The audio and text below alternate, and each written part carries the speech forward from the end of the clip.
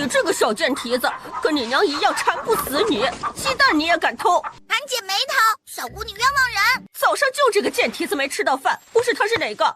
陈乔乔是个都市小白领，由于长期加班熬夜，昨天晚上又熬了个通宵，醒来就是这样一副场景。小姑你又没看到，俺姐从来不偷东西，告诉爷奶也不怕。那你说，好好的鸡蛋怎么就没了？除了他，别人都不在家，也不教训你们是不行了。拿起一个扫帚就朝陈乔乔和抱着陈乔乔的小女孩身上使劲的打死也不是我们做的。别打了，小姑，打坏了吃药也要花钱呢。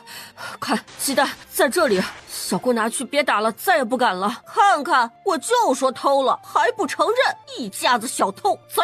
谁家摊上你们都是倒霉死了，就知道每天干这些偷鸡摸狗的事。那个护着陈乔乔的小丫头还想说话，陈乔乔用力抓了她的手一下。那个瘦小的男孩子也赶紧一边和小姑说着好话，一边过来帮着拉起两个女孩，朝东边的一个泥土屋子走去。我要是你们，趁早自己去山里喂狼，拖累的一家人天天吃不饱，怎么好意思的？呸！不要脸的赔钱货！乔生，你这个熊包蛋，明明不是咱姐偷的，你干嘛承认？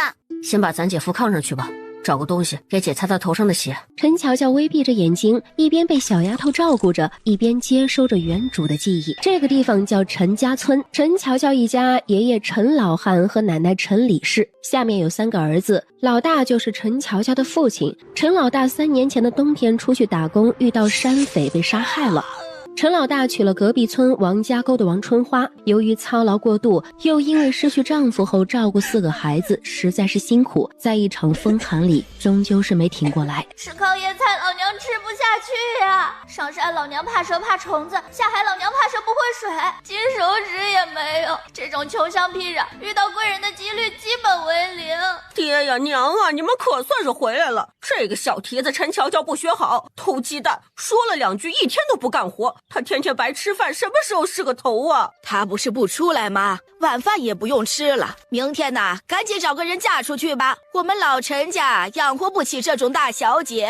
陈乔乔躺在冷冰冰又硬的泥土炕上，还能听到饭桌上奶奶和小姑时不时的骂上一句，还有二婶讨好的附和声，剩下的都是扒拉饭的声音。就在陈乔乔饿得几乎要虚脱的时候，陈幺妹做贼一样的偷偷挪进来，眼睛不住的往外瞧，一只手塞进陈乔乔的被子里。陈幺妹塞完东西又出去了，那是一块不知道是掰下来还是啃过的玉米窝窝头。陈乔乔只觉得这个窝窝头是世界上最好吃的东西，忍不住一大口咬下去。这是什么绝世美食？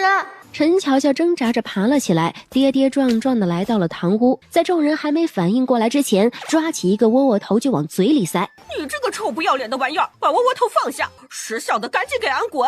哎，给乔丫头点吃的怎么了？又不是逃荒的年头，怎么就把人给饿死了？我要是你都没脸出来，吃撑死你！老陈家怎么摊上你们这些丧门星？哎呦，这乔乔不是没啥事儿吗？还有力气过来呢，怎么就连饭都不做了，让小姑一个人做呀？以后啊，老陈家想吃饭就干活，明天呢，小妮儿在屋子里别出去了，活都给他们干。这么懒，以后怎么嫁人呢？吃饱了才有力气对付这一大家子极品垃圾。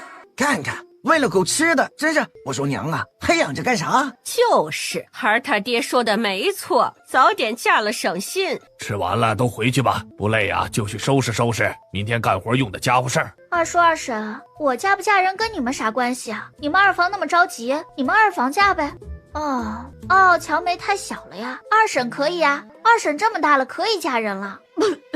他娘都生3个娃了，还咋嫁人呀？有你这么说自己二婶的吗？看俺不撕烂你的嘴！行了，吃个饭没个消停的时候，俺还没死呢，你们就都想抢着当家了是不是啊？吃完了赶紧走！一家5口是赶忙溜出去了，生怕走晚了又被吩咐收拾碗筷干活。吃完了把碗筷收拾了，还有你们爷奶干活脱下来的衣服洗完了再睡，不然明天一天你休想吃饭。大屋子里就剩下大房的4个孩子，4个人你收拾碗，他拿盆，这个倒水，那个洗衣服。虽然谁也没有说话，但是陈乔乔心里却有了一丝丝暖意。我们要一直这样吗？正在铺被子的小妹顿了一下，又恢复了干活的手。不然呢？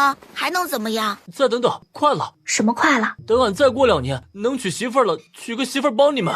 这已经是陈乔梁能想到的最好的办法了吧？这样下去，我和大哥还好说，二姐和小妹能有什么好？不是嫁了卖了，就是向娘。所有人都是对这个家不满的，但是毕竟都还小，没有主心骨。你们觉得分家怎么样？我还小，你们也小，这里虽然怎么也不会饿死，只要我多干活，小姑他们就会给你们一口吃的。怎么不会饿死？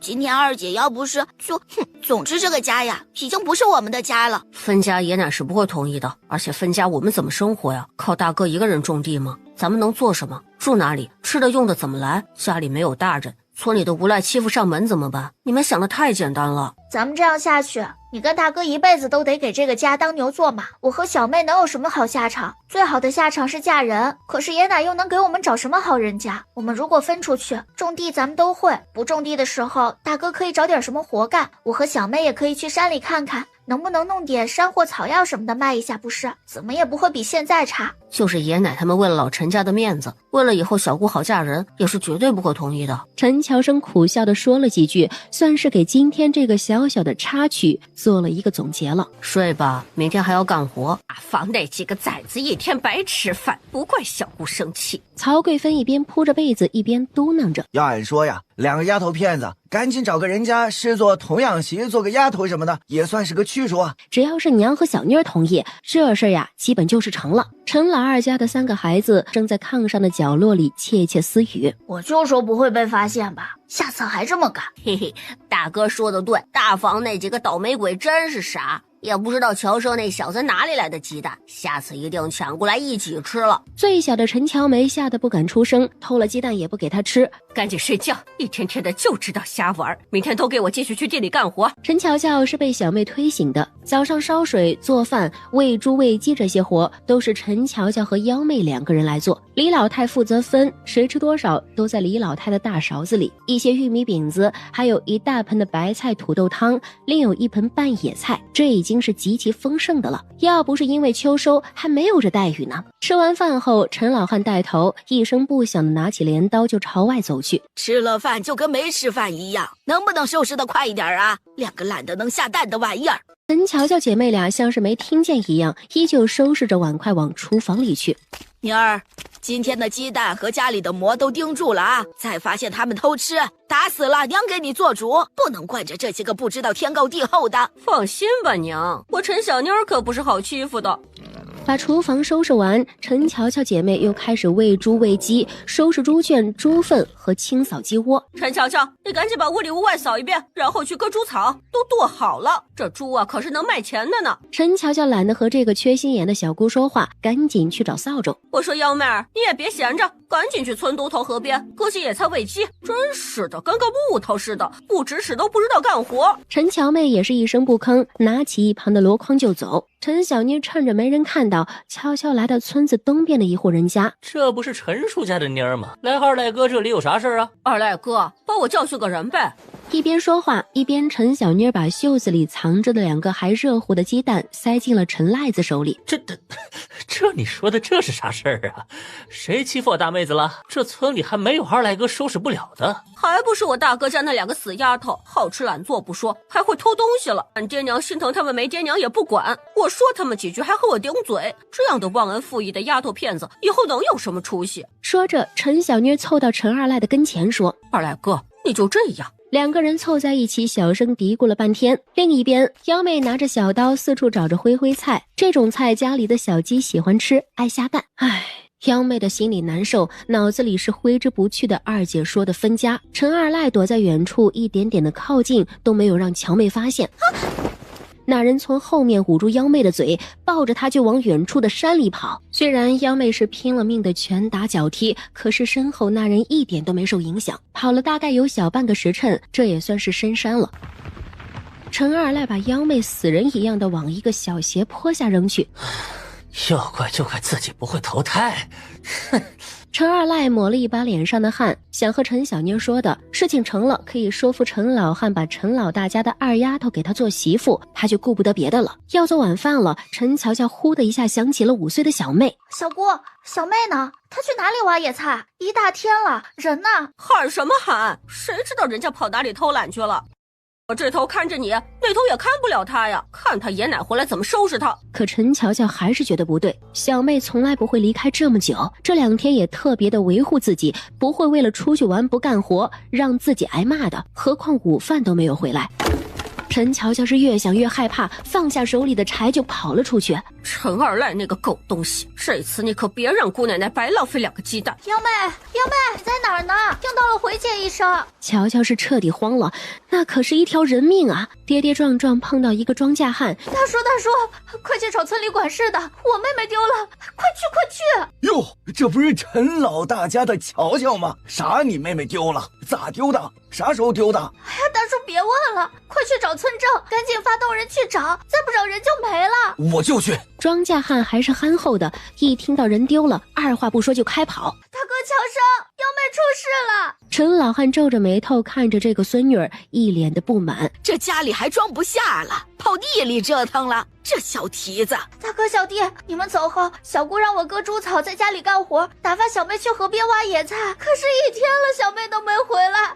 我去河边了，没人，她被拐子拐走了，出事了呀！你赶紧去村正家里说一声，让他们赶紧帮着去找人，再挨家户喊一嗓子，让帮着找，然后你再去打听今天都有谁去了河边，看有没有看到小妹。陈乔良来不及答应，赶紧是慌慌张张往村子里跑。妹，你可别慌啊，你歇一会儿回家去，万一小妹回家了，你好告诉我们。陈乔生说完，赶紧去地里跟陈老汉说了这个事情。屁大点的事儿也值得折腾我们这2个老骨头，这么些年也没听说过谁家孩子被拐了。你说那啥话呀？天儿也不早了，回去吧，找娃要紧。真是胡乱跑出去玩，揍他一顿，长长记性。几个人收了东西就往家里去，还没到村口就碰到了找过来的村正。陈老哥，孩子是没找到啊，沿着河边咱们都走过了，找到了一个箩筐和一把挖菜的刀。你说这娃……哎呀，这毕竟是个活人不是？咱们陈家村都是本家呀，还是再找一找，河里山上都看看。躲在人群里的二赖子一听说要上山，缩了缩脖子，那丫头指不定已经让狼叼跑了。是啊，郑安叔，都是老陈家人，可不能看着我二赖子算一个，一起去找。说着还往陈乔乔那里看了一眼。看把乔乔妹子急的，哥一定帮你把妹子找回来。村长，俺们去山里找。村长，俺婆让他们去河那边看看。村长，俺脚程快，俺先去那边。没一会儿分完了，大家都散开了去找幺妹。夜深了，秋风开始冷得刺骨，脑子里一会儿是幺妹被抓走卖了，一会儿是幺妹在河里沉沉浮浮的挣扎。幺妹，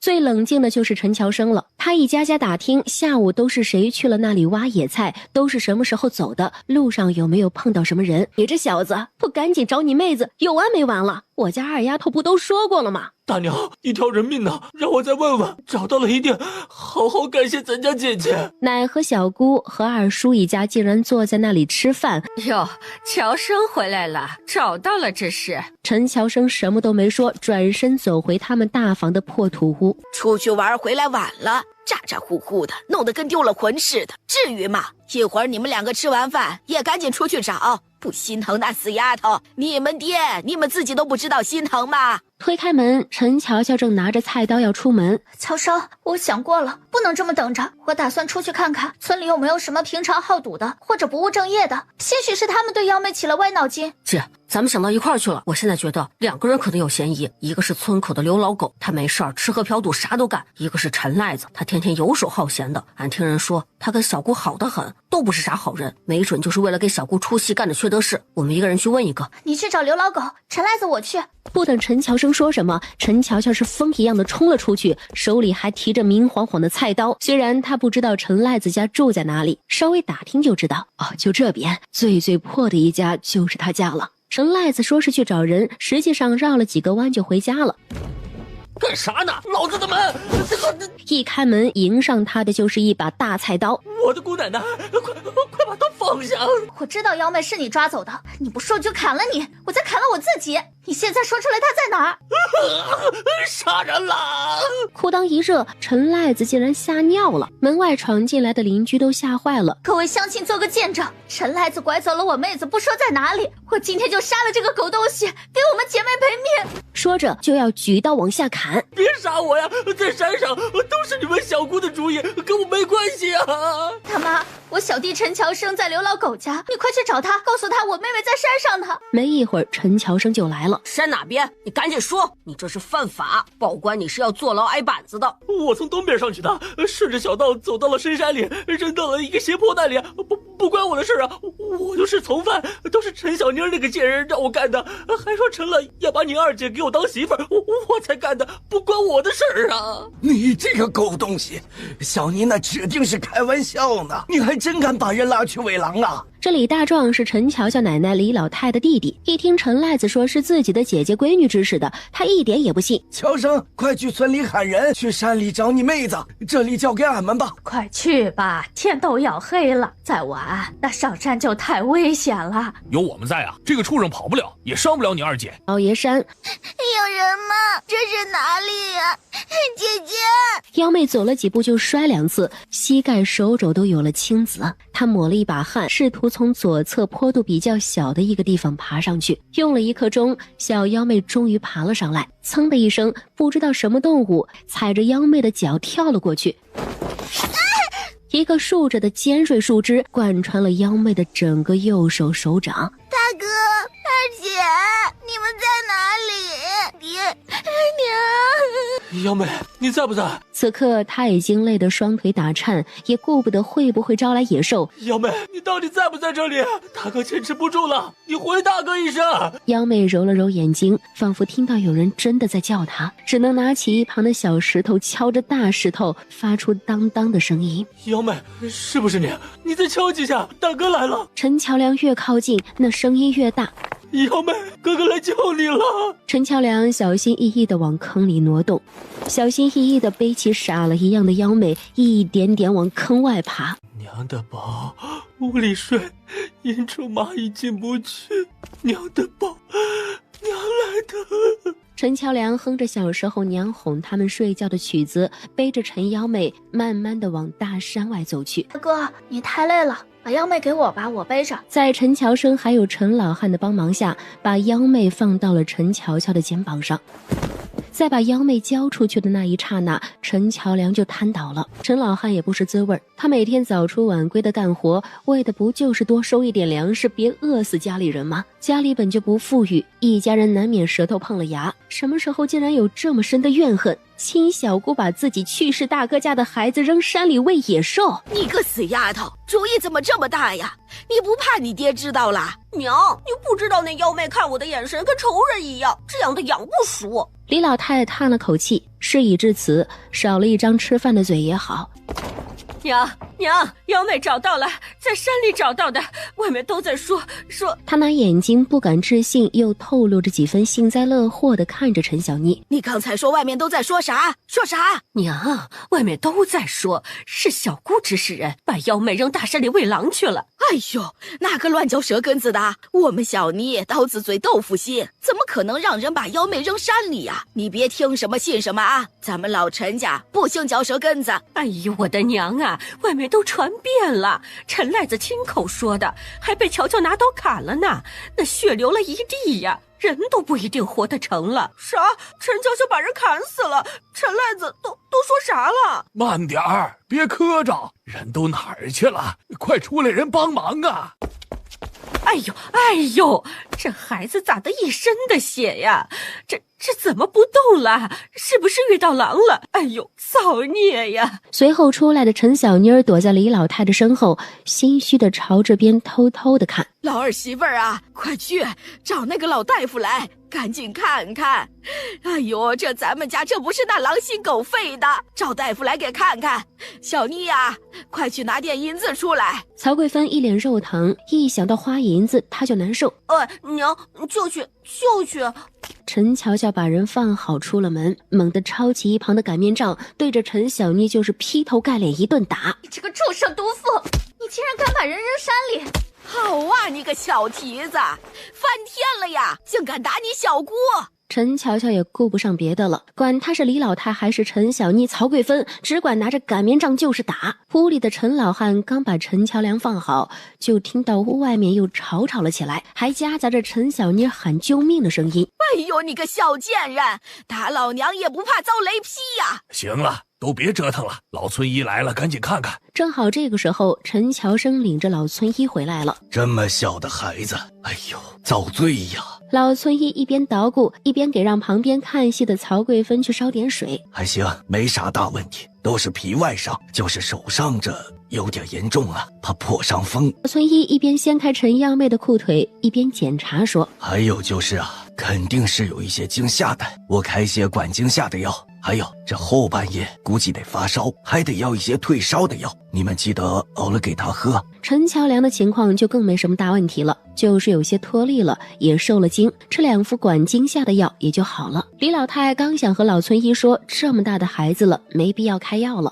就被陈老汉一个眼神瞪得给憋了回去。最后一算，竟然需要300多文铜钱。后半夜陈央妹还发起了高热，乔乔只能拿个温毛巾一直给她擦。姐，我渴。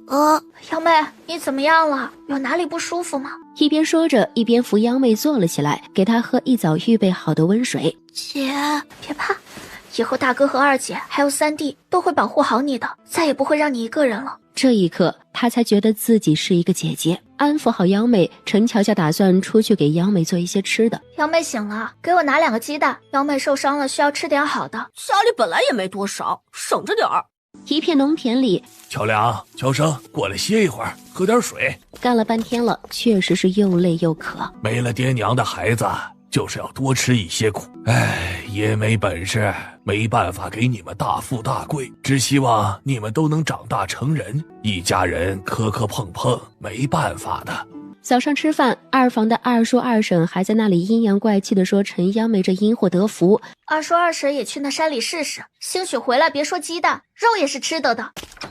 一个一关封门就吱吱呀呀响的小土皮屋子里，大哥小弟小妹，我们分家未必就过得比现在差，大哥地里的活都能做，我和小妹也都能帮忙。如果分家，那我们家里其实是没什么活计的，这样我和小妹就可以想一些其他赚钱的法子。能有什么法子？不就是种地吗？我可以给别人洗衣裳，也可以给大户人家做丫鬟。不行，你们听我说，咱们虽然不知道做什么，但是可以看可以学呀。我们守着老爷山，山里一定有好多值钱的东西，我们是不是可以去镇上的药店看看，他们有没有收什么药材，然后去山上找一找呢？可是山里有蛇，我和乔生没有问题啊，你和小妹还是不要去。我们是不是应该想一想，怎么样让爷奶同意我们分出去呢？二姐，你有办法的，对不对？全村的人都知道，是陈小妮指使陈赖子把幺妹扔了的，我们只要抓着这点不放，他们不分家就闹大，闹着去报官。看陈乔良没反应，陈乔乔才继续说，小弟是我们这里面最聪明的，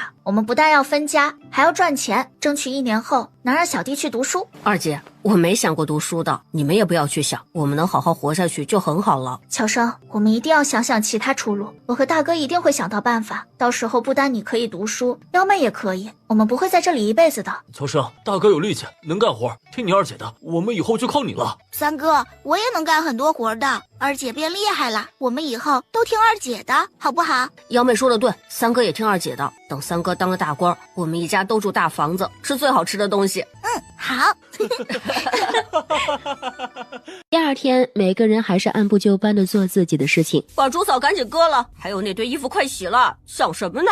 央妹已经能下地了，这在陈小妮看来，就是这次的教训让小丫头片子判了自己。早知今日何必当初呢？能给你们一口吃的，你们就应该感激才是，这也就是你们爷奶心善，不然呢，你们早就饿死了。实际上，陈老汉的心里还是非常不得劲的，他这几天晚上都没有怎么睡好，还骂了李老太，让他好好管管这个姑娘，而且还找人给镇里的老三送了信，过几天中秋节回来吃个饭，顺便说道这个事儿。到底什么事儿啊？没看还一堆活呢。娘，这不是我看小妮被诬陷，这当哥的也不舒服吗？就想着做点什么给小妮出出气。你还想当二叔的，去打那2个蹄子一顿呢？也不怕人笑话你。他并没有否认陈老二的话，在他的心里，小妮就算做了什么，也是因为陈乔乔2个贱丫头先偷东西，还对小姑不尊重，才让小妮犯了糊涂。我给那个丫头找了个好婆家嘛。哪一家呀？李老二也不打马虎眼，一阵嘀咕。李老太听说还能给2两银子的彩礼时，彻彻底底的满意了。老二啊，这次算你做得不错，尽快说妥了。咱们这也不是那多事的人家，他们想什么日子来就什么日子来，咱们这是没什么说的。咱们这怎么说都好，就是不知道我爹那里。这种事儿，你娘还做得了主？哪个姑娘大了不得嫁人呐？说到这里，仿佛又想到了自己的女儿15了还没有嫁人的事儿。咱们家这几个，人家看上了哪个就哪个先，这好事啊，是谁的就是谁的，不用顾及他小姑。咱们老陈家有大事，还是得娘做主。我爹那还不是啥都得听您的。别拍马屁了，赶紧把事儿定了，越快越好，省得在家吃白饭。爹，你这咋的了？捡钱了？吃你的饭！不对劲，有问题。陈乔乔根据自己多年看小说的经验，这货绝对要干啥坏事。不吃都下去，吃个饭那么多话。吃完饭，陈乔乔又开始收拾碗筷，陈幺妹也来帮忙。老二说给大房那丫头找了户人家，她在家里跟她小姑也不对付，这无父无母的，以后也是不好找人家。还10来岁的娃，嫁过去能做个啥呀？家里的事儿我做主，我是他奶，咱们一家子多少张嘴呀，到处都用钱。老三那里那更是个填不满的窟窿。李老太又开始老生常谈，每次吵架都是这一套。陈老汉累了一天了，懒得搭理他。第二天早上，娘，2两半银子，秋收后就过去，咱啥都不用带，人过去就成。会不会少了点儿啊？不能再多点儿了吗？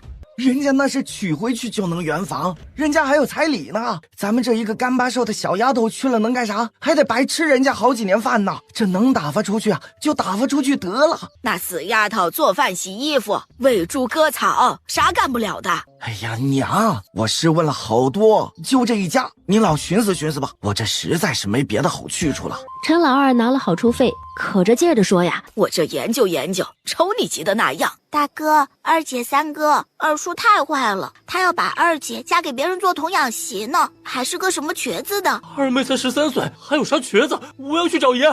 大哥，爷睡下了，有事明天说，我们先看看有没有办法。这么着急的事情，哪还能等得到明天？大哥，三弟说的没错，他们做的越过分，我们分家的时候才好谈条件，给自己多争取点东西啊。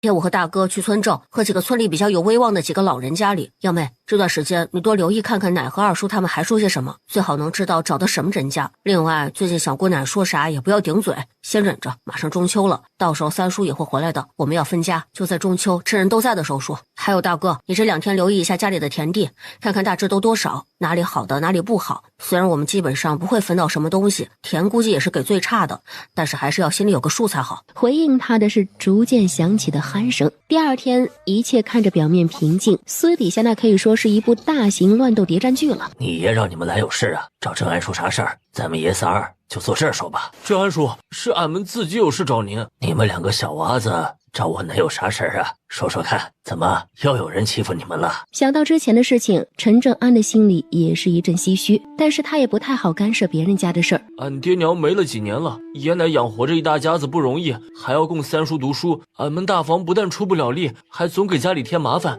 俺们想了想，想分出来单过。说着还看了一眼陈乔生，这不胡闹吗？听郑安叔的，赶紧回去吧。这话郑安叔就当没听到。你们兄弟几个确实可怜，可是这个世道不就这样吗？能活着饿不死，有一口吃的，总会长大的。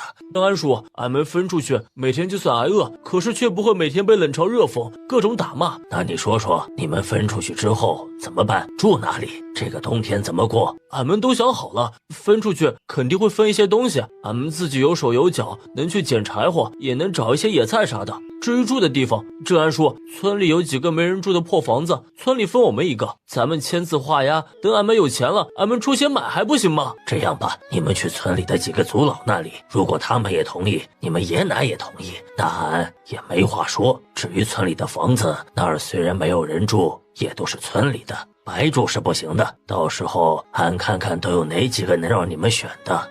太好了，乔生，三弟，村镇同意了，俺们快去陈二爷和四大爷家里。郑安叔，俺们都是小孩子，要是爷奶同意，您和族老可得向着我们呀。房子的事儿就麻烦您了，我们也就几天就得搬出来了。等着兄弟俩走远了，才琢磨过味儿来。这陈家的老三才6岁呀，说话可比他大哥厉害，又是让他们和祖老看顾他们分家的时候别被欺负得太狠了，又是告诉他肯定得分这个家，也就这几天了，让他抓紧给找个房子。中秋这天，李老太特意让陈小妮去李屠户家里买了1斤五花肉，再打点酒。晌午的时候，陈老三一家回来了，我的小孙子孙女儿回来啦，瞅瞅，奶都没换衣服，也不能抱你们。老婆子，别愣着了啊！老三一家坐牛车来的，快让他们进屋，上炕暖和暖和。陈老三和王秀云一起喊了个爹娘，然后就拿出了带回来的4样礼物，2个小的也齐齐喊着爷奶。哎呦，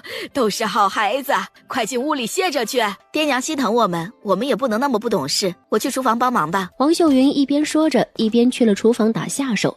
爹，家里的收成怎么样？你和娘的身体都挺好的吧？我这秋收也回不来，秀云带着2个孩子，都好，没事儿。知道你们忙，你呀不用管家里，正经烤个秀才才是啊。三弟啊，烤上秀才可别忘了二哥，还有二哥屋里头几个娃，这一秋天呐，给二哥腰都累断了。自己一秋天都捞不着歇着，钱却大半都供了三弟一家，说心里没想法呀，那是假的。嗨，哪能忘了二哥呀？咱爹娘、大哥、二哥还有小妹，咱们都记得呢。回去收拾收拾东西，晚上咱们爷几个好好喝点。一家4口回来就带了那点东西，这待遇差的也太多了。干得多的挨着累，啥也不干的回来又是酒又是肉的，爹娘这心都偏到胳肢窝了。陈老二听到媳妇的嘀咕也没说啥，他心里何尝不是这么想的？陈乔乔，你是瞎了是吗？不知道来端菜呀？巧虎乔平，你俩也是的，就知道玩是不是？一个个饿死鬼拖送的，不知道赶紧拿桌子吗？陈老二看到2个儿子被指使干这种娘们干的活，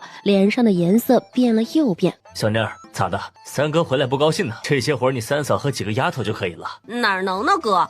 你不知道这几个懒货，不含眼睛里是一点活都没有，天天家里家外就我和娘都要累死了。一般过节人比较多的时候，都是老爷们上桌吃，女人带着孩子在厨房吃。王秀云家里是没有这个规矩，到这里没办法，只能忍了。乔栋、乔蕊，来娘这里，想吃什么娘给你们家。陈乔蕊被二婶挤得皱了皱眉，长辈没个长辈的样，生怕少吃那一口。哎呦娘，累一秋天了，好不容易吃次肉，这人多俺有啥办法呀？碰一下咋了？咱们家人哪有那么娇贵的？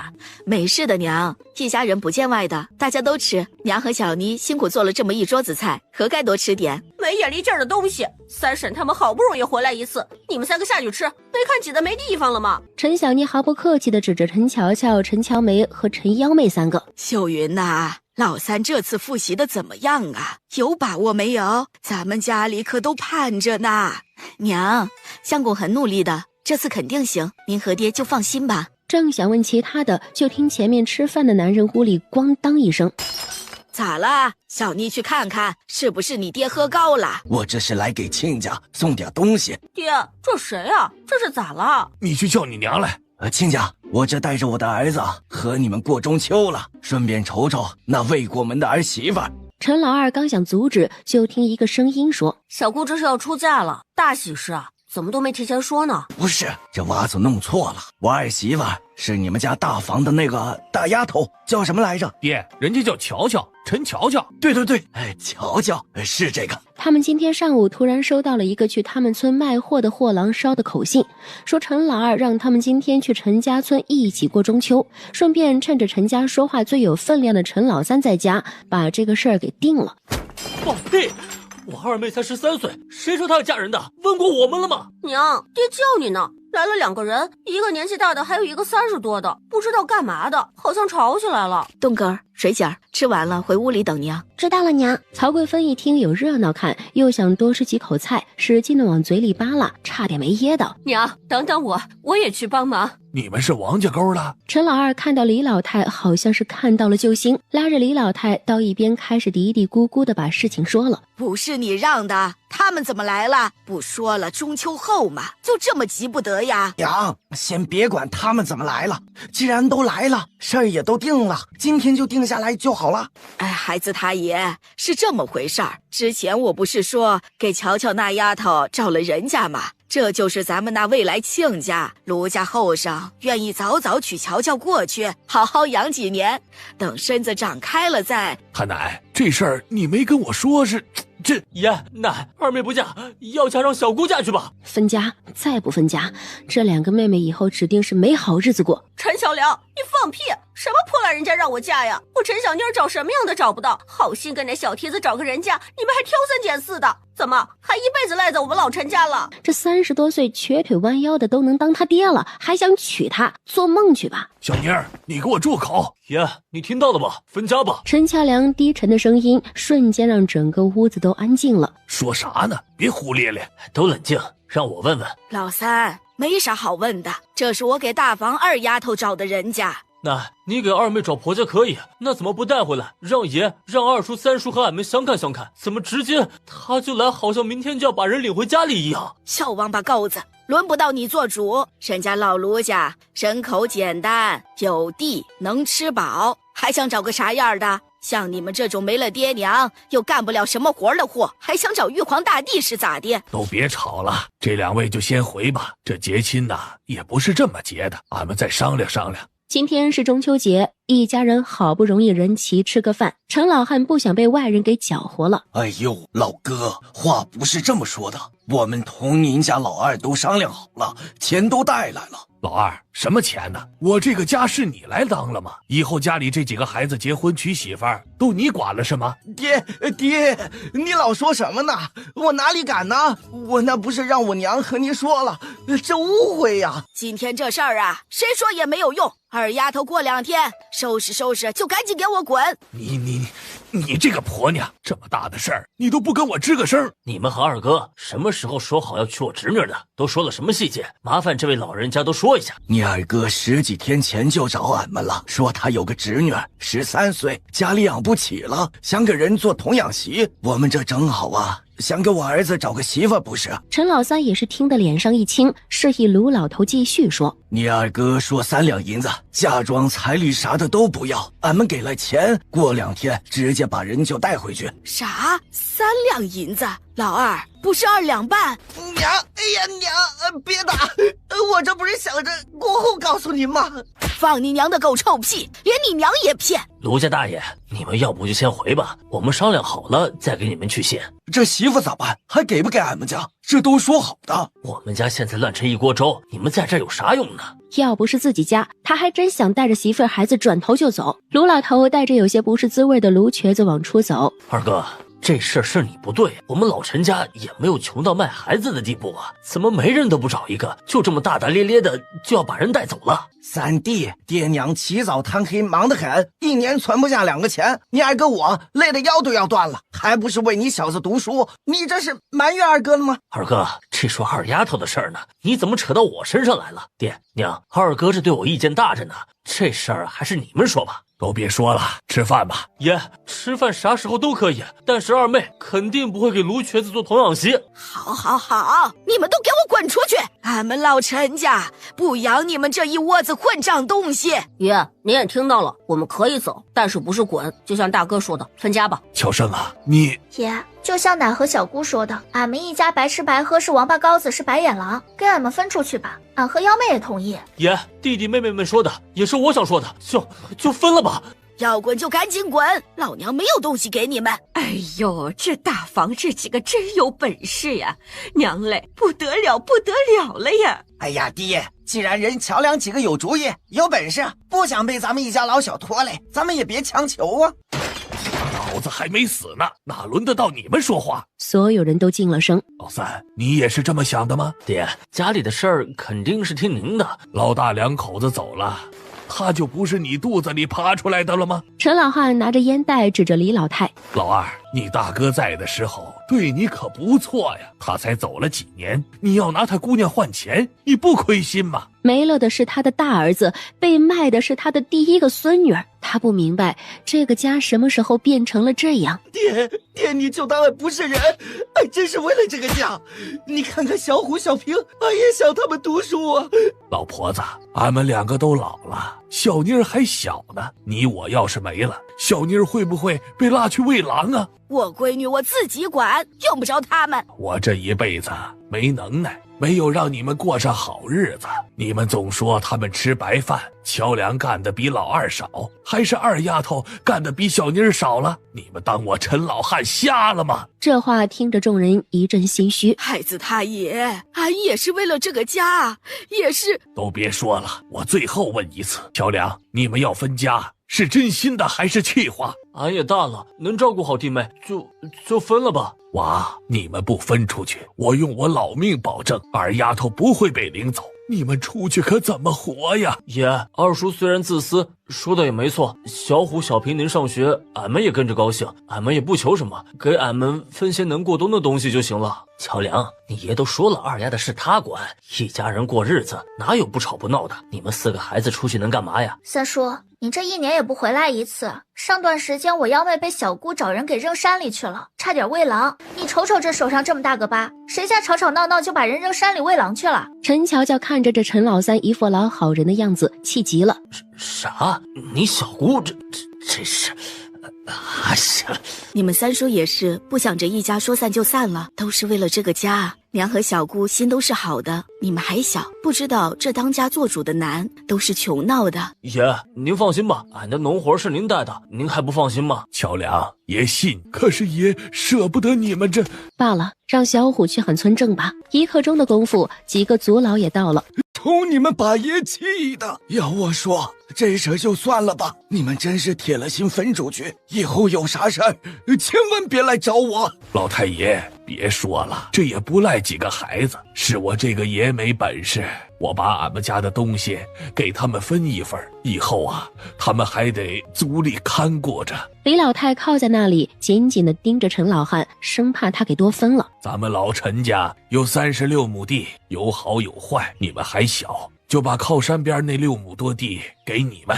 不行，俺不同意，都分给他们，咱们一家不活了。就是爹，您不能光想着啥都给他们。几个族老也有点难堪，这才刚说到地，也没多分，怎么这当奶当婶子的都炸了？那你想怎么样？他们白吃白喝俺这么多年，俺也不说啥了，但是这地他们也别想分了，就当是给俺们的养老钱了。你不给他们地，是要饿死他们还是咋的？你好像那猪窝里的畜生，我是瞎了眼了我当初娶了你这么个老毒婆子。陈老汉，老三读书不要钱吗？家里这10多张嘴不吃饭呢，也别说我这当奶的不近人情。村东沟的4亩，爱要不要？你们要是同意，就继续往下说。爷，就听奶的吧，俺们还小，好地给俺们种，白瞎了。地的事依了你们，别的你们少给我跟着掺和。接下来陈老汉说一样，李老太就反对一样，2个老的差点没挠到一起去，争吵了1个多时辰，可算是把东西都定下来了。陈家大房陈乔梁及其弟妹陈乔乔、陈乔生、陈幺妹代表大房从陈长江家中分出去，另立门户，分得田地。陈家村东沟子4亩旱田，家中银钱分得2两0600文。另锅碗瓢盆4副，由陈乔梁4人分出去后，另寻住处。原房子归陈长江一家所有，抵其对爷奶往后的孝敬钱。陈乔梁4人的行李及屋内家具等可带走，因陈乔梁、陈乔生是家里的劳动力，另分得粗粮100斤，园子里白菜等各蔬菜50斤，玉米、黄豆等200斤。逢年过节，陈乔梁一家需要孝敬2位老人。另如双方有什么困难，需要互相帮扶，这条需要双方都同意才可分家。陈老汉和陈乔梁分别在文书上按了手印，这个家就算彻底的分了。陈老汉吩咐李老太拿出了一个本子，你们娘那也是吃过大苦遭过罪的，俺们呢也是啃过树皮草根的。老头子，俺还记得你们娘怀老大的时候9个多月了，还得吃草根子，还得干1天的活呢。他们陈家村就是一群逃荒的老陈家人在这安家落户才有的。老婆子，当年老大是咱们的第1个娃，你当年是稀罕的不行啊，你还给起了个小名要叫宝哥。屋里的人都跟着红了眼眶。乔梁，别恨你奶，都是饿怕了。你奶年轻的时候不这样的，你爹没的时候，你奶也是哭过难受过的。爹，我们不恨奶，你们养俺们一场，俺们都记得。小妮儿啊，你大哥小的时候也抱过你，哄过你，你还吃过你大嫂的奶呢。你找人把幺妹儿扔山里的时候，你就没梦到过你大哥吗？爹，俺知道错了，俺当时也是鬼迷心窍，想吓唬吓唬幺妹，俺没有。老二啊，人呐都得给自己留点后路，不是吗？你今天能卖了老大家的，明天俺和你娘走了，小妮儿你是不是也卖？你要是出事儿了，你媳妇儿孩子老三能不能都给卖了？陈老三没等说，主动跪了过去。老三呢，你是咱们全家的希望，等爹娘走了，这个家不都得靠着你吗？家里这些年大部分的钱都花在了你的身上，可是你看你遇到事情却一点也立不起来。王秀云更是恨不得找个地缝钻进去，这话何尝不是说他呢？爹，您老放心，我陈老三出息了，绝对不会忘了家里，也不会忘了乔梁几个，还有二哥，我肯定不会忘恩负义。我呀，经过今天这个事儿是看明白了，趁着大家都在，族老们也都在，我就把话说一说，也省得我哪天突然闭眼睛了，来不及交代。陈乔梁几个还有陈家的孩子一看都跪下了。今天请几位做个见证，俺前面说的话都是算数的。另外，以后老三真有出息了，做了什么对不起老陈家和陈家村的事儿，村正几位族老就带俺们2个老的好好教训教训他，打得骂得，哪怕去衙门告他不孝也使得。几位族老村正，这大中秋的把你们折腾过来，实在是过意不去呀。改天一定弄点酒菜吃上一顿。陈老二，你主意挺大呀，还想自己私藏，是不是外面有娘们了？瞎咧咧什么呢？俺还不是为了咱们这个家。再说了，俺拿点怎么了？俺不拿，那不都给老三拿去了？说什么出息了不忘咱们，那要是不出息呢，咱们辛苦赚的钱就打水漂了。三房里，老三别恼了，家家有本难念的经，这事儿对咱们影响又不大。爹有些话说的不是没有道理，这个家以后指不定就得落到我身上，这一堆老的老小的小，哪有一个省心的？陈老三想到这一家子以后他要照顾，就有些头疼。有啥法子呢？你这读书家里确实出了力的，真要是不管不顾的，不得被人戳脊梁骨。再说了，真要是考上了，他们还不得供着你？以后啊，求着你的地方多着呢。只要这次考上了，免了家里的税，再添点田，他们以后求着我的地方多着呢。陈老二要是敢跟我耍心眼儿，哼，我可不是大房那几个好欺负的孩子。第二天一早，陈乔乔几个正想着这吃饭怎么办，赶紧去吃饭！你们哪好心，说了搬出去之前再管你们3天饭。虽然语气还是不怎么好，但是照比之前已经好太多了。能住的地方可以说有3处，那个陈赖子隔壁有一个家里人都没了，据说是媳妇和别人跑了，那汉子带着孩子喝了药，老人也没过多久就跟着去了，房子空了3、4年了。还有一处是10几年前的了，那时候村里有瘟疫，那是专门放病人的，后头就一直空着了。俺看了下，要是住得费大力气修葺。第3处之前住过一个汉子，后来那汉子4处说自家闹鬼，然后就疯疯癫癫的跑了，再没回来过。后来有孩子淘气，还有人进过那个房子，过几天不是摔断了腿，就是出了事儿。这么吓人啊！陈乔梁听得汗毛都竖起来了。后来那几户出事的人家还找了个路过的老道士给看了，那老道士说那房子出过事儿，煞气重，还说自己遇到了不能不管，给做了好大一场法事呢。然后就跟村正说，那房子以后就空着，不能让人靠近，轻则受伤，重则丧命，而且还会倒霉好几年。姐，我怕这咋办呢？三弟，你都去看过了，你觉得哪处合适？第1处和第3处都行，村正说不管哪处免费给咱们住3年，3年之后咱们要么花钱买下来，要么就得自己想办法了。今天咱们先整理出要带走的东西，明天上午咱们一起去看看。下午几个人把要带的东西整理了一下，其实也没啥。大房的屋子里，一个柜子，一个用了很久的竹编箱子，还有他们几个的被子，衣服也都是破破烂烂的。晚饭的时候，陈乔生也没瞒着，仔仔细细的把那几处房子的情形都和陈老汉说了一下。陈老汉直接摇头说不行，还让他们别着急，就先住着吧。瞅我干啥呀？爱咋咋地。爹娘啊，那有什么不能住的？那都是骗人的，能有啥事？大小伙子火力旺，不怕那个。娘自从那天听了爹的话，态度也有些软了。我看呀，某些人就是想赖着不走。吃你的饭，多大的姑娘了，好好学学针线活儿，别一天到晚的说没用的。第二天，几个人就一起去了村长说的3处房子。第一处在陈赖子家旁边，陈乔乔想到之前幺妹的事情，怎么看都不太想要。第二处就像陈乔生说的，房顶都快没了，那门恨不得稍稍用力就掉下来了，这要住恐怕修缮就得10天半个月。第3处位置还好，前后都有人家，而且有一大片的园子，应该可以种很多菜。赵良怎么样？选了哪一处啊？爷，俺们选了那个村子后面那一处。啥？那块怎么成啊？那可是总出事儿啊！你们这孩子怎么就选了那里？不知道塞纳经过都要倒霉3年呢！你们这，哎呀，可离俺远点！毛都没长齐就学人家分家，也别说老陈家差你们一口吃的，害怕呀也别硬挺着。怎么是那里呀？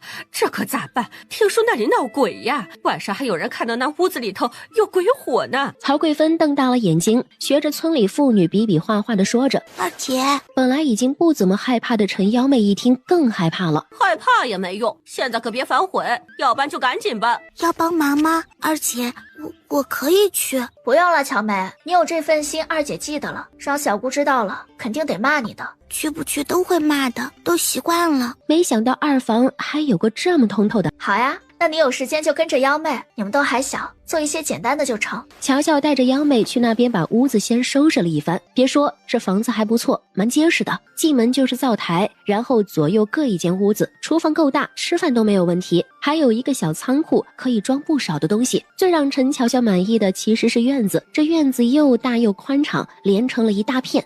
陈乔梅烧了一点热水，想给他们喝一点或是泡脚用，不顾他娘曹桂芬骂他缺心眼儿和2个哥哥的嘲笑，他此时矗立在大门前，就看到月光下他们缓缓地走来，一路有说有笑，还有清凉的月光。此刻他的心里有羡慕，有暖意，还有一些向往。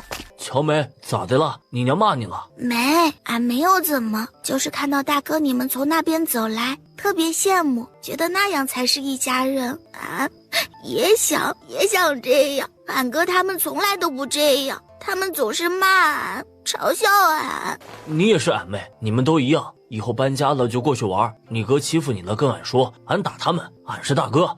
第二天早上，陈乔乔他们就是被爷奶的争吵声吵醒的。原来陈老爷子想自己过去给他们打个灶台，还想拉着陈老二，可陈老二是100个不情愿。陈老汉气得满院子追着他打。老不死的，你是嫌命长吗？你这真是出了啥事儿？你看看这几个王八羔子，哪个俺能指望得上啊？你就顾着大房那几个小崽子。人不去，我这个当爷的不能不管。当初要不是你们呐，几个孩子能去那种地方吗？你们呐，气死俺算了。俺可是你亲儿子，那真断了腿倒霉啥的，以后咋办？反正俺是不去。你这个不孝子，滚远点儿！李老太一边给陈老汉顺气，一边给陈老二使眼色，让他赶紧走。你说你啊，这么大年纪了，最近怎么火气这么大呢？陈老头喘着粗气，一句话没说就出去了。今天是搬家的日子，几个人分好了工，都拿自己拿得动的东西，借了个小推车，2次就可以搬好了。等他们到了新房子的时候，就看到了一个苍老的背影，佝偻着背，正在那一个人和着泥。由于年纪大了，没有那么大的力气，又刚经历的秋收，动作有些迟缓。唉，儿女都是债呀。这死老头子就是贱命，一天不干活就难受，你就顾你自己不行吗？胡咧咧个啥呀？快回去吧，我干完就回去。今天也带几个孩子的饭，灶台过几天能用呢。你们几个小崽子，以后不孝顺俺认了。要是对你们爷不好，就天打雷劈你们！回到家就看到曹贵芬在门口跟左邻右舍比比划划的说着分家的事儿。你个懒货，长个逼嘴，天天就知道到处瞎咧咧。俺们老陈家不要这种嚼舌根子的破烂货，赶紧的收拾东西，滚回你们老曹家去！哎呦，俺的娘，别打了，俺知道错了，俺这就回去干活。陈老二正在房间里躺着，听到外面的声音，麻溜起来出去开始干活。妮子，多做点儿，带那4个小崽子的。啥？娘，咋还带他们的？都分家了，他们都搬走了，咋的？分了不干活了，吃的一口不少吃，谁惯着他们的臭毛病？哎，小妮呀，别闹了，就当心疼你爹。你爹有句话说的不错，俺们2个老了，你可指望谁去啊？随他们去吧。娘啊，你这说的啥话？你和俺爹都好着呢。再说了，俺陈小妮儿有手有脚的，咋就指望他们了？俺以后找个好婆家，让你和俺爹再也不种地，天天吃好的。这嫁人呐，就是第2次投胎，你就听娘的吧。娘也懒得管你爹，他要干啥就干啥吧。粮食以后不够了，让他个老货出去要饭去。陈老汉的灶台也打得差不多了，其实就是整点黄泥，在屋子外边的空地上搭个临时能做饭的灶台。爷，奶喊你回去吃饭了。陈巧虎一路小跑，都没到跟前，喊了一嗓子，又赶紧往回跑，生怕慢了吃不着。陈老汉擦了擦汗，招呼几个娃一起回去。不了爷，俺们自己想办法，这不能老是麻烦家里。你们能有啥办法？脸皮厚点儿，怕啥嘞？你们分出来了，也是老陈家的娃，那以后也求你们帮忙，你们也不缺了。娘，他们咋还回来吃？哎呦，小虎，你可别学那坏孩子，咱们得本分听话，得说话算话。你看看这不没招了，还得靠着咱们老陈家。俺们又没吃你的，爷让俺们来的。你有能耐，你找爷去。哎呦，你个小丫头片子，俺还说不得你了呗！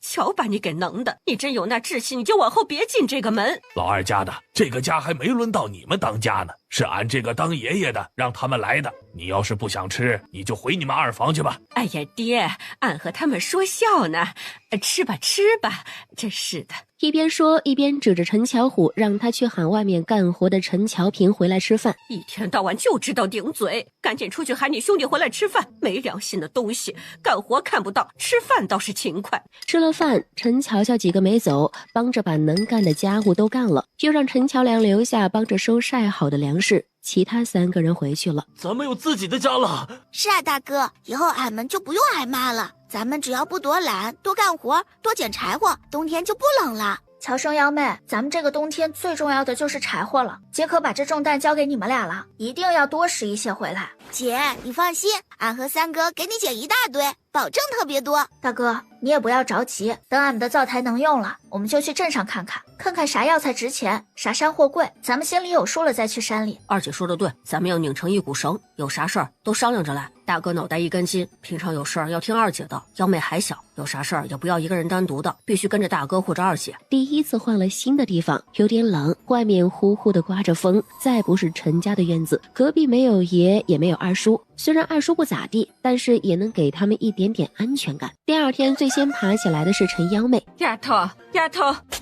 魏大娘，有啥事儿吗？俺是你们隔壁的邻居，你们早上吃什么？灶台是不是不能用啊？俺家的灶台借给你们吧。原来是隔壁的大娘啊！俺们这2天还在俺爷那边吃呢，俺也不知道用不用借，俺得问问俺姐。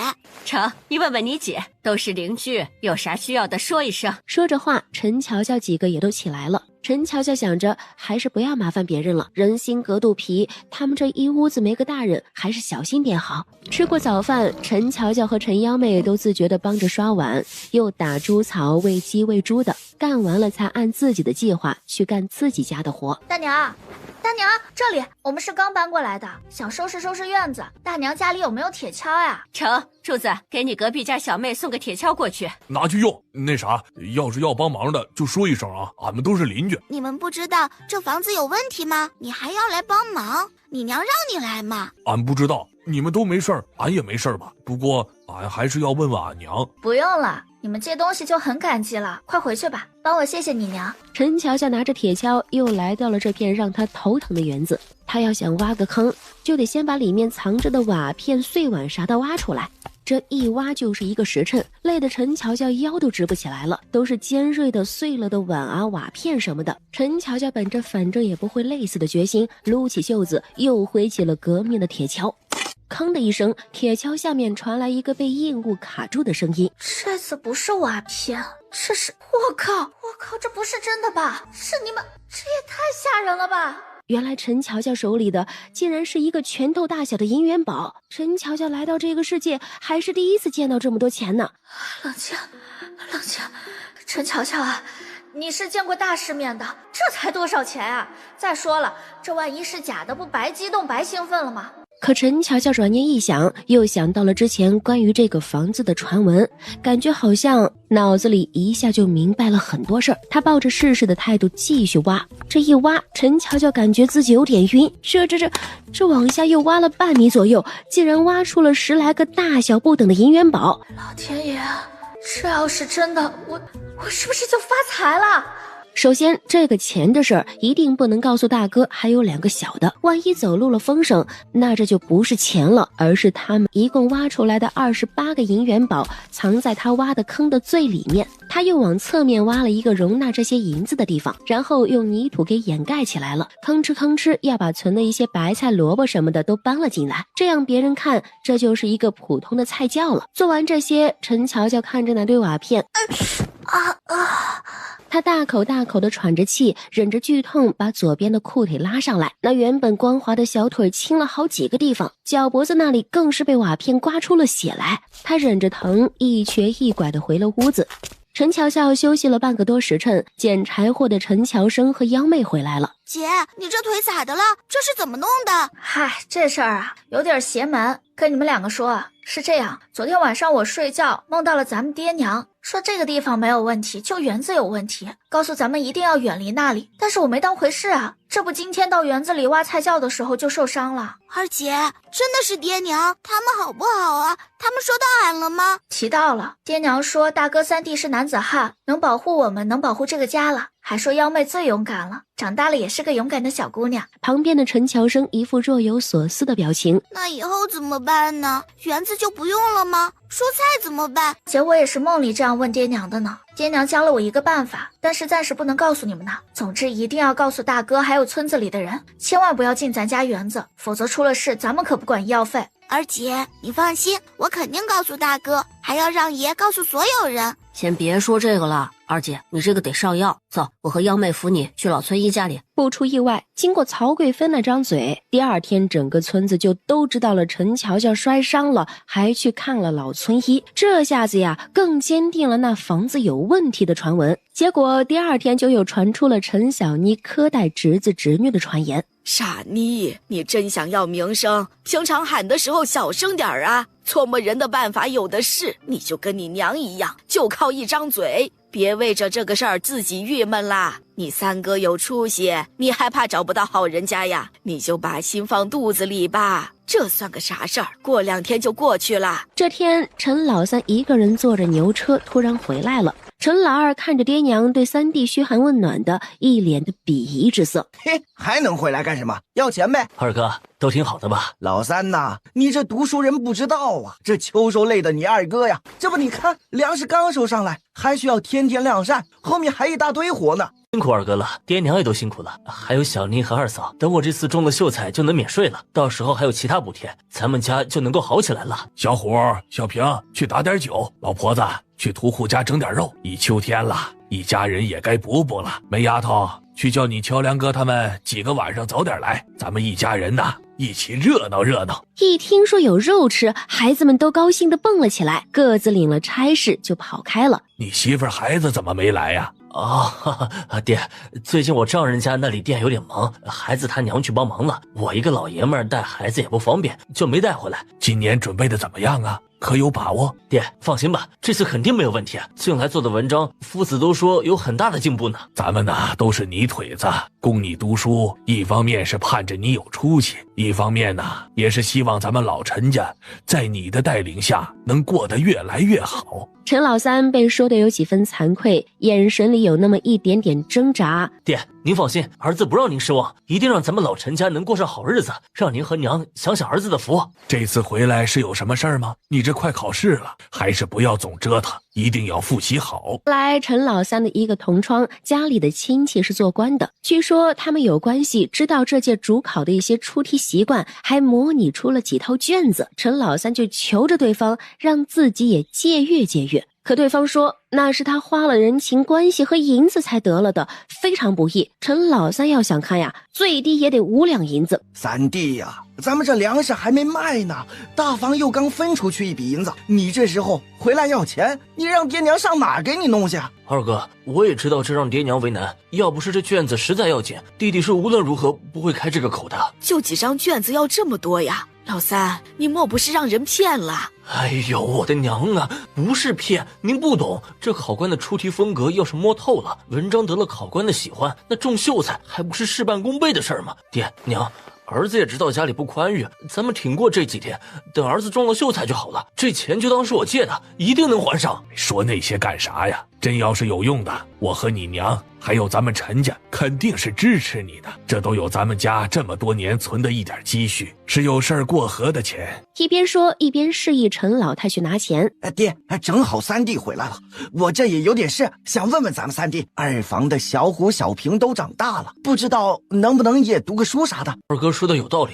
但是这娃能不能读书，要不要读书，还是得看看他们有没有这天分，还有就是夫子那里考教一番看看。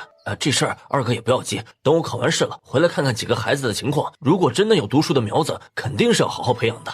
三弟啊，孩子都顽皮，刚开始肯定都不愿意读书，这不还是要靠夫子管教吗？咱们二房的那2个孩子怎么也得有一个读书的，不能啥都可着3房啊。二哥误会我了，如果二弟这房能出读书的苗子，是全家都能高兴的事儿。那既然二哥有这么大的决心，就等我考试过后，咱们一家人一起研究研究。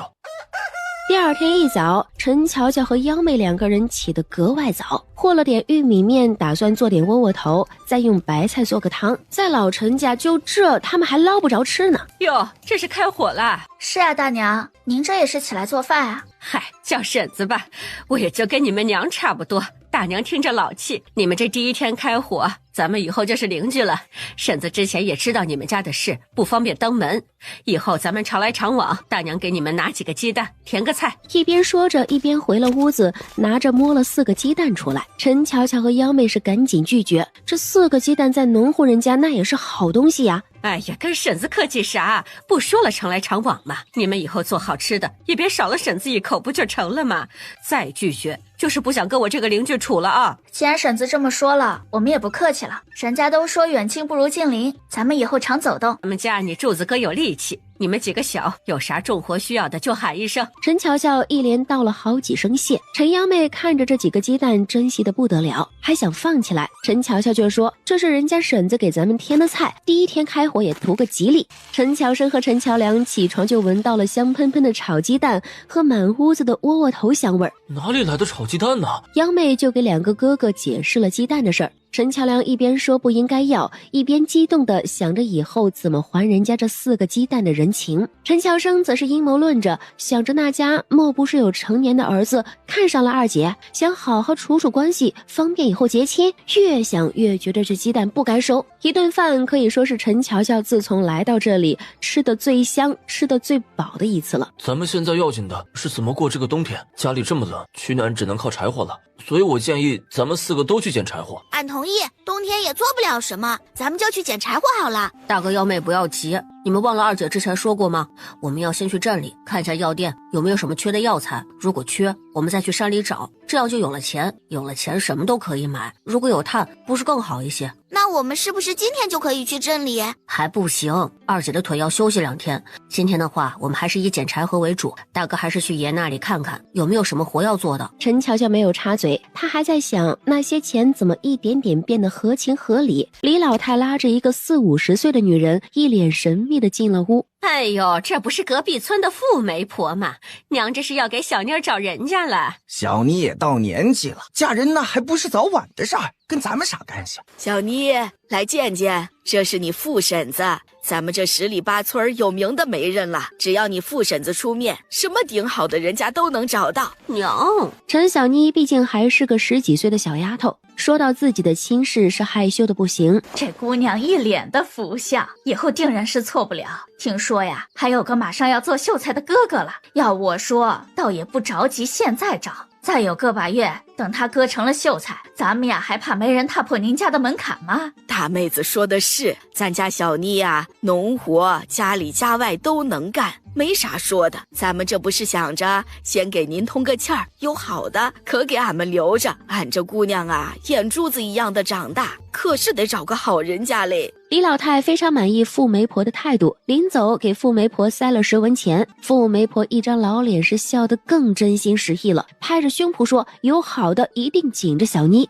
娘，您着急啥？等3科考中了也不急呀。哎呀，傻闺女，这一家有女百家求，那不得多相看相看。歇了一天，陈乔乔也待不住了，他主动提出明天就去镇子上。柱子哥，是有啥事儿吗？陈家老弟，俺娘明天要去镇子，想着之前和你家妹妹唠嗑的时候，你妹子也说要去，问问要不要一起。这真是巧了，我们兄妹几个明天正好去，想找个人搭伙呢。柱子哥，咱们明天就一起去吧。几点？俺们好准备。明天早饭后吧，到时候我叫你。没其他事儿了，俺回了啊。老陈家，李老太噼里啪啦把富媒婆说的话都学了一遍。虽然咱家妮子确实能干活，但是之前你也知道的，对几个侄子侄女儿确实有苛刻。她这个脾气太冲，你也别眼光太高，那好一点的人家也不一定能容忍她这个脾气。他也不希望陈小妮能找个多有钱的，能跟他们家差不多的过日子人家就好了。陈老三当秀才了，那女婿就更不敢欺负他闺女了。如果找了太高的媒，以后指不定闹出什么事儿来。谁家嫁闺女不盼着嫁得好点啊？咱小妮是心直口快了些，但是你看家里家外的活，她不也一样干吗？你就别操心了。另外一个屋子就着油灯，曹贵芬一针一线的在那缝缝补补，时不时叹一口气。这老大家的几个白眼狼走了，是省了点粮食，可他们吃的还是从前那么多，还要干一大堆的活。以前老大家那俩丫头基本都干了，这自从他们走了，陈小妮开始处处盯着陈乔梅和曹贵芬。吃完饭，几个人收拾的差不多了，就一起出了门。正好那边柱子娘也准备好了。哎呦，乔乔，你们这起得挺早呀，我还寻思要等一下呢。张大婶早，我们这也是刚吃完出来看看，这不想着早去早回嘛。而且我们也是第一次去，都挺着急看看镇子里啥样呢。陈乔良也不善言辞，主动和陈柱子还有陈乔生几个走在后面。婶子，咱们这镇子多远啊？都有卖啥的呀？你们这过去是置办点啥呀？这不是要入冬了吗？婶子打算把家里存的鸡蛋卖了，还有山里之前采的干蘑菇。咱们这里呀，到镇子不是很远，半个时辰就能到了，路也挺好走的，这条道还算安全。镇子里呀，卖啥的都有。张大平这一开口停不下来了，陈乔乔就在一旁附和着听张大平说说家常。没一会儿就到了通川镇，逛了一圈，所有该去的地方都去过了，期间还去了个张大婶经常买粗布的地方，却因为张大婶在没有把银子拿出来。好了，你们都知道了吧？这个就是咱们通川镇了。你们要是想单独逛逛也可以，要是不记得路了，就找个小摊贩说要去通川大集市，人家呀就给你们指路了。我也买的差不多了，我回去集市那里等你们。谢谢张家大婶了，您放心，俺们逛一会儿就回去，一定不会迟到的。咱们先去刚才那家路过的医馆吧。张大婶说，谢家医馆的掌柜比刘家药铺的掌柜好说话一些。好，都听二妹的，咱们去药店。左手牵着央妹，右手拉着乔生，顺着刚才的路朝着谢家医馆走了过去。是哪个生病了？先去那边先生那里看看是什么病吧。一边说着，一边朝里边招呼：谢大夫，有病人了。是哪个不舒服？过来让我瞧瞧。这位大夫，俺们没有不舒服，是想看看这里有没有需要的药材。俺们家附近有座山，啥药材都有。那不归我管。小六子，去找你们掌柜来。你们等等啊，我们掌柜的1刻钟就过来了。小哥，俺们家里有一些山上采的，所以想看看药店里都要啥药材，哪些比较贵，俺们好回去采不是？这店铺里需要的药材啊多了去了，贵的也多呀。什么人参、灵芝啊。乌灵参呢，还有什么车前草、金银花、防风、细辛、五味子、赤五加、光环柏、龙胆等等。几个人听得都呆了，他们一个都没听过，人参啥的倒是听过，那也不是他们能见得到的呀。小六子，干嘛呢？你家亲戚啊？别说笑了，掌柜，这几个娃说家里有药材，想问问店里怎么收。你们是哪个村的？附近什么山呢？俺们是陈家村的，附近的是老爷山，深得很，里面可都是好东西。掌柜的，咱们这次来呀，虽然没带药材，可确实是想卖药材的。家里穷，俺们想为家里分担点。老爷山，那确实里面有不少宝贝，不过都在深山里呢。你们几个小娃娃怎么采药材？而且你们认识药材吗？掌柜的，俺们虽然看着小，那也是成日里在山上耍的。您这里不是有那种认药材的书吗？借给俺们一本，俺们不就认识了？胡说呢，这丫头，那怎么能乱借呢？店铺里收的药材，小六去给他们拿张单子。至于药材怎么认，去书局淘换本认药的书去吧，我们这里哪能给你们？由于药店长期收药材，就有人总来问价，药店就想了个办法，弄了个药材和价格的单子。王家书铺是镇上唯一的书铺。掌柜的，这本书怎么租啊？20文钱押金，租7天，到期送回来收取5文钱费用，如果损坏了，根据损毁程度扣钱。啥？这么贵？7天就5文钱？陈乔良惊呼出声，这5文钱都能买半斤猪肉了。大哥，这是这里唯一的书铺，价格应该就是这样的。而且据他所知，书都是很金贵的，他们老陈家就一本没有，三叔用的大部分都是自己的手抄和借的。放心，大哥，我们会赚回来的。老板能不能多让俺们看几天？俺们家里穷，就想着挖点药材补贴下。7天实在是记不住，也知道老板做生意不容易，不好意思跟您开口讲价，您就让俺们多看几天吧。哎，算了，10天吧。要就赶紧在借书凭证上按个手印，然后交了钱就可以把书拿走了。记住啊，可千万小心，别弄破了。陈乔乔连连答应，让大哥在借书凭证上按了手印。陈乔乔小心翼翼地数了20文钱，交给书铺老板。三弟，这个书内容那么多，你先带着幺妹去集市里和张大神会合，让他帮忙看着那个书生能不能少收点，或者是让他先看看单子。咱们只要把店铺收的药材和书上对应上的药材记住就行了，没有必要所有的都背下来。那你和大哥去哪里？杨美乖，姐和你大哥去一下那边的布行看看价格。咱们真要是在山里碰到值钱的药材，就给你做一身新棉袄好不好？姐，赚了钱俺也不要，留着给三哥哥上学，给大哥娶媳妇儿。于是陈乔乔又带着大哥拐了回去，走了有1刻钟，终于看到刚才来过的卢记布行了。大哥，买布的多为女子，你不方便进去，在这里等我吧。陈乔良想都没想就答应了。这不是刚才跟着张大姐的丫头吗？怎么一个人来了？是要买布还是有啥事儿啊？您好，卢掌柜，俺们姐弟几个，你也听张家婶子说了，是单独过的。眼看着冬天了，俺在俺爷那里借了点钱，想买些布和棉花，给弟弟妹妹们做棉袄。说着看了一眼周围，人有点多。卢掌柜，我人小，您能带我去看看那边的粗布吗？来吧，丫头，正面的粗布价格便宜一些，还结实，正适合咱们农户人家呢。陈乔乔假装懵懂无知的从怀里把元宝给掏了出来。卢掌柜，您看我这钱能买多少布？本来卢掌柜以为这么点的小丫头身上最多也就几百文，但是没想到这小丫头竟然揣了个银元宝。哎呦，这丫头，你自己来的？你家里谁最大呀？你是怎么一个人拿这么多呀？这钱俺爷给俺拿的，俺不知道这是多少钱，也第一次来这里买东西。卢爷，这是多少啊？能买多少布？您帮我看看。俺哥还说这不是钱，钱都是一文一文的。小丫头，这银子得有10两呢。你要的布啊，就1两银子都不用了。下次可别随便当着别人的面拿出这么多银子来了，碰到坏人你可咋办呢？这是真的钱吧？俺爷不会骗俺玩的吧？你爷没有骗你，你赶紧收好，回家找你家大人过来一起买。你也别在这里逛了，赶紧回去。又在一旁的柜子上拿了个特别普通的荷包，帮陈乔乔把银子放到荷包里，又给他塞回了怀里。如意，这荷包不能要。哎呀，快拿着吧，不值几个铜板，赶紧回家去。我这太忙了，不然就送你回去了。不用的，卢掌柜，俺哥和俺弟在这等俺呢，等过一段俺再来找你买布。来得太着急，忘记拿箩筐了。卢掌柜看了看陈乔良，就明白这钱为啥在这妹妹的手里了。这哥哥一看就憨厚，还不如这妹妹机灵呢。二妹，不呢，这掌柜咋回事啊？为啥一直叫咱们赶紧回去啊？大哥，是这样，咱们这不是忘记拿箩筐了吗？布和棉花啥的太多了，咱们也拿不了不是？掌柜的这不是让咱们快些回去拿箩筐背着，好赶紧买他家的布嘛。大哥有的是力气，箩筐就在三弟手里，又不远，怎么拿不下？再说了，乔乔，咱们家就那么点钱，你就给你和小妹买就好了，俺和三弟不用的。这不是没买吗？咱们还得去一趟刘家药铺，虽然张婶子说谢家药铺老板好一些，可咱们也得自己去看看呀，你说是吧，大哥？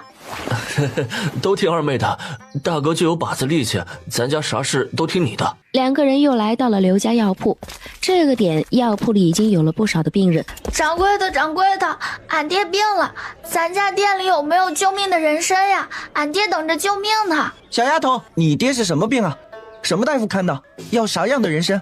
大夫，俺家在李家村，俺爹前几天去山里摔伤了，村里老村医给看的，说要躺一冬天都动不了呢。俺娘腿脚不好，只能在家照顾俺爹。老村医说，要是能有点人参补补，好的肯定快。俺就和俺哥来看看，能不能买到人参。哎呀，小姑娘，咱们这人参可都不便宜啊，你们家里能买得起吗？小伙计的话虽然说的不好听，但是神色里却没有瞧不起陈乔乔的意思。这位小哥，人命关天呀，你们这最便宜品相最差的，哪怕只有半根也可以啊，真是救命呀。这小丫头这是怎么了，在这哭哭啼啼的？徐大夫，这小丫头想买人参，说她爹摔伤了，这她哪买得起啊？你个蠢东西，她买不起人参不正常吗？给她拿党参都一样的。您看我这脑袋，党参和人参差不多，还能便宜不少。小姑娘，快过来吧，你要什么样的？咱们这有整株的，还有炮制好的。你拿炮制好的吧，虽然贵点，但是方便。党参长什么样子？陈乔乔心里一阵嘀咕，他就想买个便宜的人参，到时候去山里就骗他们说是自己挖的，不就能把那些钱变到明面上来了吗？你看，这就是党参，虽然效果比不上人参，可是价格便宜啊。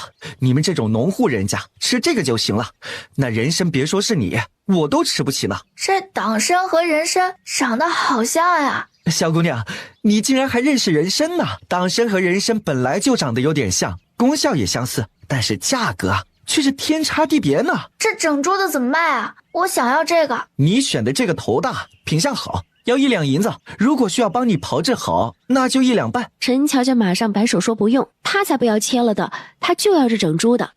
行吧，去那边柜台交钱。陈乔乔点头答应了一下，就去柜台那里交钱了。小伙计特意取了块红色的布，把党参包了起来。有了这红布，伪装人参就更容易了。大哥，这里没意思吗？你怎么看上去不兴奋呢？这里好是好，可家里还有好多活呢，有这个时间，咱们能捡多少柴火了？好了，大哥，别想了，咱们第一次来，你哪天不干活也不差这一天了。我忘好了，咱们快去集市和三弟他们会合吧。他们回到集市的时候，就看到三弟和小妹正在那个代写书信的书生摊位前面。那书生指着书上对陈乔生解释怎么辨别这个药材大概有什么特点。陈乔生就顺着那书生手指的地方仔细去看那特征。大哥二姐，这是小沈先生，正在给我说这药材的事呢。陈乔良几个谢过了沈先生，也不敢耽误时间，赶紧让沈先生给他们介绍药材。他根据药店老板给的单子，然后再筛选其中价格贵的和好辨认的先给他们讲，然后才讲那些价格一般但是量大的。等张大娘喊他们要回家的时候，已经过去1个多时辰了。陈乔乔拿出5文钱给沈先生做谢礼。沈先生，你给我们讲了这么多，累得口干舌燥的，我们兄妹几个实在是感激，写信一会儿就好了，可我们这个却耽误了您很多的时间。你们几个还小，能有这份心啊，很不错。这样吧，我收你们3文钱，剩下的你们留着，再拒绝，下次我可不接你们生意了啊。几个人最后付给了这位沈先生3文钱。晚上都别回家了，冷锅冷灶的你们还得自己做，都到张婶家里吃饭。你们搬过来，婶子也没啥表示，这顿饭要是还推辞，那可不好。你们来吧，俺娘可喜欢你们了，俺也喜欢你们。咱们以后有啥事啊，都互帮互助的，没啥客气的。等以后你们日子过好了，也请我们呗。那就谢谢张婶了，我们回家放一下东西就过去。这才是好孩子，这邻居呀，相处好了可不比那亲戚差呢。回到家后，陈乔家让弟弟妹妹们洗了把脸，又让大哥带着他俩去张婶家里帮忙。陈乔乔打算去园子的菜窖里拿2颗白菜过去，虽然不是啥好东西，胜在一片心意。乔乔姐姐来啦！陈小丫是张婶家最小的孩子，张婶的男人就是4年前小丫刚出生没多久害了一场病没的。从那以后，张婶一个女人带着4个娃，夏天种地，冬天打短工，慢慢的也把几个孩子拉扯大了。小丫乖，姐姐帮你娘做饭去，你去和幺妹玩好不好？小丫咬着手指点了点头，就蹦蹦跳跳的回屋子里去了。哎呀，你这孩子来就来，怎么还拿东西呢？晚饭的主食是杂面的饽饽，还有张婶在镇上买的1只鸡，切了半个来炖，另外还拌了个拌菜。他们上一次吃鸡还是去年过年的时候，每个人也就有那么1小块。张婶，您这太客气，这鸡留着给弟弟妹妹们吃多好。陈乔乔说完，陈乔两几个都跟着点头。婶子，这鸡呀不贵，是那斗鸡场里咬死的鸡，没多少钱的，而且不是还有半只吗？一边说着，张婶给自家孩子和陈乔两几个每人分了1块差不多的鸡肉，自己把没啥肉的鸡爪子放到了自己的碗里。婶子呀，从小就喜欢吃这鸡爪子，看着特别有味道。你们别跟婶子客气，以后啊，你们想吃，婶子还没有呢，也就今天赶上了。他们吃完了没有马上回家，又帮张婶收拾了碗筷，才回去了自己家里。陈乔生又一次让陈乔乔觉得这娃不读书可惜了，就1个下午，他就把那书生说的话记了个七七八八。虽然还不认识上面的字，却能看着图大概说出是什么植物，有什么特征，大概的生长环境。老二家的，赶紧起来喂猪了，这都几点了还不起来？谁家容得下你这样的懒婆娘啊？李老太最看不得儿媳妇睡懒觉，娘这大早上的真是，咱俩一样干活就叫我，太偏心了。陈老二不管那个，翻个身继续睡。曹贵芬烧好了一家人的洗脸水，又找李老太拿了今天早上要做饭的粮食。自从地里没有那么多活了，这做饭的活计就落到了曹贵芬的身上。饭都煮得差不多了，曹贵芬还得喂猪，鸡和鸭什么的，看着吃的不多，可干起来这活却是不少。陈老汉已经出去溜达一圈了，他溜达到自家地里的时候，就看到一个身影正在那地里拾掇着秸秆。乔梁啊，这咋这么早啊？吃饭没有？爷，没吃呢，俺没事，闲不住，来地里先拾掇拾掇。啊，好孩子。听说呀，你们昨天去镇子里了，都干啥了？手里那钱呐，可千万别乱花，缺啥少啥跟爷爷说。早上溜达的时候，遇到了几个早起的一些闲聊，说起昨天看到老陈家的4个娃去镇里的事情。一问陈老汉，陈老汉却说不出干啥去了。那时候他心里是有点不是滋味，更多的是担心这几个孩子胡乱花钱。爷，俺们没花啥钱，这不是寻思去看看有没有啥赚钱的路子啥的，找个药铺看看人家收不收啥药材，俺们好去山里找找。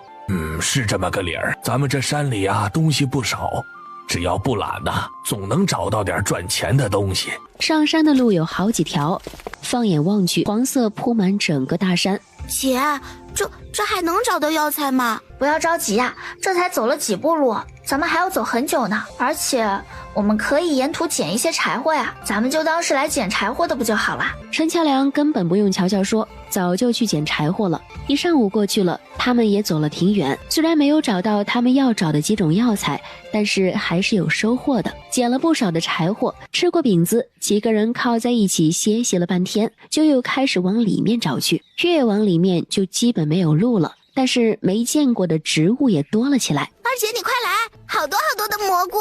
陈幺妹竟然发现了好大一堆的蘑菇，这对几个人来说无疑算是上惊喜了。这些蘑菇挖了足足有半个箩筐。曹生，你来看看，这是不是什么刺骨啥的？大哥，刺骨什么呀？什么东西啊？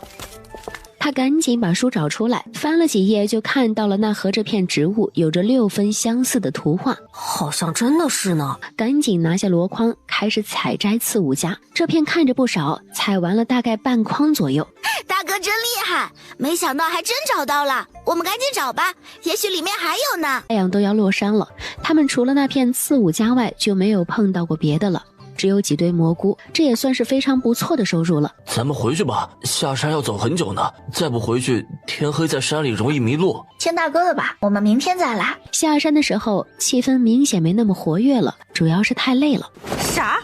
又要钱？他陈老三1年家里的活一点也不干，怎的就知道要钱？一开口就是3两。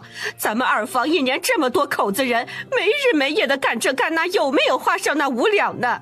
娘啊，这日子没法过了，眼瞅着冬天了，按昨天说去买点棉花才多少钱您都不乐意，这咋的陈老三要银子就这么痛快呢？原来陈老三这最后一次院试，由于地方远，花费也多，所以他的银钱才不够用了，只能又回来陈家村想办法。二嫂，我这次一定能考中，到时候小虎小平都能上学，咱家也能少不少负担。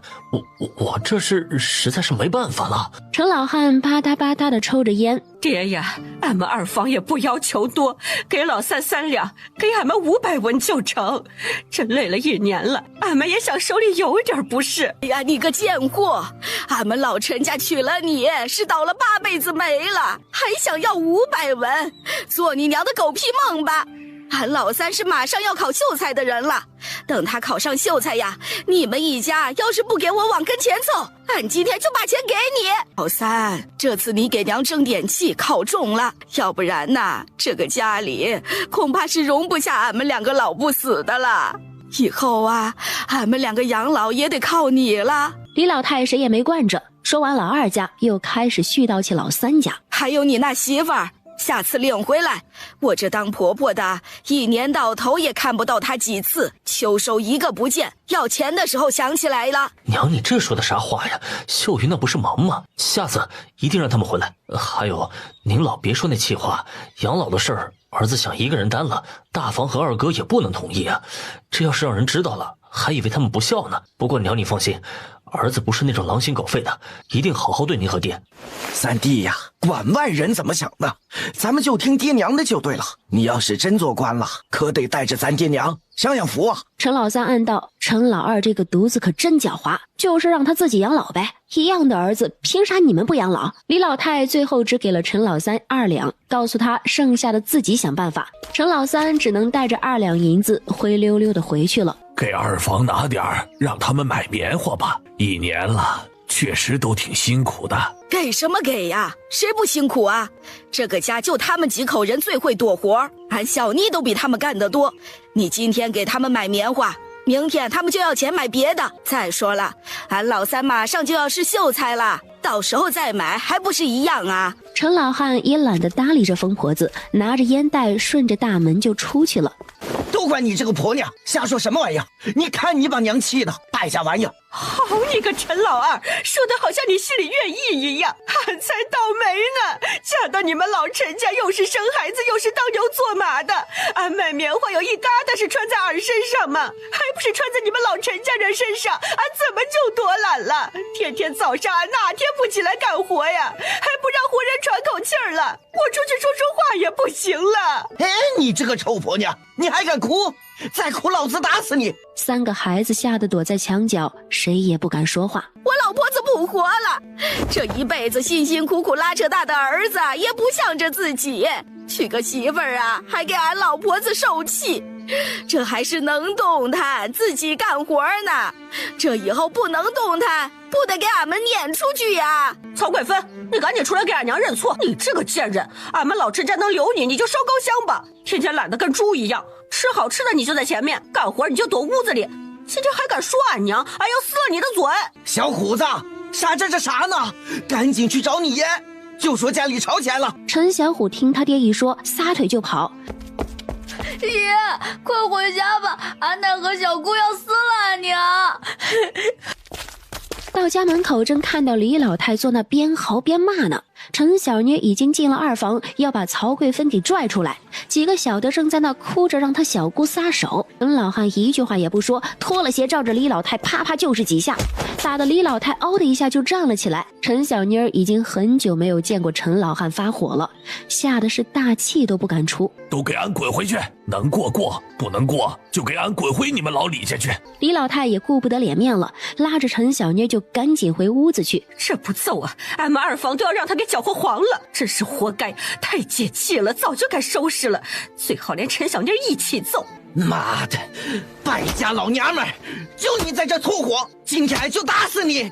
陈老二这一天被他们吵得脑瓜子疼，他的火气也一下子上来了，劈头盖脸朝着曹贵芬就是一顿打。陈家这边全家都吵吵了，陈乔乔几个人并不知道，他们今天又上了一天的山，结果今天比昨天差多了，还好捡了不少的柴火，一天总算是没有白费。陈乔乔想的是明天，他今天已经偷偷跑出去了很远的距离，去了一片他们从来没有去的山的侧面，偷偷把那党参埋到地上了。明天只要他想想办法，不让他们看到太多，应该就能蒙混过关了。到家没一会儿，张婶子就来了，一脸的兴奋和八卦，跟他们说了老陈家吵架的事儿。陈乔良他们多少有点尴尬，毕竟是自己家嘛，只有陈乔乔是听得一脸兴奋。陈乔良想去那边看看，咱俩被爷打了，你却好像看笑话一样，不得骂死你！陈乔良挠了挠头，觉得陈乔生说的有道理，明天一早碰到爷不就知道啥样了。三弟你咋了？是有啥事吗？跟二姐说说呗。我在想，大哥这么憨，以后可得找个聪明的嫂子，不然让人家卖了都不知道。哎呀，你个老三，好好的，你说这个干啥？说笑打闹间，谁也没有注意到陈乔生笑得跟哭一样，一点也没有他平常的沉稳。吃完饭了，正好没啥事儿，陈乔乔就拉着几个人坐在门外的大石头上。吃饱了大家也没什么事，我们说说自己的理想好不好？啥是理想？这个理想啊，还是上次去镇里听卢家药铺的掌柜和小伙计说的。这个理想呀，就是你们以后长大了想干什么，想成为什么样的人，想怎么过这一辈子。陈乔良挠挠头，这有啥可说的，不就是种地吗？我先说，你们再说好不好？我的理想就是有很大的一片地，可以种很多的粮食，还要有很大的房子，不是土的，要盖砖瓦房，特别的结实暖和。再雇佣几个仆人，挣很多的钱，想吃什么吃什么，想到哪里玩就去哪里，最好还有一个特别帅的如意郎君。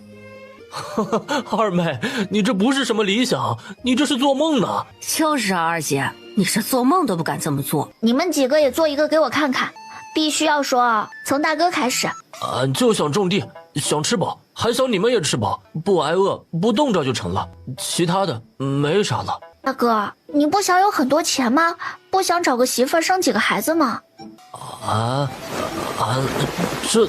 还是二妹，你这二姐，你别欺负大哥了，大哥嘴笨，你还偏要他说。大哥不说你来说，乔生，你快说说，你有什么梦要做？我想让你们好，想让二姐过上她想要的生活，看着你们开心，我就会很开心。三弟，说的是你的，不要想着我们。可是二姐，我没办法不想着你们呀，我们是一家人。我如果做梦，就希望在梦里你们三个能过上你说的日子。那你呢，三哥？你在哪里？陈乔生笑笑，没有接他的话。三哥说完了，幺妹也说说，三哥想听。俺想赚好多钱，好多好多钱，想吃好多好多鸡蛋，还要穿漂亮的衣服，给你们也买好多漂亮衣服，每天都有鸡蛋吃，有肉吃。这个小吃货。幺妹，等二姐有钱了，一定让你吃一堆鸡蛋，让你吃的以后再也不想吃了。还有大哥和三哥，还有二姐你，咱们一起吃，很多很多哦。又过了一会儿，幺妹就这么趴在陈乔乔怀里睡着了。陈乔乔赶紧抱她回了屋子，放到了炕上。大哥二哥，我有话要对你们说，一会儿我说的话会很多，你们不要着急，也不许激动，可以吗？你说吧。山上的药材非常不好找，我们这个年纪也没啥赚钱的门路，马上就要入冬了，就算我们拼命的捡柴禾，也就勉强让我们不冻死。如果我们每天2顿饭，15分饱，留出明年的种子，那应该可以坚持到。如果有人生病了，或者出了什么情况，那这些就都被打破了，可能我们就坚持不到春天了。我没有危言耸听，我是想了好几天才和你们说这些的。我把把自己卖了。不可能，你每天都在家里干活，你怎么可能把自己卖了？卖给谁了？你什么时候把自己卖了？卖给谁了？多少银子？你这孩子怎么不跟我们商量？你这胆子也太大了！二姐磕破头那一日，我不是从外面回来吗？其实我是去了隔壁的李家村。李家村的财主叫李大年，有一个7岁的儿子，他想给儿子找个小仆人，之前找了好多孩子，他都不满意。那天我就是听人家说起才去的，当时也没想着分家，只是想着给你们几个留一条后路。我当天去了，李财主问了我一些家里的事儿，就相中我了。我和他说好的日子过几天就要到了，他们一家打算搬到县城了，想带着我，所以我要跟着就需要卖了自己才行。我从此以后就是李家人了，无论生死都跟老陈家没有关系了。你这么大的事，你竟然不告诉我们！我可是你大哥，有啥事大哥不能干？要卖就卖大哥好了，大哥啥都能干，不比你卖的多。你明天就赶紧去和李财主说，咱们不去了，打死也不去。你要去了，我就不认你了。乔生，你们签契约了吗？你这孩子你怎么这么傻？这么大的事你怎么不说呀？我也是怕自己后悔，当时就签契约了。大哥二姐，你们不要这么想，我去了那边能吃得饱穿得暖，我这么聪明肯定能过得好的。你们有了这5两银子，也能把这个冬天熬过去，等到了春天就一切都好说了。你赶紧跟我说，那个契约还能不能作废？如果作废，我们需要赔多少？其实陈乔生最近也后悔了，他没想到会分家，二姐也变了。我去找爷，爷一定有办法，咱们不分家了，咱们回去不卖3弟了。大哥你先别冲动，咱们问清楚3弟具体情况，明天再做打算，我们肯定有办法的。二姐，契约都签了，虽然还没有直接签卖身契，但是我签了一个文书的，如果到时候不去就要赔20两。陈乔乔的心里松了一口气。20两怎么了？我就是把我自己卖了也能凑齐，咱们爹娘没得走。我是大哥，有啥事不需要你们来，都怪大哥没本事，都怪大哥没想到。大哥，这个家没有你，我们3个也活不了。二姐，你还记得你磕破头那日我带回来的那个鸡蛋吗？那是那一日我去李财主家里，他家一个老仆人看我穿的可怜给我的。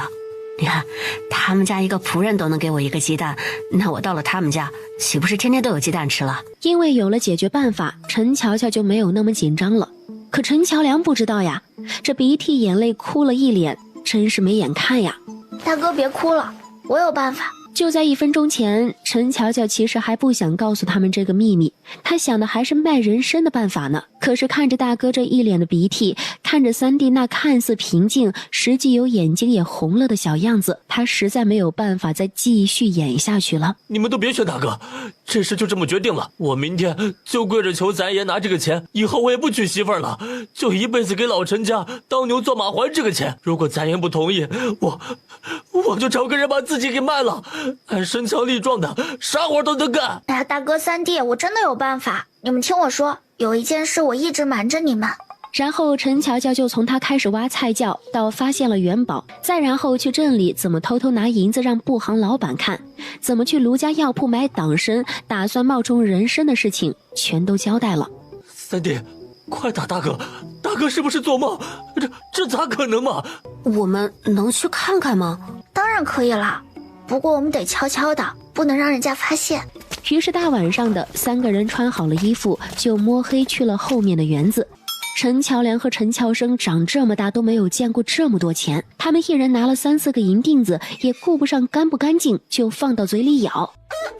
夜市央妹总有一种感觉，大家都很开心。一早上吃过饭，几个人还是背着箩筐去大山里。陈央妹什么都不知道，还到处跑着找各种药材蘑菇呢。陈乔良几个已经不惦记着药材的事了，毕竟他们已经知道了，这都是乔乔为了那些银锭子折腾出来蒙混他们的手段。大概到了中午，终于到了陈乔乔藏药材的那处。幺妹，来这面，好像有蘑菇。陈乔生把幺妹引到了反方向，陈乔良在不远处偷偷地盯着陈乔乔，嘴角不停地抽动。大哥3弟幺妹，你们快来，我好像找到人参了。天啊，我们是不是发财了？天哪，人参，我们岂不是发财了？随着陈乔良的一声惊呼，陈乔生扑哧一笑，不好意思，他实在是控制不了了。大哥，你先别激动，也许弄错了呢。我们先拿出书看一看，到底是不是人参吧。并且拿出了怀里的那本书。对，3弟说的对，陈乔梁也意识到自己的表演有些尴尬，如果没有昨天陈乔乔的坦白，他肯定真的被陈乔乔给骗过去了。啥？人参？可值钱的那个人参？陈乔生一手拿着书，一手拿着那根包着红布的假人参，认真的对比着。跟须差不多，个头有点小，这个生长环境好像也和书上描述的差不多哈。陈乔乔一脸的佩服，对比旁边像木头一样的陈乔梁，3D 的演技好到位啊！刚才我走到这边看到那株植物，叶子什么的都特别小，我就试着挖了挖，没想到真的是，真没想到竟然真的找到了，没有白费我们这么多天的辛苦。二姐，快把叶子拿给俺看看，俺也要找人参。刚才还在那儿，我这就顾着兴奋了没看到呀。大哥你看到了吗？哦，那刚才大哥想着这人参是好东西，就把叶子给吃了，想着大补，大哥想补补。陈乔生低下了头，肩膀是一个劲儿的颤抖。吃了，大哥，是什么味道？苦不苦？好吃吗？有点苦，不好吃。我这一激动给忘了，姚美乖啊，大哥错了，下次不会了。那大哥，你下次不可以吃人参叶子了。俺要是看到叶子，俺肯定能找到人参，到时候卖了钱，咱们就能买肉吃了。天黑之前，几个人背着满筐的柴火出现在村口，还没有来得及回家放下柴火，就被村里他们的一个亲戚，好像叫陈大胖子的男人给拉住了。二堂叔，您这是要干嘛去啊？听说你们之前在山上找到了药材，二堂叔这不是想看看你们找到了啥好东西吗？二堂叔，俺们就昨天找了点不值钱的4、5家，今天就只有柴禾了，不信您看看。除了幺妹那个筐里有一些蘑菇，其他几个人的筐里果然就只有柴火了。哎呀，这几个孩子，叔是真心疼你们呐，这没了爹娘真是可怜，你们爷奶也太狠心了。哎，叔啊，这也是替你们难受啊。是啊，二堂叔最疼俺们了，俺们这分出来啥也没有，都说二堂叔家种的地多，这要是能给俺们点粗粮，俺们这就能好过多了。二堂叔人真好，疼俺们几个，还要给俺们粮食，真是好人。这时候大多数村民都吃完饭了，3、5成群的在村口或者别的地方说着话。嘿，这太阳从西边出来了，陈大胖子这是哪根筋搭错了，还有这好心思？村里人谁不知道谁呀？这陈大胖子最小心眼儿，哪有好处往哪钻，啥时候干过这人事儿？别乱说呀，二堂叔家也不富裕，哪有粮食给你们？几个孩子家的，不懂事赶紧回去，还知道要东西了，告诉你们爷，收拾你们。一边说还一边指责他们。俺讨厌死他了，一点也不喜欢他。几个人谁都没说话，背起箩筐回家了。哎，这几个孩子也是可怜，咱们也是没那个能力。陈老大一家都是实在人，这人没了，几个娃可是遭罪了。是啊，你瞅瞅这几个孩子，天天多勤快啊！那老陈家就是欺负人。说那个干啥？家家有本难念的经呀，他们老陈家也吃不饱不是？栓子他娘，明天拿颗白菜或者是别的啥的，多少是个意思啊。成，一个屯子的，咱们就当少吃一顿饭了。第二天一早，张大平家里，这是栓子娘给的白菜，这娘们儿呀也不是个大方的，能给你们一颗白菜，估计得心疼一宿。这火盆啊是你们二舅奶奶家的，是你们奶奶头的亲戚，平常联络的少，估计你们也不认识，后搬到咱们陈家村的。还有那捆柴禾是村子西头刘老太儿子陈大生拿来的，就是那个之前陈赖子家的那个邻居。几个人看着这一炕的东西都有些动容，虽然不是些值钱的，可正是他们最需要的。喊什么喊呢？你们家有啥事儿自己干不了，天天找你爷，你爷一天累得跟黄牛似的，你们能不能懂点事儿啊？小姑，爷睡觉，俺们就在门口等会儿，不是啥大事儿，也费不了爷多少功夫。陈小妮冷哼了一声，咣当一声关了大门，就回屋子里去了。过了2刻钟，陈老汉才悠悠转醒。乔梁、乔生来了，咋不进屋？找爷有事儿啊？不了爷，俺们就不进去了，有个事儿想让您去俺们那边说一下，这里不太方便。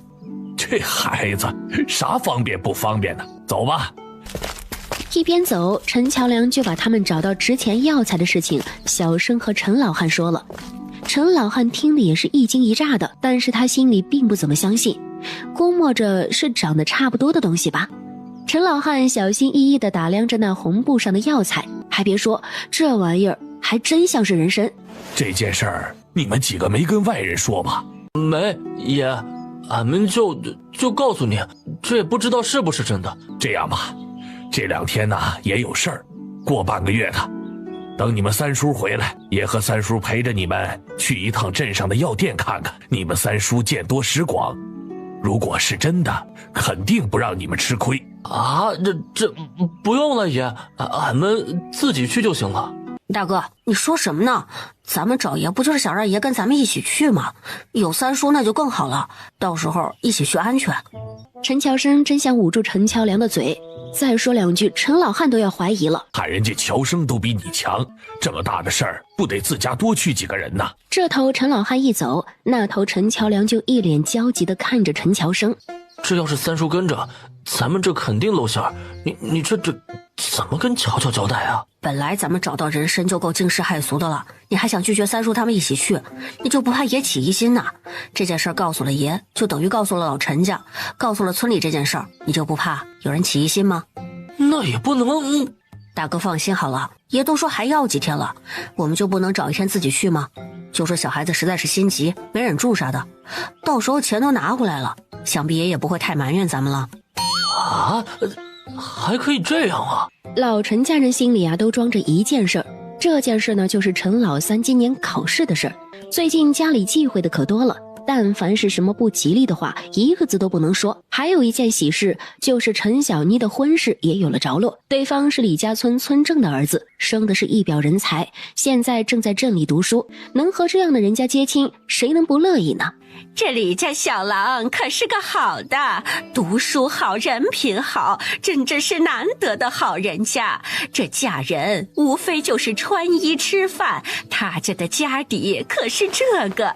这样的人家呀，10里8村都难找，咱们小妮儿也不小了，要是有意就抓紧相看相看。陈老汉坐在炕梢，嘴里抽着烟袋，没有说话，却微微的点头，显然也是觉得这门亲事不错。这个卢家他婶子呀，咱们不瞒您说，这小妮呢哪里都好，就是这身材这脸，你看这。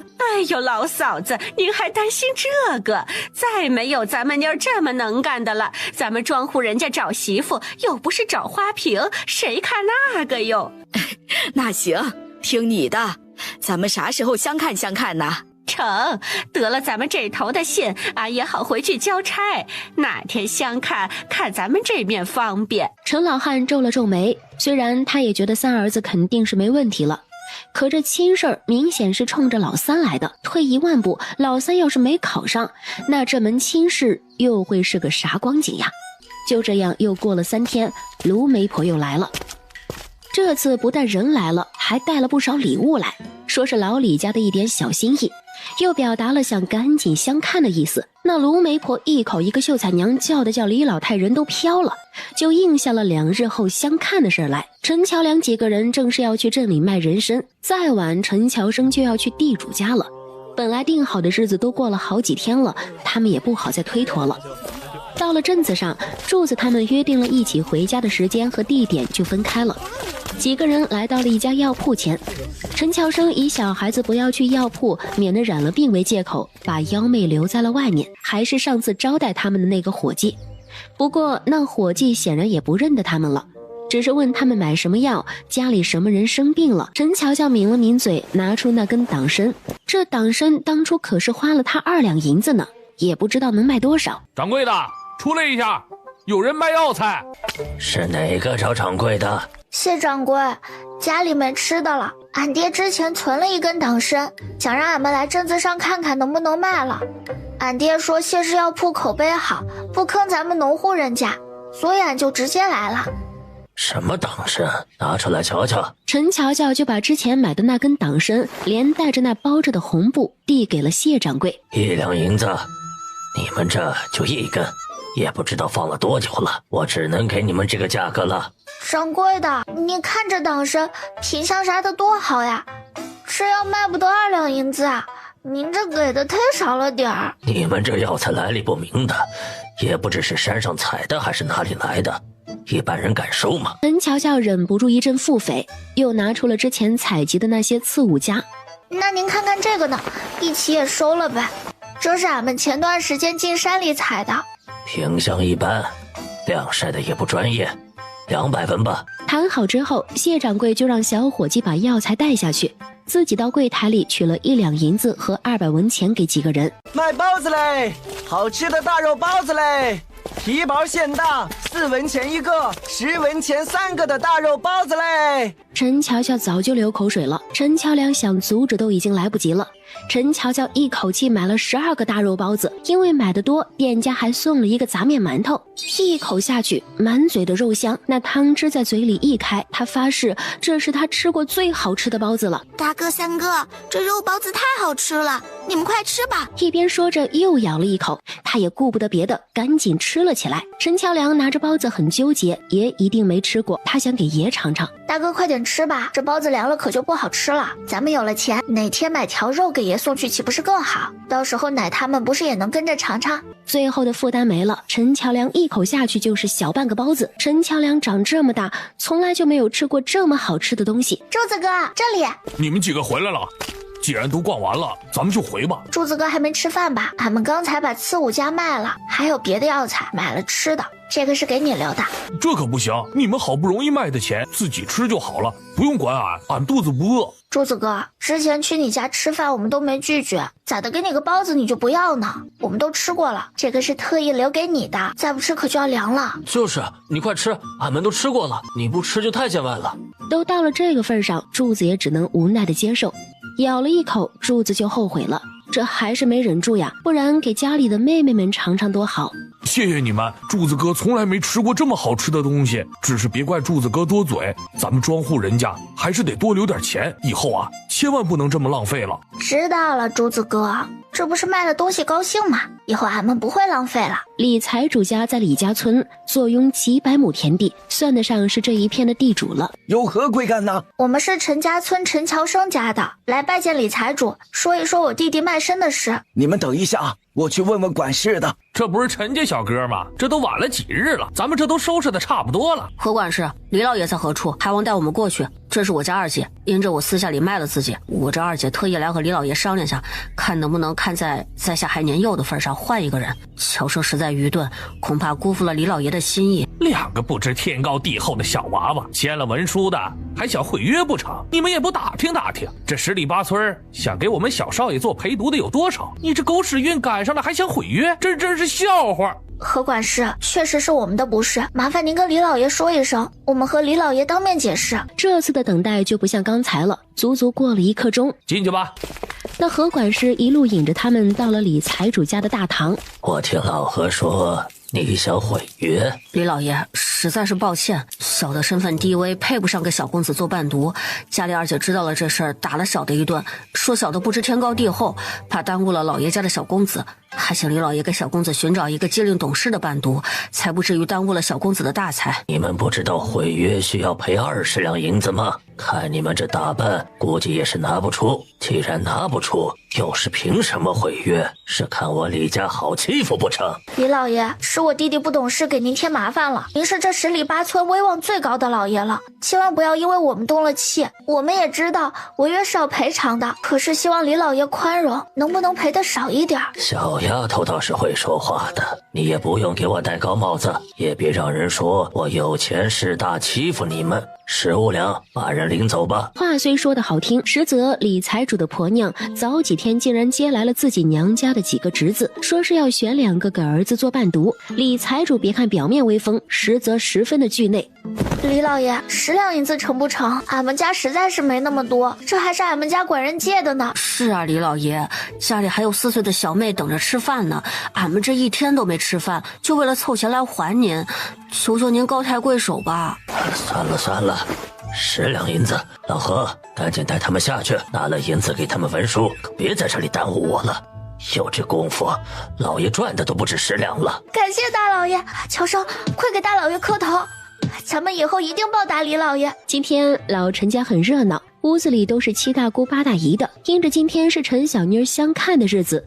他大娘啊，啥时候来呀？这都等着看呢。着急啥呀？说好的时间都还没到呢。就是这把你急的，又不是想看你的。小梁哥，爷让喊你过去。小虎，你怎么不和你二姐他们打招呼啊？陈巧虎看了陈乔良一眼，知道他听见自己说的话了，哼了一声就跑掉了。李家的大娘，快出来呀，客人来了。哎呦，来啦！这位是李妹子吧？这大老远的，快进屋喝口水。李老太打量着这对母子俩，看得甚是满意。媒婆也有眼力劲儿的给两个人互相介绍，又拉着有些不好意思的李庆年也进了屋子。李老太挨个给他们介绍了一番，就让陈小妮出来给大家倒茶。等到了李庆年这里，正好茶壶里没水了。哎呦，这小妮儿咋不给你庆年哥添水呢？没事，我不渴。李刘氏捂着嘴乐，这个儿子平常可不是这个样子呀。陈小妮儿更是羞得一句话说不出来，连忙跑出去倒水去了。爷，这李家……陈乔良想暗示他爷，这李家找他们这样的人家，总感觉他们老陈家有点高攀了。大屋内，陈小妮儿坐挨着李老太，在炕边上低着头，拘谨地坐在那里，时不时地回答一下李刘氏的问题。陈小妮儿也偷看了李庆年，心里是扑通扑通的。在这十里八村，李庆年这个长相也算不赖了。李刘氏临走的时候，拉着陈小妮的嘴夸了一堆的好话，喜得陈小妮都要飘起来了。怎么样啊，李妹子，相中没有？也就那样吧，干活倒是也还爽利，就是这名声不咋地，听说还打骂侄子侄女啥的。哎呦，农户人家的丫头哪有不吵不闹的？这干活爽利不就得了，其他的呀都能慢慢的调教，不是？卢姑姑啊，知道了，这事儿呢也不是俺一个人做主，回去不得和庆年他爹说说吗？还要看庆年啥意思，这亲事哪能说成就成啊？其实李刘氏主要是觉得这陈小妮长得太一般了，要不是他有个好哥哥，哪能够得上他们李家？半个多时辰，总算回了李家村。卢媒婆一走，李庆年哼了一声，转头就跑了。怎么，那陈家的闺女咱们庆年没看上呢？一个秀才而已，咱们家庆年也是读书的，何必非得和他们家攀亲戚呢？那陈小妮干活倒是还行，长相着实太一般了，也不怪庆年看不上。你懂什么呀？一个篱笆三个桩，一个好汉三个帮。咱们家庆年以后，不管是做官还是接我的差，做村长，不都得有人帮着？咱们李家又不认识什么能够帮得上忙的亲戚，那老陈家算是能找到的比较不错的了。再说了，这娶媳妇儿看的是能不能干活和娘家的情况，长相啥的能咋地呀？老陈家日子过得倒是还可以，院子里收拾的也干净，看着呀是过日子的人家。就是这陈小妮从小被娇惯，脾气恐怕也不能太好。女人嘛，关了灯都差不多，农户人家只要能干活会生养就够了。李庆年一肚子气，跑回了家门，就到了自家田地头。庆年哥，你这咋了？怎么还拿大树撒气？表妹，想死你了！来人不是别人，正是同村李庆年姑姑家的小女儿，今年14岁。表哥，别这样，让别人看到不好。人家听说表哥去相亲了，担心得很。表妹别怕，俺好好和俺爹说说。那陈小妮，俺实在是不喜欢，看着想吐。我心里就表妹一个人，除了你谁也不要。表哥，俺家里穷配不上你，那陈小妮家里的条件好，舅舅还不是为了你的前程，你可不要忤逆他。李庆年这个气呀，爹什么都不懂，什么玩意都往他这塞。穷点怎么了？有他李庆年呢。以后真做了官，那陈小妮拿得出手吗？人都走了，曹贵芬一边收拾一边吃着瓜子儿，还不忘往自己家孩子手里抓。老二家的能不能别干那眼皮子浅的事儿啊？这瓜子剩下的都放好了，过年的时候来人还能吃呢。好的娘，俺马上收起来。曹贵芬一边说，还不忘一边往嘴里塞。娘，那李家郎君真不错，俺看着成啊。你看那李刘氏的衣服，头上还别着钗呢，小妹嫁过去准没错。老娘自然知道那是个好的，俺小妮一身的福相，人有眼光的谁不喜欢呢？是啊娘，咱家小姑一看就有福气，将来呀能生儿子的。娘，您这命好啊，等着以后享闺女的福吧。老娘不惦记那个，只要俺姑娘过得好就成。小妮儿正在屋子里回味着李庆年的相貌和一举一动，是不是想那李庆年呢？跟娘说说，看没看上啊？娘，陈小妮这害羞的直跺脚，这跺脚怎么跟地震似的？哎呀，我的好闺女，你要是真看上人家了，你这能不能减减你这一身的肥膘啊？你就不怕那李杏年嫌你胖啊？啥？嫌弃俺胖？娘，俺今天就开始减肥，晚上俺不吃饭了。那声音震得外面的陈巧虎和陈乔平都赶紧过来扒着门问：奶，谁家杀猪了？当天晚上，陈小妮儿果然没吃饭，连屋子都没出。大哥，明天你就去和爷说，咱们有点好奇那人参的真假，没来得及等三叔，已经换了钱了。掌柜的跟咱们邻居张婶认识，卖了40两，咱们打算拿这个钱买一些过冬的衣服，还有看看能不能买点地。咱们有时间再去镇子上打听打听私塾，等开春就让三弟去上学，到时候他回来还可以教教咱们，以后我们买地会有契约啥的，自己认得几个字更方便。咋？俺也要识字啊？对于别的，陈乔梁没有异议，可这识字他想想都脑瓜子疼。当然得学，咱以后还要卖咸鸡蛋呢，种的地也会越来越多，不认识几个字容易被骗。陈乔梁是行动派，第二天一早就来了老陈家。爷、奶、二婶吃着呢。乔梁啊，这咋一大早的就来了？这也没带你的饭呢。陈乔梅就要起身给陈乔梁拿碗，被陈巧虎拽了一下，没敢动。不用了，俺吃饱了来的。一天就整那鬼事，有啥见不得人的，还得出去说。李老太看着这爷孙两个眉来眼去的就不乐意。找爷啥事啊？乔梁爷，昨天俺们隔壁张婶正好有事去镇里药铺，就一道去卖了40两呢。啥？你这40两？这么多？还真是让你们捡着宝贝了。陈老汉先是生气他们没等陈老三，又是惊讶这卖了这么多。你们这几个娃子胆子也太大了，万一那药铺的人看你们小，回头找人给你们抢走，或者忽悠你们呢？不能大爷，我们邻居和那药铺老板认识，老板人挺好的，一点都没少给。有了这40两，他也就不惦记着这几个孩子这个冬天咋过了。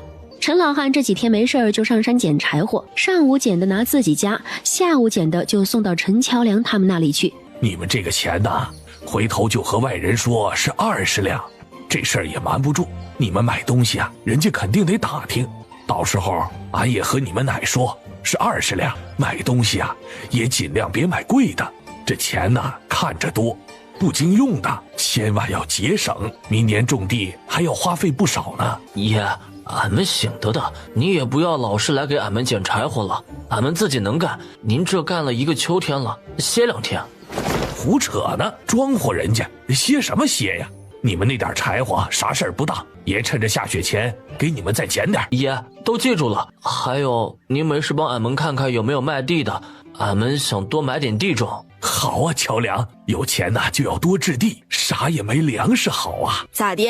又有啥活让你这个老不死的去干？好事想不到咱们，有活倒是想起你是他们爷来了。那你可是看走眼了，俺大孙子他们呐，天天去山里捡柴火，碰到了好东西了，卖了钱喽。啥好东西啊？李老太连忙把门一关，是人参，卖了20两呢。之前还怕人家冬天冻死饿死了再回来呢，这回不用瞎惦记了。人家几个孩子呀有福气，这算是彻底站得住喽。咋可能啊？那山里有人参？骗你呢吧？那钱哪里的呀？可别犯啥事儿。那几个小王八羔子死活老娘不管，可别连累俺儿子烤秀才。早几天乔梁就拿着人参找过俺了，他们是专门去镇里药店问了药房人参的情况，然后又找了书，好像找了什么人给他们讲了人参的长相啥的，在深山里摸了几天，就摸了这么一根，俺看了那确实是人参。哎呀，我的妈呀，20两不得了啊！都说这农村妇女八卦起来比那空穴的风都邪乎，这事儿还没到吃完饭呢，整个村就传开了。村长陈正安亲自来找陈老汉说到这个事儿，陈老汉又把之前和自己老婆子的话又说了一遍，还告诉陈正安，怕那几个小的管不住钱，他都给收起来了。前脚人刚走，后脚陈老汉就气冲冲地喊出了李老太，让他好好管管家里人的嘴。曹贵芬，你个死人给我出来！你这张嘴呀，比那老太太的棉裤腰都松啊！自家的事儿，你给我到处说，给我滚出来！娘啊，俺这嘴，俺这臭嘴，这也没寻思不让说呀。你个死货，你还有理了？天天到处逼逼，也不知道在家里好好干活，还敢偷听我和你爹说话，你翻了天了你！哎呀娘，俺不是故意的，俺这不是寻思问问娘中午吃啥吗？你个贱人，还敢糊弄老娘！老二怎么娶了你这么个败家的玩意儿啊？要不是看3个孩子都大了，就让老二休了你，赶紧再找一个。娘，俺也不是为你和爹打抱不平，他们卖了钱也不知道孝敬你们，俺这不是替你们生气才说的吗？哎呦，别打了娘，疼死俺了！今天的饭你别吃了，活你都给俺干了，少干一样我就给你一杆面杖。张大平这边的情况也差不多，他大婶儿，真的假的呀？那人参你见了没有？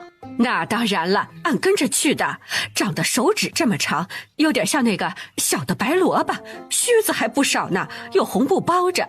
药铺老板看了看品相，觉得确实好就收了，还说以后再有啊，直接拿他们药铺去呢。陈翠花一脸佩服地看着他娘湖州，这回好了呀，发了财呀，20两呢。啥？20两？这几个小崽子有这个命？哎呦，当家的你轻点儿，一会儿把爹娘吵醒了，又该怪我多嘴了。陈老二这2天跟人到镇上打短工，干了好几天，手里也才几百文钱。20两，这钱在哪儿呢？哎呀，你激动个啥？这钱跟咱们有没有关系？都说是在爹那里放着呢，谁知道了？咋没关系啊？爹娘养了他们这么多年，他们不应该回报点吗？要俺说，这20两就应该归爹娘，就当他们给的养老钱了。你有能耐，你明天跟爹说，你看爹能不能答应你？明天让家里几个小崽子别可那乱晃，没事也去山里捡捡柴火。你也就骗骗外人，那几个崽子的钱才不带给你的呢，人家呀可不放心你。那要让外人知道那几个小娃手里那么多钱，还不起歪心思啊？是俺让他们这么说的，等过2天他们去镇子上买了东西，旁人也就不惦记了。都3、4天了，老李家那边也没个信儿呢。姑娘这2天都饿啥样了都？你这1天呐，心是真大，自己家一屁股事儿不操心吗？就知道给人家操心。你这老婆子嘴里一句人话都没有。李家村李长海家，爹，那陈小妮那长得5大3粗的我不要，我喜欢我表妹。表妹，你姑父那可是有大志向的，你表妹轮得到你想呢？陈小妮儿除了长得差一点，其他的哪里配不上你呀？表妹也喜欢我。再说了，那陈3月要是考不上，咱们娶她不是吃了大亏了？你这孩子目光短浅，考不上还可以再考，你光看你表妹漂亮，可是你姑父那里又能帮上你什么呢？老陈家不比他们家好太多了。我靠着自己的本事也能成事，干嘛非得靠别人？那陈小妮就是个丑八怪，长得又黑又胖，儿子以后做了官，难道要带着这样的媳妇儿出门吗？你要真是做了官，什么样的女人没有？你要是真不喜欢，到时候呀，他不要就是了。爹，你说的简单，哪有那么好的借口理由？说休就休呢？傻孩子，这事儿啊，得这样。李长海靠近儿子耳边一阵嘀咕，听得李庆年瞪大了眼睛。他爹那娇娇确实长得水灵，也难怪咱家庆年动心呢。娇娇那好，是咱们农户人家养得住的吗？他爹对他早就有打算了，咱们儿子这还跟个傻子似的往上冲呢。李刘氏一听这话，差点叫出声音，赶紧捂上了嘴巴。你去一趟娇娇家，跟他爹说，我有事找他商议，让他晚上来咱们家吃。第2天，李家村就传出郝大强的闺女郝娇娇被县太爷看上，要抬去做妾了。表妹，你这是怎么了？他们说的是真的吗？姑父怎么能这样呢？表哥，人家有什么办法呢？爹欠了赌债，人家上门要了好几次，差点拉我去抵债，后来还是县太爷帮着找人才解决的。俺爹那个人你也是知道的，总是出去赌。表哥，俺不想嫁给人家做妾，你娶了俺吧，俺现在就给你。一边说着，竟然开始一边撕扯自己。人家就算嫁过去，心里也是有你的。娇娇，别说了，我只爱你一个，虽然没办法娶你，我以后一定多去看你，你有什么事我一定帮你。悄悄记下了。 2个人又缠绵耳语了一会儿，才分开去。之后的几天，每天郝娇娇都与李庆年来这里约会。白藕一样的玉臂搂着她的脖子，声音小小的叫着，眼角的泪珠欲落不落的，迷得李庆年早就忘了自己在哪里了。还好这片小树林比较偏僻，又过了农忙的时候，一连几日幽会都没人发现。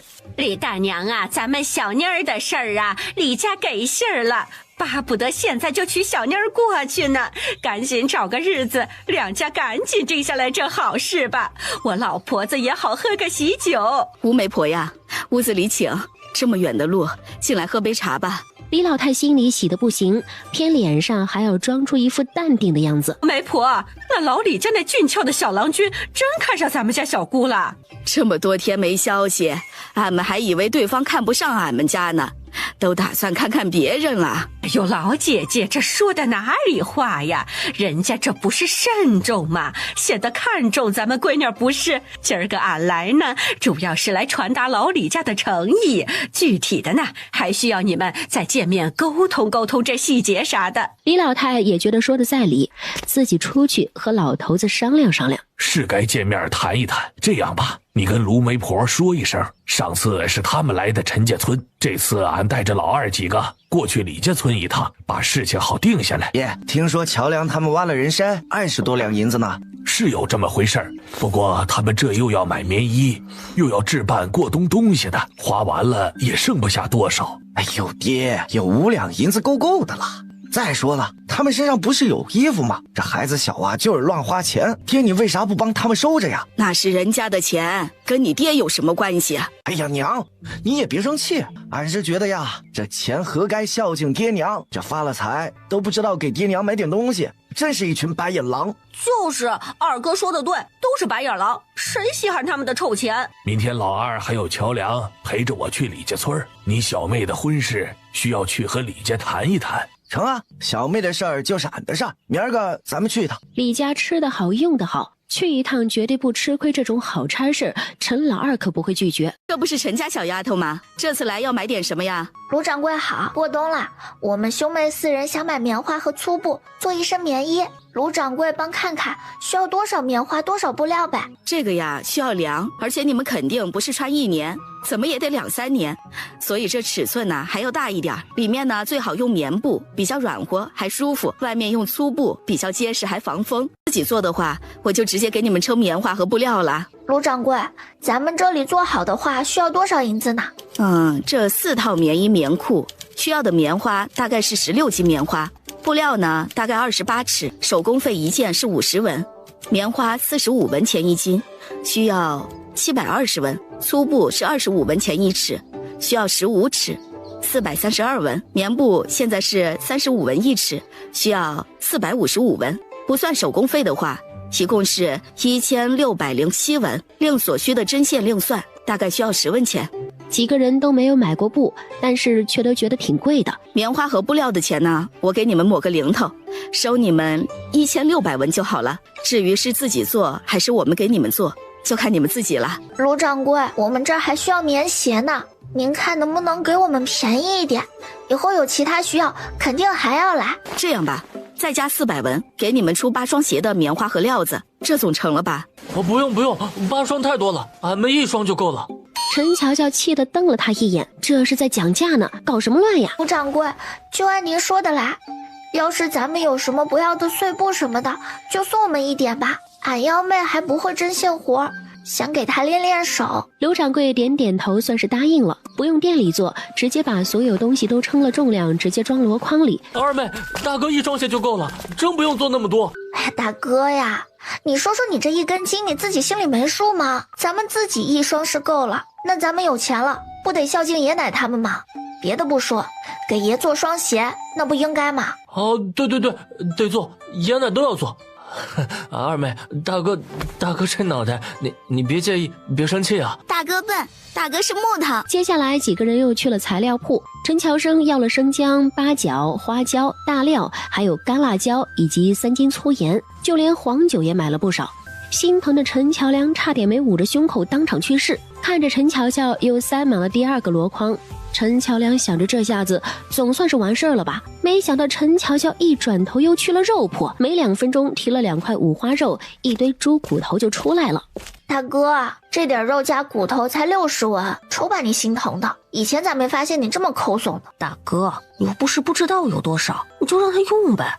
村里人都知道咱们有钱了，这不换成东西，你不怕别人惦记啊？接下来就要去看私塾了。镇子中心有一家私塾，是一个40多岁不得志的老秀才开的。是哪个要上私塾？年纪多大？学过什么？为何家里大人不曾跟着？他6岁，啥都没学过，父母过世，我当家。学费1年2两银子，笔墨费另算，拜师礼自备。另外需要填写详细籍贯。谢过夫子，我们回家考虑考虑。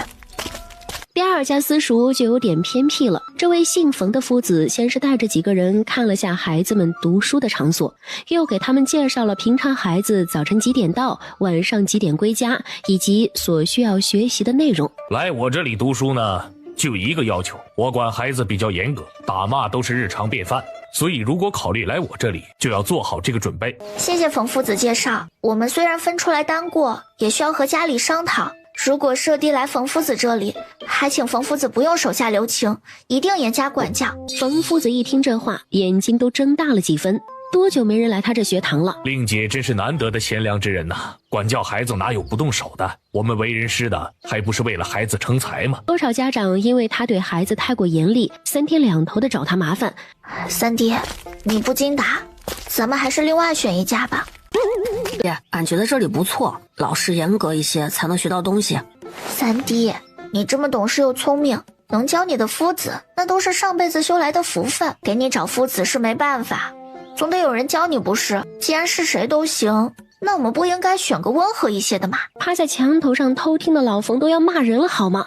要不是他这学院没啥孩子了，收入低，老婆都要骂他了，他才不愿意放过这到手的学费，才不会出来偷听。三哥要做宰相喽！三哥要做宰相喽！二姐，你这说的也太夸张了，弟弟没想那么远。那周夫子确实也不错，可是弟弟还是想找个严格一点的师傅。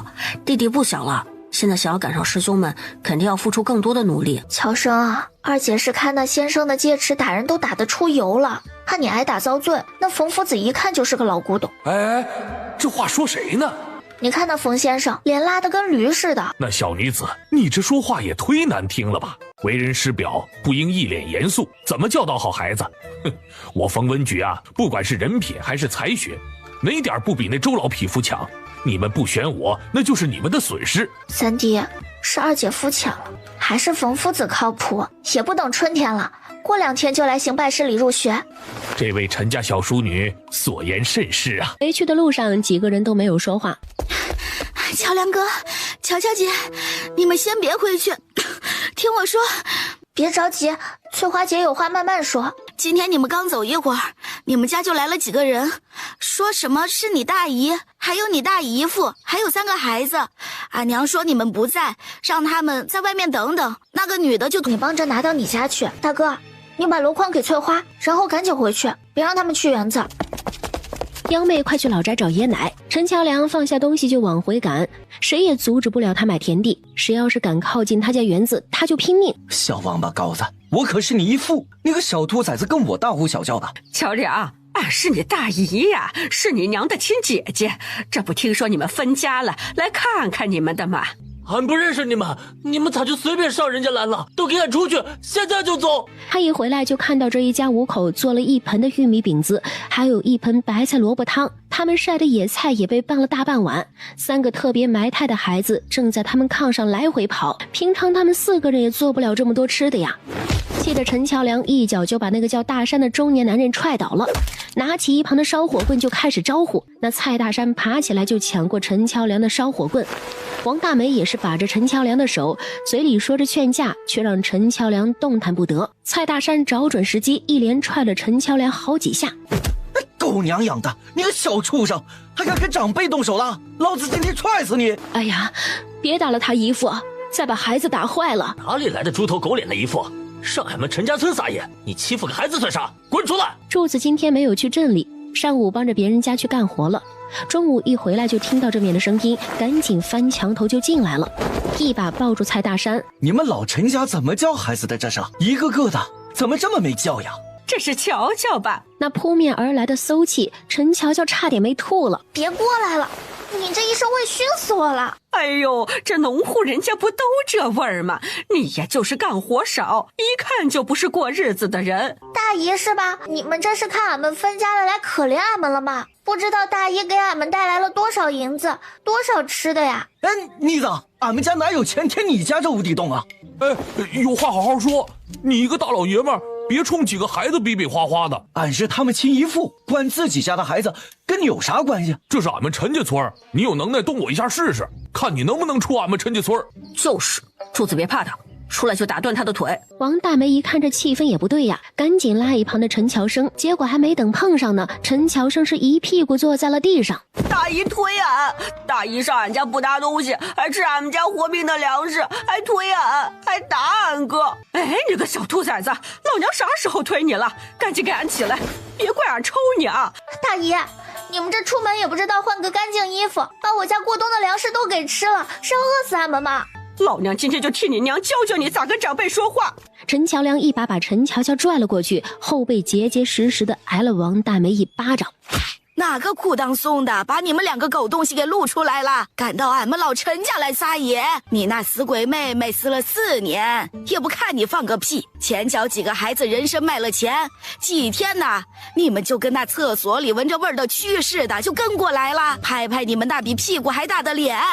你们老蔡家老王家是咋的了？绝户了，要靠我们老陈家养活呀！蔡大山几次想冲过来理论，都被柱子和赶过来的陈老汉围住了，大有一言不合就群殴他的架势。实话告诉你们吧，那钱呐，你们1分钱也别想。他们白吃白喝那么多年，有钱了不孝敬俺们，轮得到你们这群玩意儿了？什么东西啊？今天吃了多少拿了多少，都给我吐出来，不然能走出陈家村，俺李老太的名字呀，给你倒过来。就是凭啥给你们？你们算哪根葱啊？太不要脸了！吃的东西都赔回来。乔良，去看看屋子里少了啥没有。陈乔良嗯了一声，就拉着陈乔乔去回屋里看。这一进屋，陈乔乔更气了。叠好的被子被扯得到处都是，放好的衣服还有东西被弄得到处都是。厨房里他们做完饭吃了也不知道收拾。陈小妮和曹贵芬也来了，俩人也顾不得院子吉利不吉利了，都进来一左一右的站在陈老太的身后。你们来我们老陈家有啥事儿啊？大爷，俺们这不是听几个孩子分家出来了，怪可怜的，来看看吗？谁知道啊，这乔良上来就打长辈，你说这有这样的吗？放你娘的狗屁！怎么没打死你呢？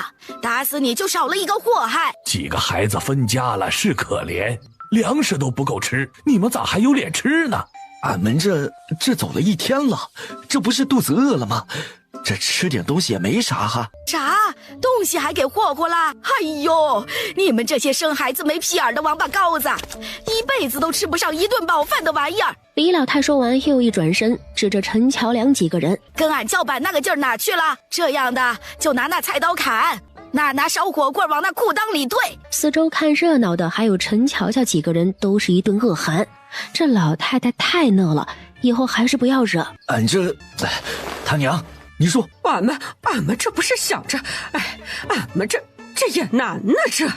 说说这事儿咋办？你们把东西翻得乱七八糟的，粮食也吃了不老少，俺大孙子也是你踹的是吧？大爷你看，这不是气涌上来了吗？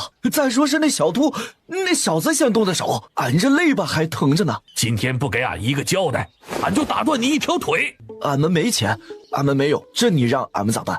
要么一条腿，要么让俺们村里的人跟你们回去拿10斤玉米面，不然今天这事儿啊，谁都别想走。啥10斤？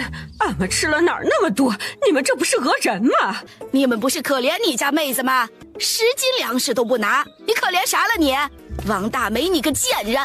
来，你给老娘说说，你想咋可怜这几个孩子呀？今天你不说出来，我就大嘴巴子呼死你！一边说还一边拽着王大梅的头发往自己跟前拽。哎呦，你个老太太赶紧放手，俺头发要被你给扯掉了！赶紧跟老娘说，当着大家伙的面说，你要咋可怜这4个孩子呀？哎呀，大娘，俺们给还不行吗？可放了我吧！李老太还不解气，一口浓痰朝着王大梅脸上就吐。最后在李老太的嘴炮和陈老汉大铁锹的威胁下，蔡大山不情不愿地带着一家老小还有村正吩咐和他们一起去拿那10斤玉米面的小伙子灰溜溜地回王家村去了。收拾吧，没啥大事啊，俺们回去了。一窝子狗熊！李老太瞪了他们一眼，带着有点幸灾乐祸和光顾着吃饼子的曹贵芬也回去了。姐，小丫头委屈巴拉的看着陈乔乔这个心疼。没事了，等咱们以后买个结实的锁，谁也进不来。小姑娘哇的一声哭得更伤心了。幺妹忘了咱们家的房子和别人家不一样吗？没几天那个姓蔡的畜生肯定倒霉。外面柱子已经帮着他们把买好的东西都送了过来。俺娘让你们一会儿过去吃，家里这个样子做不了饭的。这翠花没给你们看好房子，正自责呢。你们不去，翠花肯定伤心。翻出了筐里的猪肉。柱子哥，本来我们晚上也要去你们那里吃的，上次婶子还给我们炖了鸡，这次的猪肉你可不能推辞。那不成啊，你们人去就行了，猪肉啊留着明天吃。让你拿着就拿着，是兄弟不？柱子没办法，只好提着1斤猪肉回去了。大哥，别难受了，还好没发现别的，这也算给咱们提个醒，得尽快买锁头把大门锁上。明年我们再坚持，等秋收了就重新盖个大房子，养2条狗，谁也进不来。俺记得咱们家是不是有把锁？找出来，让小妮儿给送过去。他们又不是没那个钱，就你操心。你瞅瞅你这人，哎，赶紧找出来去，一个锁能值几个钱呢？要去你去，俺小妮呀，不做那讨人嫌的事儿。刚出大门就看到了迎面走来的陈乔良。乔良爷，乔良啊，这是你奶呀给你们找的锁，赶紧拿回去用。陈乔良挠挠头，忙说不用了，他们下次去镇里就买。买不是钱吗？这孩子跟爷还见外。爷，俺们今天去镇里买了点肉，人是卖了，也没有啥孝敬你们的，这肉你们拿去吃。另外这些棉花和布是4双鞋的，您和奶看着安排吧，算俺们那点孝心。你这孩子，这咋花这老多呀？爷的鞋能穿，你们赶紧拿回去。哎，爷，俺们这钱放着，别人还惦记呢，换成东西用了也是一样的。要不是今天你和奶，俺们不知道啥样呢。都是一家人，不用想着俺们，心里有就成了。陈乔良看说不过他爷，一回身就进了大门，把东西往炕上一放，叫了一声奶就跑了。你瞅瞅这孩子，有了钱呢还惦记咱们呢。哎，你让老二媳妇儿晚上把猪肉做了吧，那棉花和布料说是4双鞋的，让你看着做。他们孝敬都是应该的，好坏不也都给他们拉扯大了？一边说着，已经开始琢磨着布料做鞋的事儿了。还以为你不要呢，傻子才不要呢！咋的？我还能扔了？便宜也狗不成？张大婶在家吗？陈乔乔拿着一箩筐的东西来到了隔壁。乔乔啊，快进来吧。张大婶，我找你呀，想请你帮个忙。一边说着，就把箩筐里的布和棉花拿了出来。俺们4个的棉衣裤还有鞋，想让您帮着给做出来，肯定不能让您白忙活，给您100文做手工费。你要是再提钱，你这活呀，你就找别人吧。哎呀，婶子，100文不多，再说这得耽误你不少功夫呢。翠花也在一旁说不用。婶子，这还有别的事儿拜托您呢，您这不收钱我都不好意思开口了。人家卖布的要200文手工费呢，100文真不多，您就收了吧，这钱谁赚不是赚呢？张大平实在推脱不掉，只能答应了。还有啥事儿？你跟婶子说说。上次去镇里发现有卖咸鸡蛋鸭蛋的，看着挺不错的，我自己想研究研究看看，能不能腌出来好吃的咸鸭蛋鸡蛋卖一卖赚点钱。我们这也不知道谁家鸡蛋鸭蛋多，您帮我们打听打听，一样收20个。另外来年看春，俺家想买些鸡仔和鸭仔养着，到时候还得婶子帮忙费心呢。嗨，俺还以为啥大事儿呢。这鸡蛋呢好收，鸭蛋得凑凑。咱们村没几户养鸭子的，明年的雏鸡鸭呀得提前订，人家才能帮你孵，不是？2个人就这么说定了。张大婶效率老高了，当天晚上就搞定了。这个腌制的方法需要先把鸡蛋洗干净暴晒一下，这样容易起沙，然后把生姜、花椒、大料、八角啥的用水煮开，放里面1斤的盐，鸡蛋晒干后滚一圈白酒，再滚1圈的盐，煮好晾凉的调料水倒入容器里，加了滚了盐的鸡蛋，然后密封，大概需要20天左右就可以吃了。下午的时候，陈乔生回来了。怎么样，找得到吗？一开始没有找到，后来问了之前租认识药材书的书店老板，他告诉再往南3道街有一个算卦的许瞎子，他表示愿意帮忙，就是吧，这个价格有点贵，要200文钱呢。1斤肉才20文不到，找个骗子做场法事都要200文钱这么多。他说保证让咱们满意，还说道具啥的他都自己拿，如果不满意可以不给钱。成，说了什么时候来吗？他说后天很合适。哎呦，亲家，这可把你们盼来了。今天不巧，青年去他老师家里了，还望老哥哥不要怪罪。实际上，李青年是因为不满意这桩婚事出去散心去了。孩子有出息啊，是好事儿。上次见过了，咱们大人商量就好了。老李家准备了2桌丰盛的酒席，因着这事儿算是定亲宴了。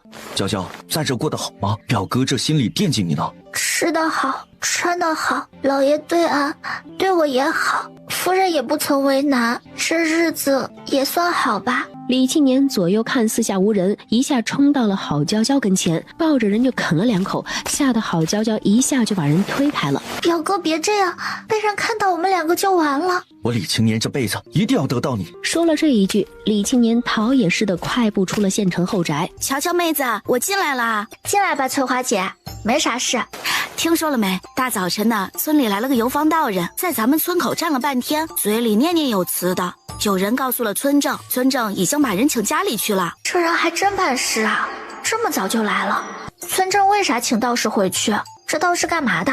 俺娘说，可能是村正想帮看看村里的风水呢。2个人唠着家常，翠花手舞足蹈地形容那道士的模样。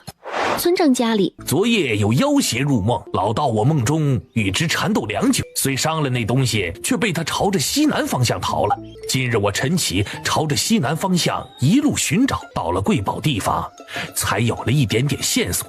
哎呦，这可了不得，有脏东西呀！这可咋办？真是的，太倒霉了。老道长，这可咋办好啊？这药物影响啥不？不行，俺一会儿就回去，让俺家婆娘扫扫屋子，去邪气。都别吵吵了，听听人家大师怎么说。瞅把你们一个个能的。放心，我自下山以来，这种事儿遇到的不少，大家不必惊慌。那村正啊，你一会儿带老道我各处走一走，看一看。我先找到那东西，再思做法镇压，必不叫他破烂你们这大好的风水。陈家村虽没有出过什么大人物，但也都太平平。一听到邪物竟然还可能破坏风水，村正再没有不信的了。老先生，你可得尽快想办法。俺们这村的风水呀，关系到俺们这村里这么多老少爷们儿，这要坏了风水可不成呐。老道我既然来了，必不让那邪物嚣张。随后老道士从包里掏出了一个罗盘，随着村长在各处开始寻找着什么。半个多时辰了，那道士突然一指村子的西南方向，此妖邪必是在那个方位。立马有人指出陈乔良他们家。众人赶到的时候，陈乔乔家里就陈乔乔自己，其他人都去山里捡柴火了。村正大叔，怎么这么多人过来了？是有什么事吗？那道士也不说话，席地而坐，双手掐着法诀，一副高深莫测的模样。陈乔乔出来后，村正就小声的跟他说着发生了什么事儿。啥？我家里有这东西进来？村正啊，您可得让大师给我们好好看看呀！这我们本来就没大人，您这一说，我们更害怕了。老道士念念叨叨的坐了大半个时辰，才在村正的搀扶下站了起来。这宅子有问题啊！哎，你们这之前是不是有高人给你们做过法呀？然后众人就七嘴八舌的开始说起之前这个宅子的前主人疯了，失踪了。凡是进了宅子里的人，不是摔断胳膊就是摔断腿的。哎，你们这儿啊，最近肯定有陈家村以外的生人进了这个宅子，冲撞了宅子里面的东西。本来就已经平静了好多年的东西啊，又要出来了。大师啊，您可真是老神仙，确实是有几个外人来这里了。这可真是，哎呀，早知道说啥也不能让他们进来呀。邪物在你们村的年头太长了，和你们村的风水地脉啊都连到了一起，万万不可再惊动了。大师，我们住在这里，我们是得搬家吗？大师可怜我们吧，我们兄妹4人已经没地方去了。这上天有好生之德，小女子快起来，我观你面相乃是大善之人，住在这里倒也不会惊扰那东西。那大师您看，咱们这需要做些什么呢？怎么弄？您说话，俺们一定配合。就是，这可是关系到全村的事儿，大师怎么说就怎么办。不要着急，这事儿也好办。稍后老道我做一场法事，把那邪物困到那宅子的园子里。你们呢，把园子的外面搭起一面高点的墙，省得外人再进去。以后呢，除了这户人家自己，其他人也不要没事就到那园子里去，可保你们100年太平啊！以后村里出几个有才能的人物都不是问题呀。哎呦，老神仙呐，这可真是好事啊！这一定要按照您说的，明天俺们就找人看看，弄一面墙，省得再有人冲撞了。大家伙一听这村里以后还能出个秀才当官的啥的人物，都是兴奋的不得了。然后道士又吩咐村长弄点黑狗血、公鸡的鸡冠血、童子尿以及祠堂里的香灰，都准备好了之后，那道士就一个人进了那园子，开始了做法，直折腾到了中午才算完事儿。总算是了却了这桩事情。老道，我这年纪大呀，以前哪用得了这么久？以后啊，这宅子你们随意进出都没事儿，只不过那园子就无妨了。这里的事情了了，老道我也该走了。村长哪里答应啊，忙说自家置办了一桌饭菜，还希望老道士不要推辞，又拿出了50文钱要送与那老道士。你们这不是骗人吗？这要是让人家知道了可咋办呢？你不说就没人知道，再说了不想点办法，再有人来了怎么办？那你们也不能骗人啊！再说那道士要说出去怎么办？大哥，你以为三弟像你那么笨吗？三弟跟那道士说，咱们在村里，别人都嫌咱们住的地方倒霉，不跟咱们接触，咱们几个无依无靠的，才让这道士想办法做个法，让那村里的人不要害怕咱们，也和咱们走动走动。你这胆子也太大了！大哥，你看你急啥呀？我和三弟又不是你。这不是说你笨哈。一转眼又过了2天，一件事在陈家村里炸开了锅。那前几天来村里闹事的蔡大山竟然掉茅坑里了，还摔伤了腿。那传话的人说又摔断了腿，又得了风寒，已经下不来地了。活该，跟他说了那园子邪得很，他还去。就是啊，那园子呀年头久了认人了，咱们自己村人进去没事儿，外村的人进去啊肯定出事儿。就是，哎呦，太恶心了，俺得回去了，不听了，再听又要吐了。本来这就是个新鲜事，又因为是去了那宅子才出的事儿，摔断了腿，还掉进了屎坑，这可成了10里8村饭后的谈资。夜里，杨妹睡着后，陈乔生正给大哥二姐说着这事儿。那道士做完法事的第2天，我就给大哥说我去镇子里，就没去砍柴，实际是去了王家村。俺也没敢直接摸进去，老蔡家一看就穷，俺就找那不好的房子，偷摸的挨家挨户的找，竟然看到老蔡家那小崽子在外面玩，然后呢，就听到了他娘的声音，俺顺着那声音找到了他家，然后把从家里包的一小块猪油抹到了他家茅厕的木板上，又把那木板拿东西敲断了一块。蔡大山那么胖，踩上去肯定没好。陈乔乔听得嘴角抽动，这多少有点恶心了。怕他们摔不到，还抓了点虫子，要是摔不倒啊，俺就扔几个虫子吓唬吓唬他们，那虫子从领子里塞进去，俺就不信他们不害怕。我去，陈乔乔已经开始起鸡皮疙瘩了好吗？这还是那个一向沉稳的三弟吗？这是什么魔鬼办法？没想到那上厕所的竟然是蔡大山。呵，蔡大山那屁股那个白哟！哎呦，跑题了。那蔡大山呢，是看都不看，进去就是一顿。别说了，天哪，这也太恶心了。陈乔良也听得有点反胃，这事以后谁也不要提了，就当我们都不知道。隔天，陈乔叫他们带着2斤猪肉、1尾鲤鱼，还有1捆芹菜，还有1两半的学费，带着陈乔生来到了冯夫子的学堂，算是正式的拜师了。玄之回来了。顾玄之父亲为当朝4品鸿胪寺卿顾成炳，母亲为老冯的一个远房表姐，今年16岁。要不是这次顾玄之在京城惹了祸，也不至于发配到这种鸟不拉屎的角落来。表舅，我赌未来的1个月，那个女的，顾玄之指了指走远的陈乔乔2人，每天都会来给他弟弟送吃的、送衣服、送笔。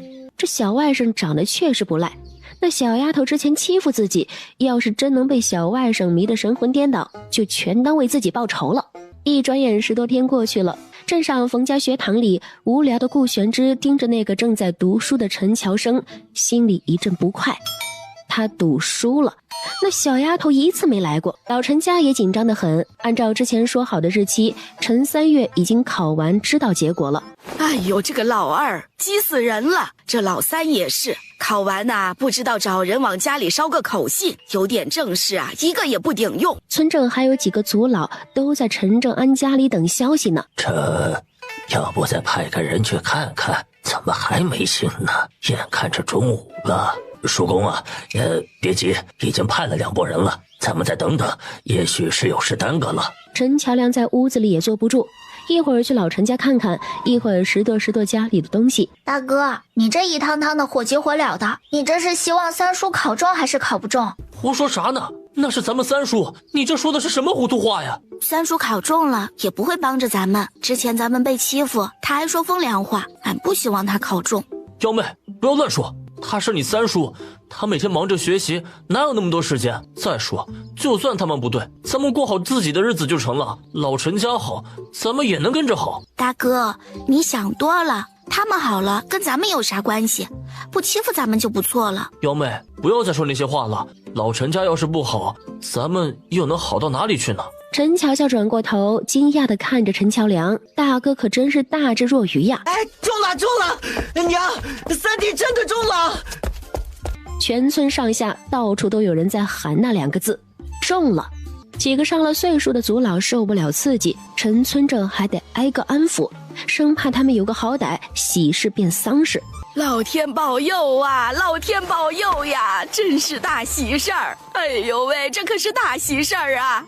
老头子，咱们熬出头了。没出息，嚎什么呀？还不起来喊人买点花生瓜子啥的，一会儿村里人呐都得来瞧热闹。陈老汉心里也激动的不行，他这辈子大部分赚的血汗钱都用来培养陈老三了。哎，爹娘，三弟考中了，他刚从城府到镇子上，被先生和一起学习的几个朋友搬中了奖。俺在镇子里等了半天才等到三弟，马不停蹄的就回来，给你二老报喜来了。成，赶紧的，俺拿钱让你媳妇儿去割肉，去买花生瓜子，还有小妮，别做活儿了，赶紧沏茶倒水，一会儿乡亲们呐就得来家里庆贺了。娘，咱们家是不是得摆几桌呀？还有庆年哥那里要不要使唤人去说一声啊？陈小妮一提到李庆年，声音都娇羞了几分。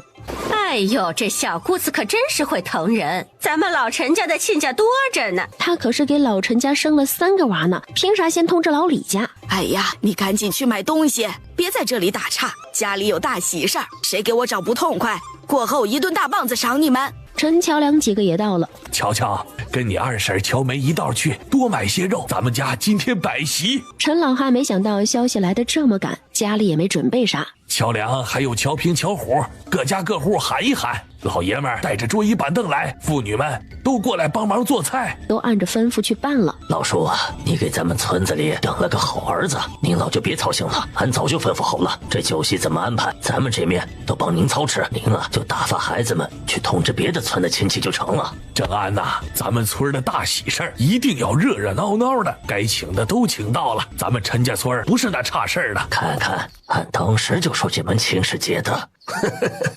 青年，一会儿赶紧收拾收拾，咱们一道去陈家村庆贺。爹，我这还有好多文章没做呢，你自己去吧。李庆年一点也不想看到陈小妮，满脑子都是郝娇娇那白花花的身子。儿啊，听你爹的，不差这一天，这是老陈家的大好事儿，你露露脸，不然成什么了呀？最后李庆年不情不愿地换了衣裳，随着他爹到老陈家去了。幺妹正跟着几个差不多大的孩子摘菜呢。陈幺妹，你是把那桶脏水倒了？俺闹不动，你要去自己去。你个小蹄子，你是来帮忙的还是来混吃混喝的？一桶水你都不倒，那你就滚出老陈家。你以为俺愿意来？你有能耐，你去跟爷说，爷让俺们走，俺们立马走。看俺今天不收拾你，什么东西还敢顶嘴？是不是忘了喂狼的滋味了？今天看俺不打死你！几个帮忙的妇女都看不下去了，这大喜的日子，陈小妮这是作什么妖呢？哎呦，小妮呀，别闹了，让你娘知道可怎么得了？这桶她一个孩子哪拎得动啊？俺去倒。有个好心的邻居实在是看不下去了，赶紧去拦着陈小妮。都给俺起来！这小贱人跟个要饭花子似的，呸！死皮赖脸的，分了家还来俺们陈家，真是不要你那厚脸皮了。小姑，你也知道是分了家的，是不是这里所有来帮忙的，在你眼里都是来混吃混喝的？陈乔乔一句话就把全村来帮忙的妇人都放到了陈小妮的对立面。哼，你们可不就是为了口吃的？哎呀，我们这来帮忙还出错了，谁家差你们家这一口吃的？村里谁家人办事不是图个人多热闹啊？偏你们家还嫌弃上了，真要是嫌弃俺们呐，俺们就都回去。就是，又不是非得来。陈老汉和孙正刚迎着李长海和李庆年进门，就看到了陈小妮在2个妇人的阻拦下，对着一个桌子高的小女娃破口大骂。李庆年的嘴角抽了抽，这母夜叉娶回家能不要吗？这咱们进屋说吧。啊，陈小妮儿！陈老汉大喝了一声，院子里瞬间安静了下来。爹，这庆年哥，人家这侄女不懂事儿，人家这是吓唬他。一边说一边不好意思的捂着脸回头就跑了。下午的时候，陈三月一家才坐着牛车晃晃悠悠地回了陈家村。陈三月一身姜黄色棉布长袍，腰间还难得地挂了一块成色不怎么好的玉佩。王秀云身上是杏黄色绣缠枝蔷薇狐绸被子，里面是淡黄色百褶素裙，衬得整个人贵气又端庄。手边是陈桥洞、陈桥蕊2兄弟，哥哥一身天蓝色，妹妹一身火红。爹娘，儿子叩谢您的大恩。李老太哪舍得自己儿子跪着，连忙上前把陈三月和2个孩子扶了起来。看热闹的众人一边夸陈三月不忘本，一边说着陈老汉一家这些年的不易。王秀云提出要去厨房帮着做饭。穿成这样做什么饭呢？你赶紧出去招待客人吧，别再脏了你那身料子。娘，儿媳这不是想着老三考上了秀才了，儿媳也不能穿得太寒酸嘛，这才穿了一身好一点的料子。你要是不喜欢，儿媳这就去换了去。哼，赶紧照顾俺孙子孙女儿吧，别在俺这儿整那狐妹子的一套，有你干活的时候。王秀云吃了瘪也不生气，顺从的出去了。陈桥洞和陈桥蕊都是镇里出生的，这里他们待不习惯。来之前，王秀云再三嘱咐他们，这是他们爹的大喜事儿，千万不要惹麻烦。陈乔乔一开始帮着买东西，然后又洗刷桌子椅子，现在又开始摆碗筷，帮忙拌凉菜，腰都要直不起来了。幺妹机灵在厨房帮忙，还偷偷拿了个炸丸子塞到陈乔乔的嘴里。三月啊，这次考完应该有不少时间吧？可得在家里多待一段时间呢。四大爷说的是，举人考试还有1年多呢。我虽然也想侍奉爹娘左右，可这时间有些不足。不过我尽量多在家里一段时间。是啊，老三不容易，这科举考试啊，考的可都是真才实学。之前陈老汉已经介绍过了李长海和李庆年，知道陈小妮能找到这么好的人家的时候，陈三月也着实吃惊了一把。李伯父说的是，学问不扎实，进了考场必然要发虚的。我打算一鼓作气，往上再考，也能多为爹娘和村里争光。老陈那算是熬到头了，3月那可是能免30亩的税呢，而且还能免徭役。众人七嘴八舌的开始讨论起这秀才来，还有什么这样那样的好处。他陈三月总算是熬出头了。二哥上午到镇子上听说他中了的消息，那乐的脸上的褶子都多了好几条。还有大哥家那几个不懂事的孩子，这会儿指不定心里多后悔呢。当初根本没多大的事儿，非得闹着分家。陈乔蕊一脸嫌弃地看着村里的小孩，女人们边炒菜边说闲话，男人们则是3、5成群的聚在一起，说着这陈三月多厉害，吵吵闹闹的总算开了席。曹桂芬想偷偷带孩子回去睡觉，被李老太抓了个正着。你个丧尽天良的狗东西，吃东西你最能，干活的时候你跑得比那蛤蟆都快，赶紧给我把这碗筷啥的都收拾了。王秀云啥时候干过这么多活，腰疼的都直不起来了。陈乔乔让陈乔生带着她回去睡觉了，自己和陈乔良在这帮把手算了。哎呦，你奶的话是不管用了呀！这前脚刚说不让走，这怎么我看乔生幺妹咋跑了呢？一天也不知道跑哪里去了，才见这影子。二婶，你那俩窟窿除了能看到肉，就知道盯着我们俩呗。生产队的驴都比你强，管好你自个儿得了。你那么爱管，你咋不去阎王殿帮阎王爷管生死簿呢？哎，你个死丫头片子，咋的还不让人说了？小年纪不学好，还知道和长辈顶嘴了。你也好意思说自己是长辈？你除了岁数像长辈，还有哪里像了？吃得多干得少，废话多能耐少，心眼子多良心少。村口那狗看到你都得叫2声，让你知道自己多讨嫌。娘，你瞅瞅那死丫头，不把我这二婶放在眼里呀？这闭嘴吧你，人家说错了。你吃了多少东西，你干了多少活，你自己心里没点逼数吗？第二天，老陈家经历了昨天的热闹，今天终于能好好的坐下来说说话了。老三呐，你能考上秀才，爹和娘这辈子就算是死了也能闭上眼睛喽。爹，您这说的是什么话？儿子这才刚开始，以后的路长着呢。这老头子，这大喜的日子说这没用的干啥？哎呦我的娘啊，你们享福的日子在后头呢。三弟打小就聪明，这一次可是给咱们老陈家争光了，以后我可是秀才二哥了。等过2年，老三考了举人做了官，咱们一家都跟着三弟享福去，还种什么地呀？一听这话，陈老三王秀云脸色都变了。啥？他们一大家子都要跟着？胡说啥嘞？俺和你娘就种着这点地就成了，爱去呀，你们去吧。爹，您和娘就算不去，没事也可以去溜达溜达，也让儿子尽尽孝心。李老太和陈老汉那也是老成精了的。刚才老二才一说去，老三两口子那脸色他们都看在眼里，心里多少有些不舒服。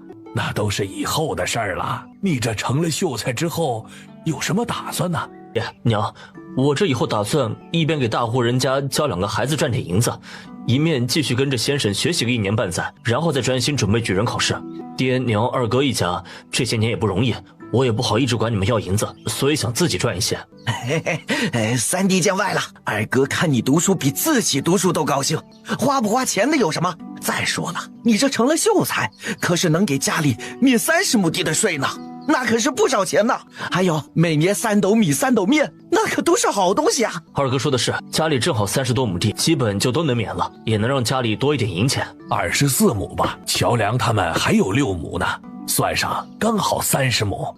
爹，你糊涂了，他们都分家了，当初也说好了，三弟以后的好处他们不沾边。就是那帮狼心狗肺的，凭啥管他们？爹，等我考上举人，免税的多了再考虑大房吧，本来也不多，咱们先捡着自家的来。王秀云这种场合基本不怎么说话，和乡下人没什么好说的。怎么这个家我做不了主了？我说一句，你们都跟着呛呛。爹，俺和三弟不是那个意思，他们都分出去了。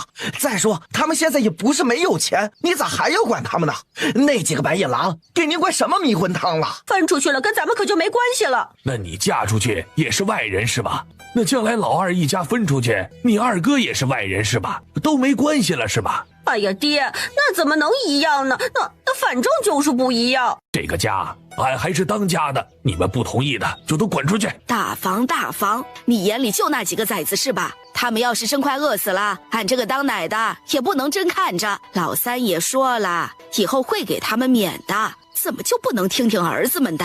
他们2个以后老了，不还是得指望老二老三？怎么就跟个犟驴似的呢？是啊，爹，以后多了，俺肯定想着他们。他们当初非得分家，要不然今天也不会没他们的份，不是吗？好好的一个家，让他们几个给作散了。就是，老三说的对，爹不能光想着他们，俺们二房2个孩子也该上学呢。爹，老三还不是为了您和娘多点收成，他们还年轻，啥都能自己赚。您和娘都年纪大了，就当这是他们大房孝敬你们的了，也是应该的。都闭嘴吧！要气死你们老子是不是？陈老汉的大烟袋咣咣的敲着，整个人气得脸都紫了。爹，您缓口气儿。这要是他们把爹给气死了，他的科举路也就到头了。爹啊，您这快，二哥快去找老崔来。老二愣了一下就往外冲。哦，你们这帮挨千刀的，瞅把你们爹给气的，有啥话不能好好说呀？你们爹要是有个3长2短，谁也别想好。陈乔蕊一路也没停留，直接冲到了陈乔良他们家里。陈乔乔和央妹正研究着咸鸡蛋的事儿。二姐，俺要吃咸鸭蛋，大的。傻丫头，还知道挑大的呢？那你吃大的，大哥就只能吃小的了。不，俺们都吃大的。那咱们都吃大的，小的怎么办？小的后面吃吗？今天吃大的。屋子里传出了阵阵笑声。陈乔良，陈乔乔，你们怎么不去死啊？爷都被你们气晕过去了，你们还在这儿笑，真是猪狗不如。啥？爷晕过去了？乔乔，俺去看看。陈乔良自动忽略了陈乔蕊那些诅咒的话，一个箭步冲了过去。现在装孝顺了，要不是因为你们死乞白咧的要免那6亩地的税，也能晕倒吗？真是一群白眼狼，不要脸。这个点儿，好多人还在家里，七嘴八舌地听着这小姑娘的话。都分家了，还要免那几亩地的税，还把陈老汉气病了。分家咋的了？昨天人家还去帮忙了呢，咋就不能免了？ 30亩呢，他们本来也没多少地，咋就不能免啊？都吵吵啥？乔亮他们可不是那厚脸皮的，这事儿啊，肯定不是乔亮他们提的，肯定是陈老爷子自己想给他们免，这可不能听着小姑娘瞎咧咧啊！是他们是谁？一个个的分了家，还厚着脸皮往上贴。要不是我爹成了秀才，他们昨天才不会去呢。他们跟二叔他们都一样，都是哈巴狗。谁家有这样的亲戚，都倒霉死了。行了，陈乔蕊，你娘知道你在这里扯着你的大嗓门，毫无形象的狗叫吗？你说你是不是没长脑子？人家都说家丑不可外扬，你咋就恨不得全村人都知道呢？咋的？老陈家丢人，你能捡个乐是吗？陈乔蕊一听这话，脸都白了。他娘要是知道他跟那个乡野泼妇似的破口大骂，那还了得呀！你别胡说，我啥时候说家丑了？你们赶紧跟我走，爷晕倒了，你们不担心吗？这个时候，陈乔梅竟然从人群里偷偷跑开了。你这种没脑子的蠢货，以后少来我们家，不然你别怪我拿扫帚把你打出去。对，打出去，坏死了，还诅咒我们，谁稀罕你爹的秀才？俺三个自己烤。老陈家所有人都在外面等着。你们这些驴马乱的玩意儿，一年到头没看你们怎么孝敬，就知道气你们爹，把俺也气死，你们就都乐了。娘，您刚才不也不同意吗？咱们不是一伙的吗？俺这辈子造的什么孽呀？帮你们说话还帮出错来了。娘，爹都那样了，咱们先别吵了，都听爹的还不成吗？是啊，娘，您别生气了，喝口水。他也怕这老爷子老太太有啥事儿，那陈三月可就毁了。爷咋样了？俺听乔蕊说爷晕倒了就过来了。众人谁都不想搭理他，都没有说话。三婶儿，乔蕊在乔亮哥家院子里和乔乔姐姐吵起来了，乔蕊姐让他们都去死，还说他们为了那6亩地把爷给气病了，这辈子都别想沾三叔的光，还说我们二房和大房都是哈巴狗，有我们这样的亲戚都倒霉死了。后面跟上来的陈乔乔听陈乔梅一口气就把重点吼出来了，忍不住心里给她点了个赞。乔梅，你是不是听错了？乔蕊最是乖巧，不会。你个死丫头，不要胡说，谁教你的乱嚼舌根子？陈乔蕊也冲了进来，眼看着就要去打陈乔梅的嘴巴。哎呦，乔蕊怎么打俺们家乔梅呀？这日子没法过了！什么哈巴狗，这孩子怎么说他二叔二婶的呢？小小年纪怎么说话这么恶毒啊？他们二房为了供三房吃了多少苦，他们竟然背后这么说他们。当家的，咱们这些年吃了多少苦啊！三叔这还没成举人呢，咱们这就……哎呀，咱们这真是一片好心为了狗啊！二嫂，这没有啊，我们怎么可能这么说呀？陈乔蕊，谁教你说的这些话？你赶紧给你二婶乔小姐道歉！我凭啥道歉？我没错，他们上次还为难爹。院子里瞬间安静了，马上道歉，不然你就别认我这个爹！王秀云一把陈乔蕊拽进了怀里，像一个护崽子的母老虎一样看了看陈三月。陈三月不自然地转过了头。二哥二嫂还有爹娘为了供我读书，每天在地里干活，就算是有些口角上的争吵，那是大人的事。她一个小丫头，那话是她该说的吗？对不起乔乔姐，对不起二婶，对不起乔梅妹妹，是乔蕊不懂事，她也是看爷那样吓着了，以后肯定不会再这样了。王秀云双眼通红，让儿子道歉还不如让女儿道歉呢。陈乔蕊，你马上给你二婶乔乔他们道歉，否则娘也不原谅你。对不起，是我错了，是我不会说话，二婶不要哭了，乔乔姐对不起。没事，看把乔蕊妹妹委屈的，这小脸多可怜，下次可别学那乡野村妇破口大骂了。陈乔蕊看着陈乔乔那幸灾乐祸的模样，牙都要咬碎了。哎呦，快别哭了，不知道的还以为是二婶欺负你了呢。这话呀可不能乱说，以后都是要嫁人的，这要让婆家人知道，谁敢要啊？算了，都别吵了，你们爹呀一会儿又让你们气过去了。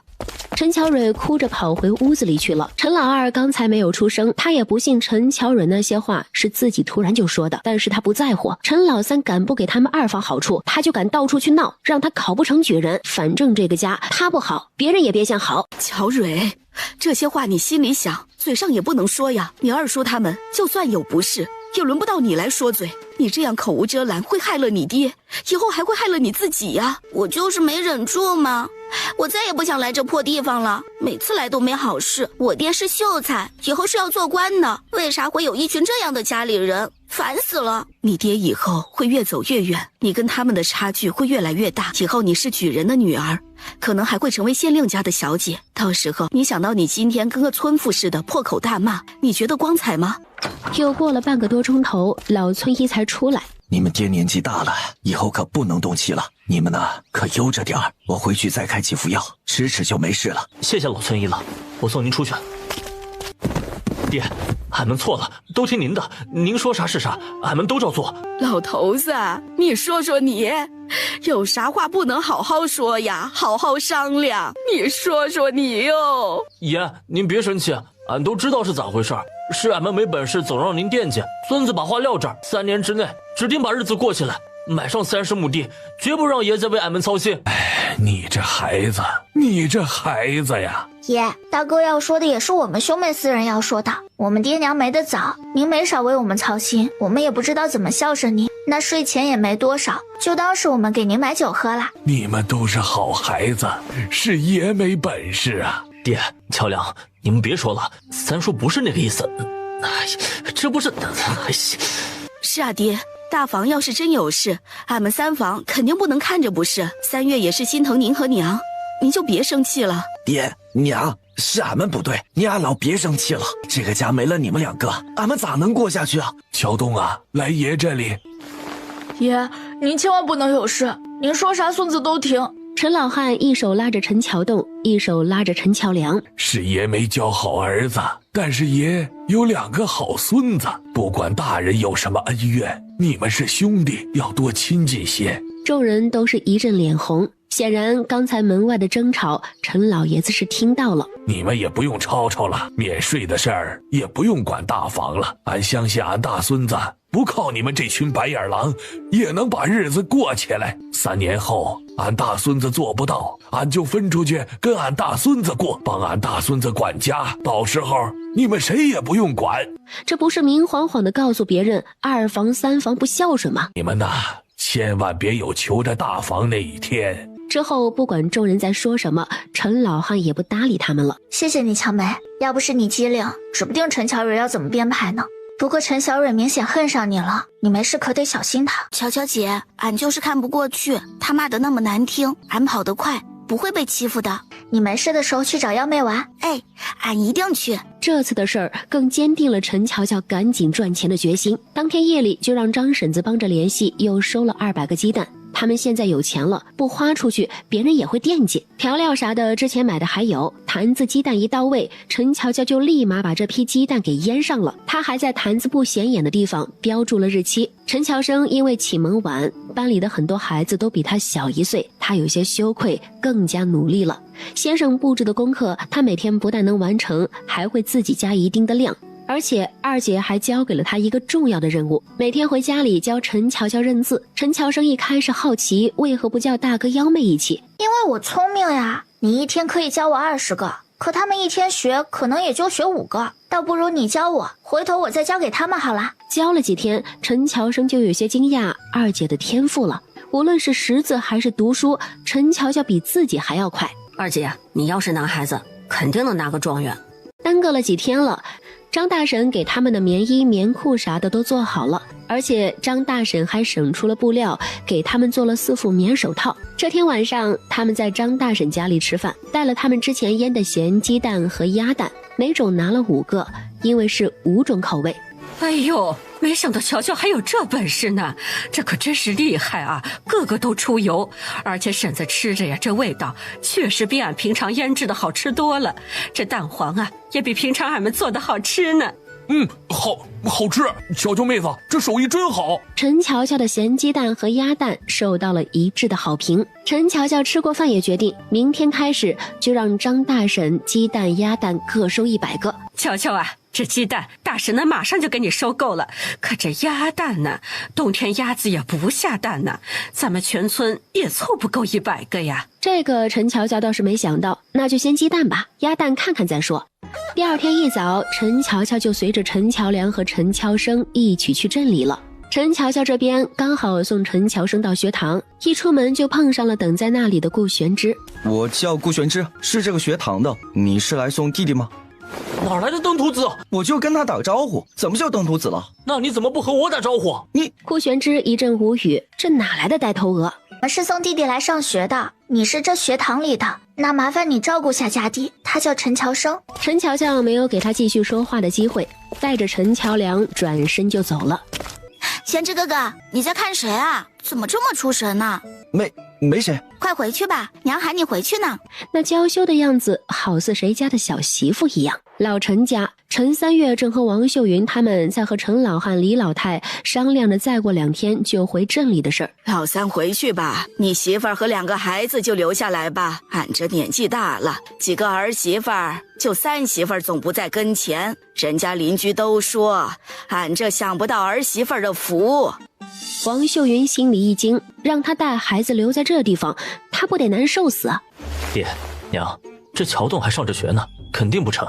秀云也得照顾孩子呀。那就你和乔栋回去，你媳妇儿和闺女留这儿吧。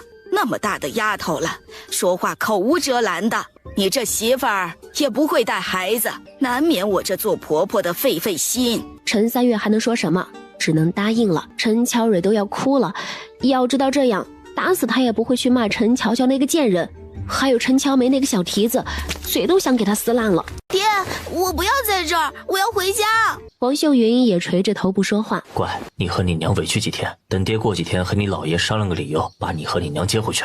乔蕊，别为难你爹了，这事儿也是给你一个教训，以后万不可口无遮拦了。王秀云知道这个事儿没有转圜的余地了，婆婆那口气不撒出来，他们就别想好。你说你折腾他们干啥呀？乔蕊那死丫头的话是平白无故说的吗？如果老三2口子没怨言，没在孩子跟前抱怨过，那孩子能说出那话来？这才刚考上秀才，就敢骂他二叔是哈巴狗，这要真当了官了，他们的眼珠子里还有谁呀？我看呐，老三这心里的孝道呀，是为了狗了。一样米养百样人，你看那乔栋就不错，乔蕊啊是有点歪了，以后嫁人都是个事儿。哎，你个死老头子呀，你肯定得死在我前面，就一天操那没用的心。小妮的婚事办喽，咱们俩这辈子呀，就算对得起所有人了。又待了2天，安抚好王秀云和乔蕊，陈老三才启程的。老二家的，以后饭呢就让你弟妹做吧，你帮着打下手，还有这洗衣裳啥的活计，你三嫂不熟，你帮着一起干。还有乔蕊，每天跟着乔梅喂猪喂鸡，打扫猪棚鸡窝的事儿都拿起来。好嘞，娘，俺肯定好好教弟妹。曹贵芬啥时候领过这种好差事？什么镇里商户家的闺女，如今不也得在他手下听他指挥干活吗？哎呦，弟妹呀，这油可不是这么放的，你这一吨的油啊，咱们家能够吃2天了。你们这在镇里也是这么过日子的，哎呦呦，怪不得银子花得多。哎呦，老天爷呀，这菜咋切这么大块啊？一人一筷子下去，那不就没了？哎呦，弟妹呀，你这喂猪你得把桶拎过来呀。哎呦，弟妹呀，这洗衣服你得用力的搓。哎呀，不对，你得这么洗。才1天，王秀云就要崩溃了，这根本就不是人过的日子。陈乔蕊就舒服多了，啥活都没干。陈乔梅哪里敢管他呀？陈老二也受了刺激，最近也是早出晚归，不知道忙些什么。陈乔生能读书，陈老汉很欣慰，孩子们有钱没乱花，又担心他们的钱不够，心里总惦记着。娘，咱们什么时候回去啊？我想姥姥姥爷了，想爹了。今天他都没有吃饱，他还想再吃的时候，竟然被奶骂了一顿。傻丫头，想早点回去，咱们就得听话。你奶让干什么就好好干，可奶一点也不讲道理，家里的活二婶他们干不成吗？不要乱说，你奶是长辈，你怎么可以说长辈坏话？你这口无遮拦的毛病什么时候能改呀？难道你以后不想嫁个好人家吗？这不就咱们2个吗？在外面不会的。陈乔蕊从小娇惯着长大，什么时候受过这种委屈？第2天一早，天刚亮，曹贵芬那大嗓门就在外面喊了起来：弟媳妇，这都什么时辰了还不起床啊？给爹娘小姑他们烧洗脸水呀，还有这饭也要做了呀。你这在镇里也是睡这么久吗？王秀云稍一动弹，这浑身就跟散了架一样。这就起来了，二嫂，不劳你操心。乔蕊，起来了，今天可不能多懒了，跟着乔梅好好干活，不然你就别想回镇子里了。乔蕊呢？赶紧的，这鸡都饿了，赶紧起来收拾鸡圈喂鸡。陈乔梅一句话都不说，自己拿着工具去打扫鸡圈了。哎呦，三弟媳，这干的是啥活呀？以后你们家二房的小平、小虎读书，难道就没有用得着他三叔的地方吗？你现在这么糟践人，曹贵芬，你没长脑子吧？曹贵芬愣了愣，没说啥，才上手帮着把柴火点着了。俺们可指望不上他三叔，这才刚考上秀才，就不把俺们这哥嫂放在眼里了。陈乔梅就知道在背后说人坏话，跟你娘一样。陈小蕊，你不许说俺娘！哼，你娘不是吗？天天出去扯老婆舌，东家长西家短的，哪有她不说的？那也轮不到你这个死丫头说，你赶紧干活。乔梅，你怎么这么没用啊？啥都自己干，不知道告状吗？让陈小蕊装鸡粪。陈乔平平常在村里也是调皮捣蛋的，他走过去一把推开陈乔梅，把装鸡粪的筐往陈乔蕊脚边一放。陈小蕊，你赶紧把这个倒了去，不然俺立马告诉奶，让你们回不去镇子里天天挑鸡粪。我就不去，脏死了，要去你自己去。陈乔平拿起鸡粪筐就往陈乔蕊的怀里推，陈乔蕊也用力的往回推。哥，你们别吵了，俺来吧。滚一边去，你这个窝囊废，这都能被人欺负。陈乔蕊本就人小力气小，没几下就被推得连人带筐倒到了地上。陈乔平，你个没教养的，我跟你没完！陈乔平还在那得意的笑呢，哪想到陈乔蕊还敢挠他，反应过来就又把陈乔蕊推到了地上。李老太赶到的时候，陈乔蕊还往上冲要打陈乔平呢，披头散发的，浑身鸡粪。陈乔平也没好到哪去，脸上被陈乔蕊挠了好几道血痕。哎呦，这帮小王八羔子！老二，赶紧把他们扯开！王秀云一把拉过陈乔蕊，看有没有受伤。陈乔蕊的身上都是鸡粪，腿上还有几个鞋印，是陈乔平踹的。娘啊，乔平是哥哥，怎么能这么欺负乔蕊呢？有啥事儿不能好好说呀？活该，谁让他不干活？都让陈乔梅那个熊蛋包干，他还骂俺娘，说俺娘到处扯老婆舌。你娘爱扯老婆舌，全村的人都知道，你不知道吗？陈乔平，我跟你拼了！说着还要往上冲。陈小妮是过来看热闹的，一群小王八羔子就知道打架了，有那能耐朝外人使啊！自家人哪有什么本事？你们都好好管教管教孩子。陈乔平，你个小兔崽子，天天撩猫逗狗的到处乱晃，眼看着还没收拾你呢，你又惹祸。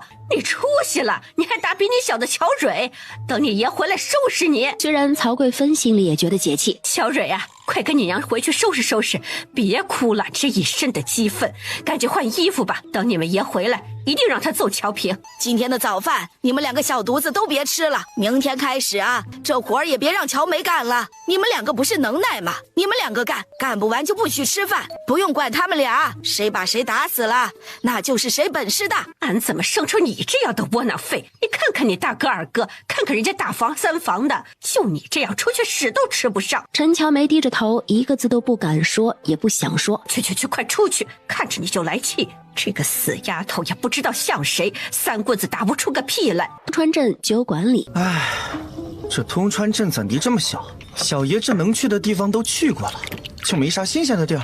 顾少，咱们这儿哪赶得上您的京城呢？要不快！哎呦，少爷呀，咱们出来之前，老爷可是嘱咐了，你磕了碰了的，小的这条命就没了。是啊，顾少，小九哥说的没错，还是算了吧。算什么算？崇德，你可别拆台，叫上和你相熟的小伙伴，咱们研究研究，去哪打猎。晚上，刘承德说了2处，一处山上有个寺庙，可以逛逛，山不大，没听说有动物。另外一处就是陈家村附近的老爷山，那山里据说有野猪还有狼。顾选之当然选第2个了。陈乔乔的鸡蛋都已经腌上好几天了，陈乔乔打算有机会带去县城的酒楼试试，实在不成他们自己拿到镇上直接卖也可以。陈乔良这几天还是时不时的去山里砍柴火。姐，大哥他们怎么还没回来？陈乔乔也有点纳闷，平常这个点早就到家了，今天天都黑了，2个人还没回来呢。他把幺妹送到了张大婶的家里。兔子，去跟你乔乔妹子莹莹他们，许是有啥事儿在镇上耽搁了。乔乔也别着急，这都是常有的事儿。2个人才一出门，就碰上了回来的陈乔良和陈乔生。大哥，你们陈乔乔刚要说话，就发现陈乔梁还背着一个人，后面拖拖拉拉的跟着4、5个。乔乔，先回屋，这有人受伤了。陈乔乔也没有多说什么，赶紧带着一堆人把门打开，让他们先进屋。一看清那人的脸，陈乔乔都醉了。这不是冯先生家那亲戚吗？什么情况？你等一下说姐，我先去找老村医过来看看。他这个腿摔了一下，然后下山的时候又崴了一下。顾玄之看到陈乔乔一阵无语，这也太没面子了。但是他的腿实在是太疼了。陈乔乔没有做那么多吃的，这7、8个人呢，指定不够吃呀。没办法，他又去做了一些，一边做一边心疼自己的菜。陈乔乔又煮了5个咸鸡蛋、5个咸鸭蛋，一大锅的萝卜炖土豆，还有半盆半的晒的野菜。心疼的陈乔乔直抽抽。没一会儿，老村医就到了，先是给顾玄之检查了一番，又是捏又是让他动的，还行，骨头没断，也没什么大碍，敷点我做的药膏，3、5天别下地就好了。老村医给他们开了不同的药膏，告诉他们1天3次的抹。顾玄之满脸的不可置信，这要是在他们家，势必要吃上半个月的汤药，还要抹7天的药膏，其他的那也是不少的程序，怎么到这么简单呀？大夫，我们带钱了，您看要不要开点别的药啊？信不过拉倒，俺这可是祖传的配方，一般人可不给用。谢谢大夫，您看多少钱？10文钱。啥？多少钱？10文？您这不是祖传的吗？这老头竟然敢给他们少爷用几文钱的药膏，你还嫌少了？你要给10两，俺也不嫌多。老村医看病不错的，这个药膏挺好用的，村里不少人都在用。陈乔生把还要犟嘴的小九拽到了一旁，小声地说：而且这么晚了，你们回镇子上也不方便，这附近也没其他大夫了。小九子这才作罢，抓了一把铜钱塞给了老村医。哟呵，俺这看了大半辈子的病，第一次有人多给这么多的呢。最后还是陈乔生把人送了出去。过了一会儿，陈乔家的饭做好了，众人在山上又冷又饿的，看着桌子上那平常看都不看一眼的玉米饼子，竟然觉得应该能不错。还有那个个流油的咸鸡蛋、咸鸭蛋，有几个人竟然咽口水了。都别看着了，俺们这实在没啥好吃的，你们将就着吃吧。没事没事，陈家弟弟客气了。要不是你们，我们这会儿指不定在哪里呢。大家都别看着了，抓紧吃吧。吃完再商量是回去还是怎么着。大家围在一起呼噜呼噜的吃了起来。倒不是陈乔乔做的多好吃，实在是众人都饿得不行了。汤足饭饱之后，几个人就开始研究怎么回去的事了。顾玄之大手一挥，除了小九子，其他人都回去。呼啦啦一群人，来得快走得也快。顾玄之靠着墙坐在炕上，打量着陈乔乔他们家，这也太穷了，用家徒四壁4个字形容一点也不为过。收拾的还算整洁，但是整个屋子里一件像样的家具都没有，他实在想象不出来还有这么贫穷的地方。陈小蕊，俺已经扫完了，你去倒鸡饭，你不倒俺就去和奶说，你一会儿就别吃饭了。天天就会背后告状，丢不丢人呐？算什么男人？反正俺不惯着你，俺又不是陈乔梅，明天你扫俺倒，你休想占一点便宜。倒就倒，以后谁嫁给你就是瞎了眼。不用你操心，连鸡粪都收拾不好，你以后嫁人一天得让人家打8遍。我撕了你的嘴！一边说着，一边朝陈乔平冲了过去。陈乔平懒得搭理他，他要再敢动手打陈乔蕊，估计他也就真该收拾他了。陈乔蕊本来想回家呢，就听后面传来老村医媳妇儿和别人唠嗑的声音，说什么昨天去陈乔良家看病，那家里来了不知道是亲戚还是什么的人，看病还给赏钱，10文的药费给了30多文呢。哎呦，这是傻子吧？给这么多？什么傻子呀？那一看就是有钱人家的小公子，人家大地方来的，都有这规矩，都给赏钱的。陈乔蕊强装镇定，回家就把刚做好饭的王秀云叫回了屋里，说了这事儿。陈乔乔才多大呀？这家里怎么还有别的男的？难道他们的钱是这么来的？这也太不要脸了！陈乔乔那死丫头才12岁就……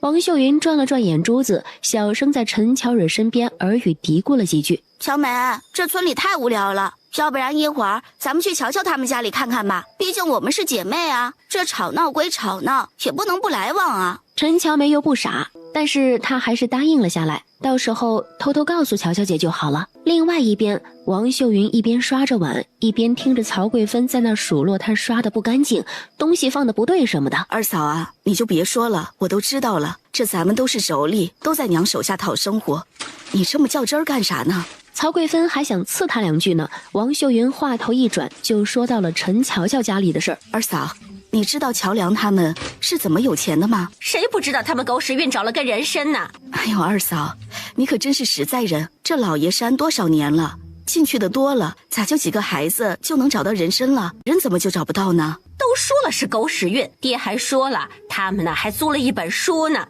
上面有人参的样子。找了好几天呢，你以为人参是大白菜呢？那么好找？今儿早上我上茅房，听到外面有人说话，你知道说什么吗？这村里还有俺曹贵芬不知道的，你说说看。我听说昨天陈乔梁他们家里来了个有钱人家的公子，那给人赏钱就是30文钱呢。啥？赏钱30文？30文赏钱？老天爷呀，这钱来得太容易了吧？听说是一个公子，你说什么人家的公子来咱们这破地方出手这么大方？哎呦，俺的老天爷呀！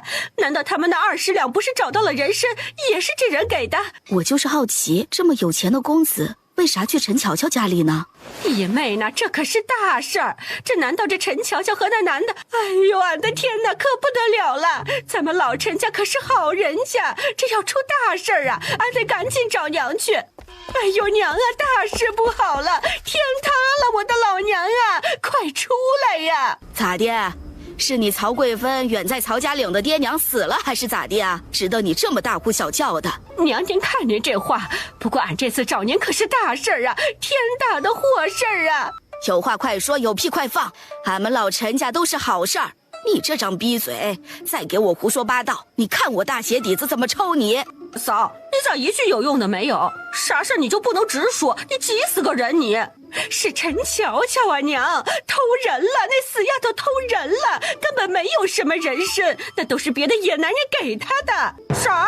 他这年后就要成亲了，这要是让人知道他们老陈家出了这么败坏家风的贱人，那他的庆年哥哥得怎么看他？顾狗子，这是陈乔乔给顾玄之起的新名字。少爷啊，咱这吃完饭就回去吧，省得冯舅舅担心不是？是啊是啊，乔生一会儿要去书院，大哥借个牛车，把顾少爷也一道送回去吧。再待下去，他家这粮食下的也太快了。陈家姑娘这是在赶顾某人吗？再说，今天不是巡修吗？乔生弟弟今天不用去学堂吧？我们家这条件穷得连个桌子都没有，碗都要不够用了，粮食也是吃了上顿没下顿的，怎么好招待贵人呀？等以后我们家盖了大房子，再招待您过来好啦。陈姑娘都这么说了，我们还哪好意思继续待下去啊？粮食都没有下顿的了。顾公子脚还没好呢，一会儿让老村医再给看看再说吧。陈乔梁被陈乔乔一番话说得有点尴尬，这不明摆着赶人吗？梁哥，乔乔姐，你们在家吗？乔蕊、乔梅啊，这是有啥事儿吗？乔梁哥，这不是我实在太无聊了吗？想着来和乔乔姐幺妹一块玩嘛。你们在干嘛呀？吃饭吗？陈乔蕊一边说着，一边拉着乔梅绕过了陈乔梁，径直进了屋子。乔乔姐，你们家有客人呢。没事，赶紧滚，不欢迎你。看你吃不下饭。乔梅坐一会儿，一会儿幺妹吃完了你们一起玩。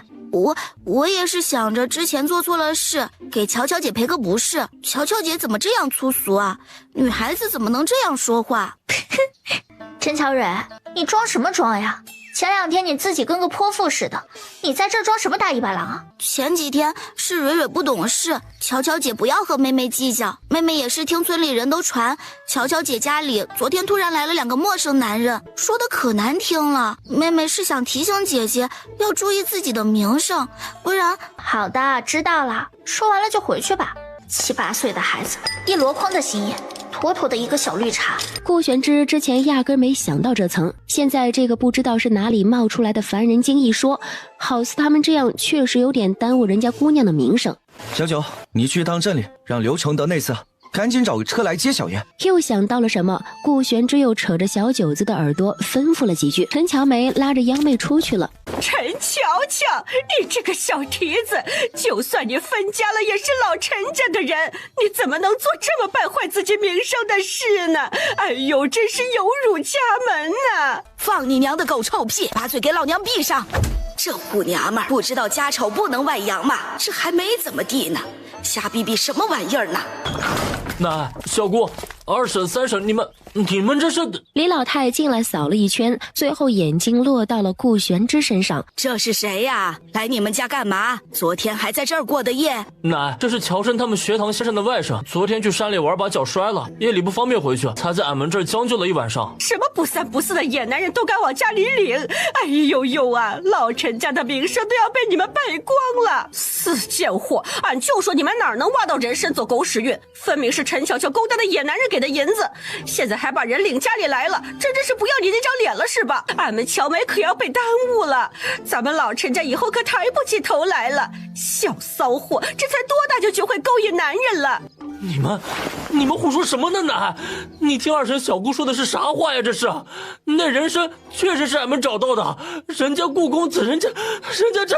是的，奶，顾少爷确实是我们学堂先生的外甥，一会儿人家朋友就接走了。而且昨天你们学堂还不是靠着你姐姐勾引人的本事？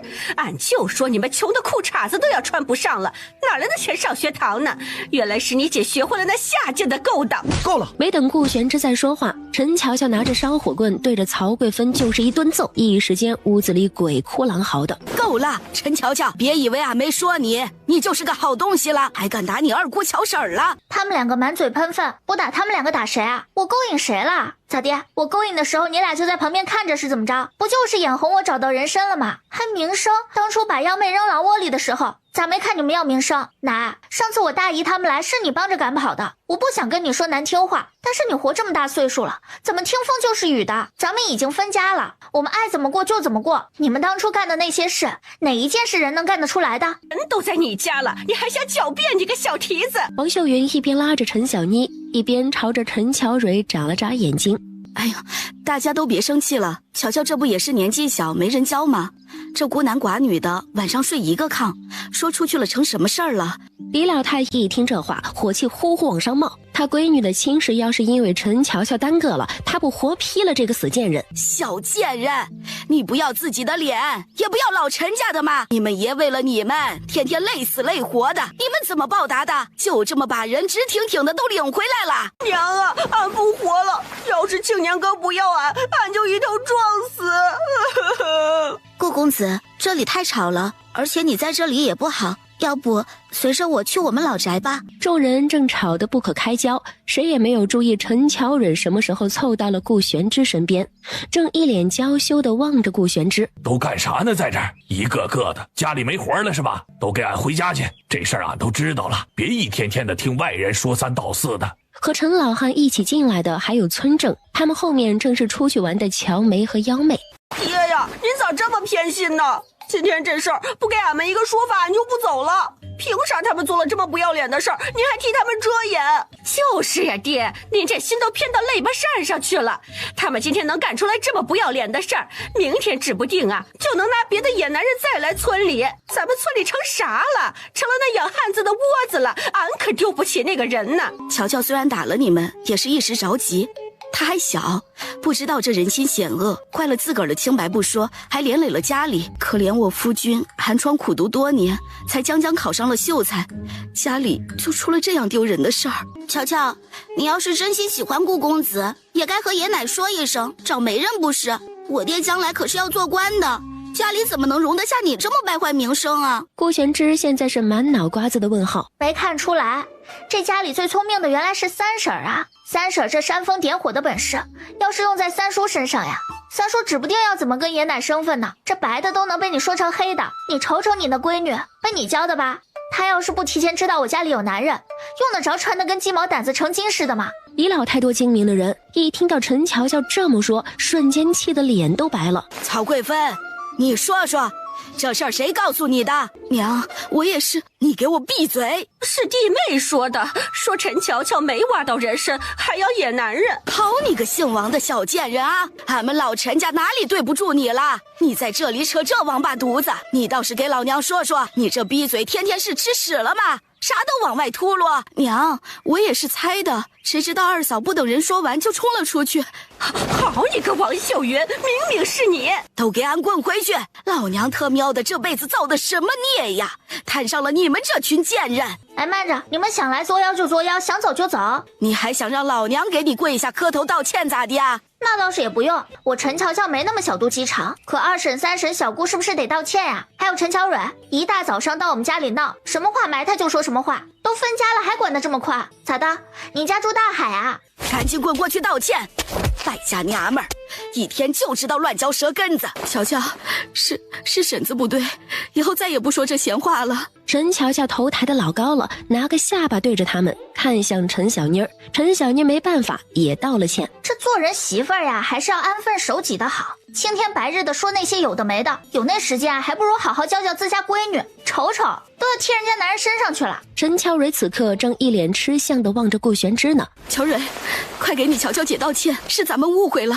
乔乔姐，是我们错了，我们也是担心你才误会的。是，对，你说的都对，下次不用了，记住啊，以后都不用了。都别吵了，这是你们老陈家的名声问题吗？这是咱们陈家村的名声。老梁昨儿夜里就找过俺了，俺都知道了。人家乔乔带走幺妹，在张大平家里住，柱子跟乔梁他们在这里住。你们这些无知的妇人，也不先问问是咋回事，就会撒泼打滚，真是泼妇啊！陈村正都听不下去了，气得一口气说完就摔门走了。赶紧回去，不让人家几个孩子过几天消停日子了是吧？叫家精！李老太的脸色也是一阵青一阵白。让你胡咧咧，让你搅和，还鼓动俺来替你丢人现眼。哎呦娘，都是王秀云那个亏良心的下三滥的玩意儿，不好好教育他，他指不定背后怎么撺掇老三呢。老三总跟家里要钱，指不定就是这个小娼妇怎么使的坏呢。李老太打完也顾不上其他人，拖拽着死狗一样的王秀云就往外走。过狗子也不太敢说话，陈乔乔可不是那些乡野老娘们只知道骂人，她可是真动手啊。顾少爷，抱歉啊，都是一场误会。叫我玄之就好了，没事的。我们深宅大院里的事比这龌龊多了，动不动就是一条人命，你们这算得上什么？陈乔蕊一看就不是好人，还要俺和他一起来。俺想看看他要对你们做什么坏事，就来了。乔梅姐，以后他要再使坏，你告诉俺们两个想办法教训他。乔梅有些尴尬，那些人里有她的亲娘。别气了，赖我，给你们添麻烦了。他们想闹找不到这个理由，还能找到别的呢。谁家还没有几个奇葩亲戚呢？你就当他们是耍猴呢。不，狗子，你说谁是猴呢？你叫我什么？顾什么？你听错了，我叫的是你名字。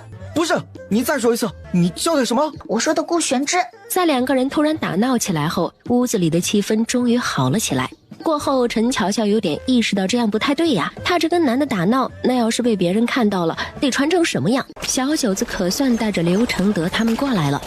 可没想到这一车的东西竟然都是给陈乔乔他们家的，50斤大米，50斤白面，5斤白糖，5斤红糖，20斤猪肉，另外还有一个小礼盒。拿都拿来了，可没有带走的道理。昨天打扰你们了，还害得你们去隔壁邻居家住，这些是谢礼。陈乔梁一顿推拒，最后还是陈乔乔做主收下了。对了，万小宝，你不是有事要和乔生说吗？怎么不说了？那小胖子不好意思的挠了挠头。你们这，我就是开玩笑的，不当说。刚才是谁说哪怕是花钱买也要买几个回去的？这怎么又不当说了？你个二货，家里做吃食生意的还惦记人家的咸鸭蛋，真是笑死我了。这位万小哥，你喜欢吃我们腌的咸鸭蛋？乔乔姑娘，我觉得你们家里的咸鸡蛋鸭蛋比我在外面吃过的都好吃呢，想花钱买一些回去给我爹尝尝。万小宝，你一个人贪吃也就算了，你怎么还拉上你老子？你老子知道了不扒了你的皮呀！所有人听了这话都忍不住笑起来。哎呀，你们说什么呢？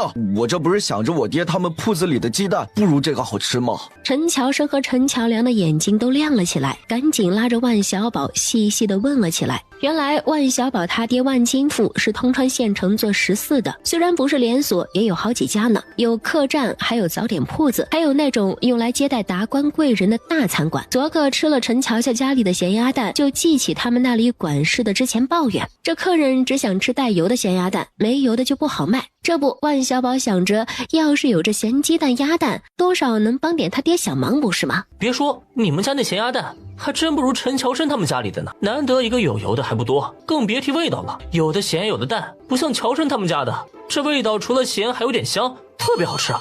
是啊，就买陈乔生他们家里的吧，不知道他们家鸡蛋多不多。我们家这鸡蛋就是我二姐研究出来的，打算之后卖了补贴家用的。陈家妹子，快去拿下来，让万小宝直接给他爹带回去，看看货好了。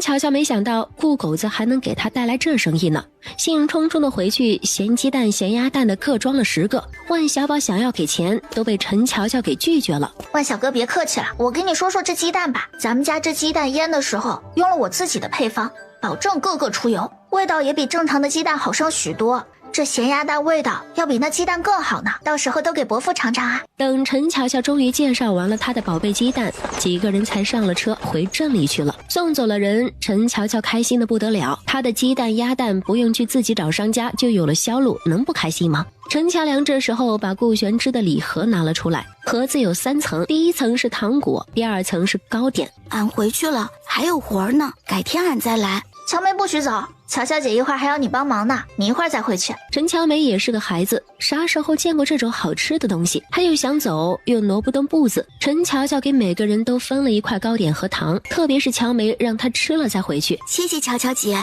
这糖可真好吃。李老太回家就气病了，她这辈子是不讲理，但是啥时候受过这种窝囊气？让王秀云那小贱货当了枪。王秀云这回是真的怕了。你说那少年一看就是有钱人家的，你个虎娘们儿，不讨好人家要点赏钱，跟着瞎起什么哄啊？陈老二有点厌恶地看着曹贵芬，这娘们真是一无是处，又馋又笨的。明儿个俺去找趟三弟，他这脚家精的媳妇儿，干把娘气病了，好个家给弄得乌烟瘴气的。晚饭李老太没吃，陈小妮瞪了王秀云好几眼。以前觉得这个三嫂见谁都笑眯眯的，没想到也是个缺德烂废的。娘，儿媳知道错了，你有什么气就打儿媳妇儿出气，可千万别气坏了自己的身子呀。我老天拔地的，指不定哪天就死了，可配不上你王大小姐的一碗面，还是端回去自己吃吧。娘，儿媳真的知道错了，儿媳也是听老村一媳妇他们在外面说话，一时着急才。娘再给儿媳一个机会吧，你真当老娘瞎了眼睛呢？不就是上次你那心肝宝贝的闺女受了委屈，你想替她出口气吗？儿媳再也不敢了。您看在儿媳给老陈家生了2个孩子，这些年伺候老三的份上，饶了俺这次吧。是俺错了，是俺错了，是俺错了呀！这次饶你一回，要是再敢把你那点小心眼子使到俺身上，俺就让你知道马王爷有几只眼。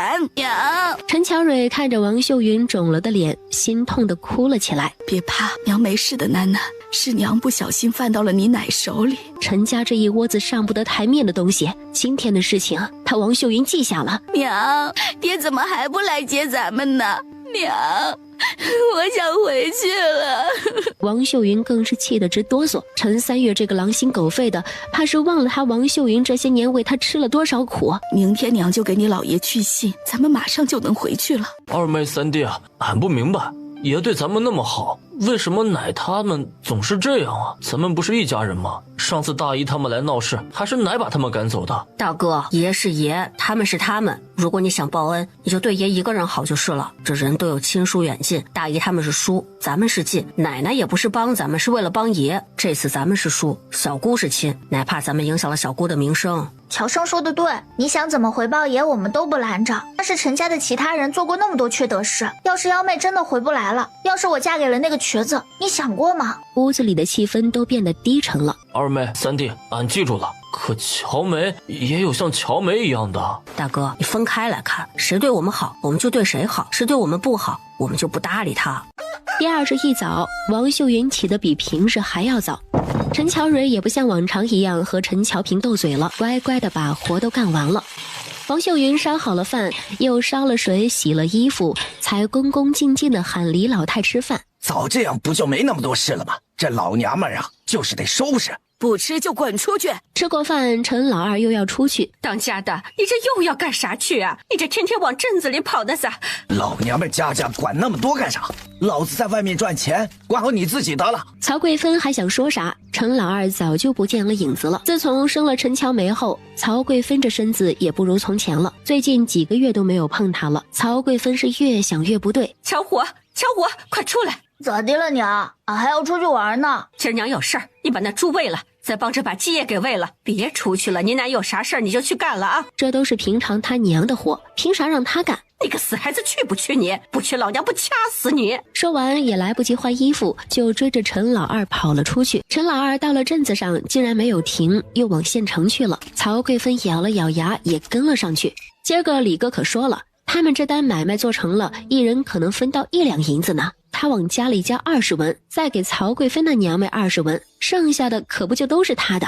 到时候他就可以给马翠莲买块布了。陈老二一想到马翠莲就心痒痒的不行。马翠莲不是别人，正是陈家村的马寡妇。马寡妇30出头，虽不怎么打扮，却白得很，走起路来那屁股一扭一扭的，不知道勾走了村里多少老少爷们的魂。呸，又不知道勾搭哪家老爷们了。咱们村怎么有这么个玩意儿？哎呦，可把老爷们看住吧，一个个的裤裆都管不住，不看住了有你们哭的。马家妹子，今儿去镇里干点啥呀？老娘要不是为了勾搭你，用得着没事去那镇子里吗？陈二哥哥，人家买一些盐，家里没有盐了。这一声二哥哥把陈老二魂都给叫没了。好，二哥哥正好去镇里，这都一个村的，一道去吧。奴家也是想着有个村里人照应着，不然碰到那登徒子，奴家。妹妹放心，哥哥照应你，都是一个村的，肯定不能让别人欺负了你去。就这样，两个人一路有说有笑的去了镇上。夜里的时候，陈老二准时在镇里等到了马寡妇。陈家二哥哥这是干嘛去了？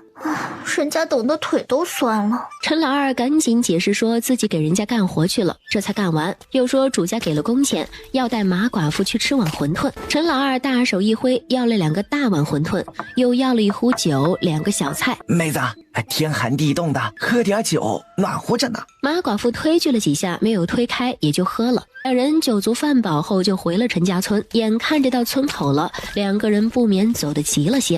哎呀，好痛！陈老二瞅了瞅四下无人，赶紧把陈寡妇扶了起来。二哥哥，人家摔得好疼，没有力气了。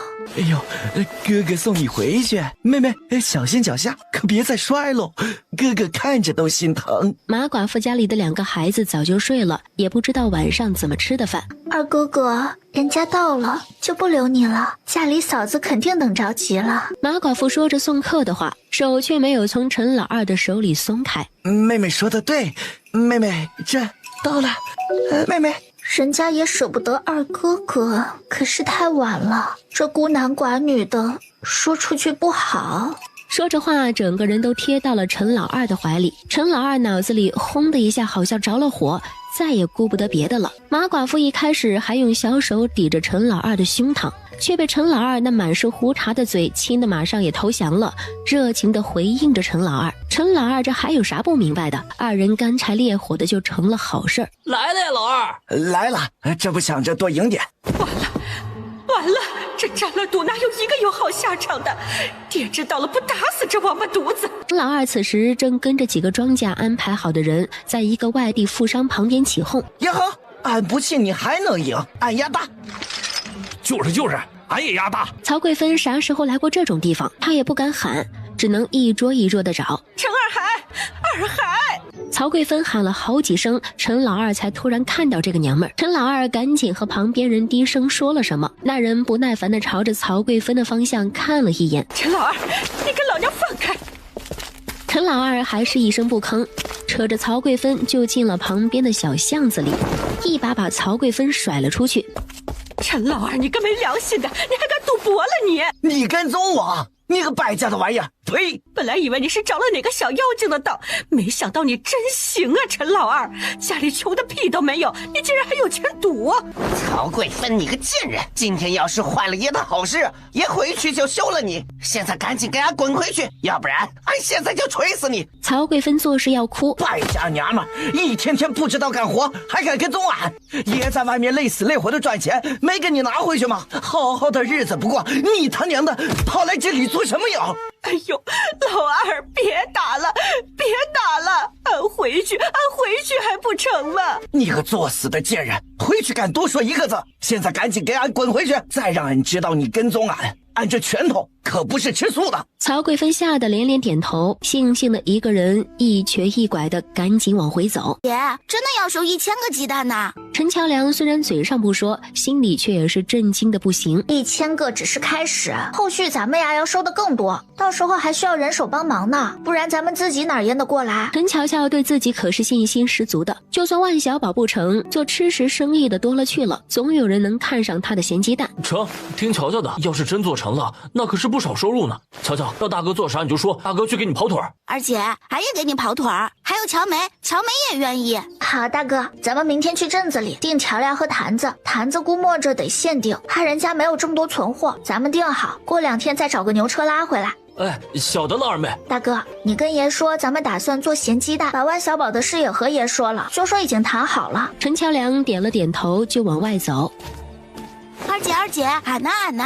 幺妹啊，去隔壁告诉张大婶，咱们家要收1000个鸡蛋，让张大婶帮着咱们收，咱们出1两银子，多收上来的，就算给张大婶的辛苦费了。张大婶要是不想留鸡蛋，那也1文钱一个卖给咱们都收。张大婶正在那发愁呢，他们这冬天呀柴是足够了，但是手里是1分多余的钱都没有了。娘，要不俺也干点啥？听说给人家绣荷包啥的，也能赚点补贴家用。翠花啊，那钱哪是那么容易的？咱们哪有那好的花样子？再说了，那彩线那什么的都得另外花钱，咱们现在哪还有那闲钱？张大婶在家吗？是幺妹吧？快进来，都在家呢。是来找小丫玩的吗？张大婶，俺不是来玩的，俺姐让俺来和您说事儿呢。小幺妹，你姐让你来和俺娘说的是啥呀？俺姐说俺家要收1000个鸡蛋，让张婶帮收，到时候俺姐给张婶1两银子。张婶，什么来着？哦对，张婶不管收多少，最后只要给俺们1000个鸡蛋就好了，剩下的就当给张婶的辛苦费了。啥？你们家要收1000个鸡蛋？老天爷呀，这妮子听错了吧？没有，俺姐说了，俺家以后要卖咸鸡蛋，之后还要收的更多呢。这么多？乔乔说什么时候要了吗？越快越好，俺要回去了，还要帮俺姐干活呢。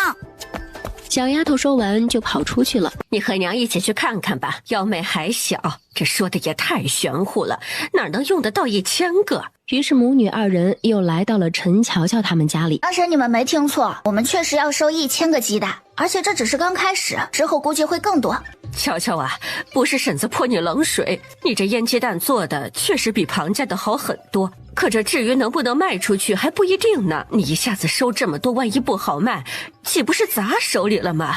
咱们这也吃不完这么老多呀。张婶您放心，销路我们已经找到了，就像幺妹和您说的，1两银子您给我们收上来1000个鸡蛋，如果有多出来的，就算您的辛苦费了。您要是家里吃不完这么多鸡蛋，也可以1文钱一个卖给我。乔乔啊，张婶知道你是想帮张婶，可是咱们都是邻居，帮点小忙怎么还能要钱呢？张婶儿，这可不是小忙，你想想，1000个鸡蛋，您得收多少家？得去多少个村里收？俺大哥要帮俺买坛子，三弟还要上学堂，幺妹也还小，俺自己忙不过来，不找你也是找别人，到时候不还是要给工钱？万一您收的时候没有多几个呢？我还怕亏待了你们呢。乔乔，你都这么说了，张婶也不推辞。婶子家里吃饭人口多，这到了冬天呢都闲着，你这活呀就给俺送上门来了。那成，张婶，俺们家的鸡蛋肯定是长期要的，等之后具体定了，到时候张婶你们家就在门口竖个鸡蛋的牌子，也省得你们到处去去跑。张婶一听，还是个长期的活，喜得都不知道怎么的好了。陈家人呢？你们三儿媳妇娘家捎口信来了。娘，我娘他们应该是想我了，我出去看看成吗？李老太没抬眼睛，嗯了一声，算是同意了。俺可帮你捎口信了啊，你答应的好处不能少了俺的。王秀云赶紧点头说，等回了镇子，他再去他们那里买东西，就送他一斤红糖。你娘说了，你这刚捎口信，他们马上来也不好，让你们等2天。另外啊，你娘让你有个心理准备，说是你家男人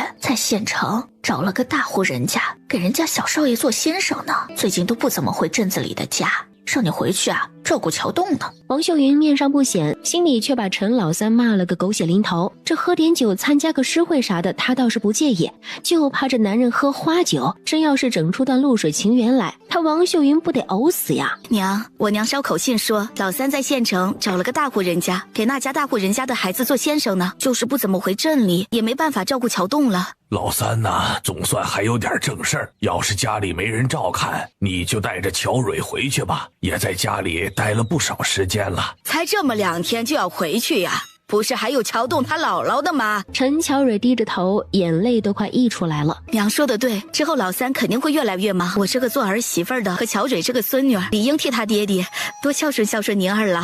娘说的对，爷奶对俺们的好，俺们都记得呢。娘，我们回去不告诉爹一声吗？他心里要是有我们，至于让我们受了这么多天的罪吗？一想到陈老三那个狗男人不知道在哪里厮混，王秀云就恨不得飞回镇子里扒了陈老三的皮。娘，我再也不想回陈家村了，咱们以后别回来了。乖女儿，你要不想回来，你就得好好学管家，学女工。如果你以后嫁得好了，到哪里人家都捧着你，高看你一眼。王秀云带着陈乔蕊径直回了王家。哎呦，我的外孙，这怎么瘦了还黑了呀？哎呀，以后可别回去遭这个罪了。你爷奶要是想你们呀，就来镇里看看你们。这花骨朵一样的小姑娘，在乡下都搓磨成啥样了？娘啊，先别说了，让吴婆子赶紧弄点水，弄点吃的。我和乔蕊先洗洗，你容我们歇口气再说话吧。吴婆子，赶紧烧点水，让秀云和乔蕊洗洗。半个时辰后，王琴是不可置信地看着桌子前狼吞虎咽的娘俩。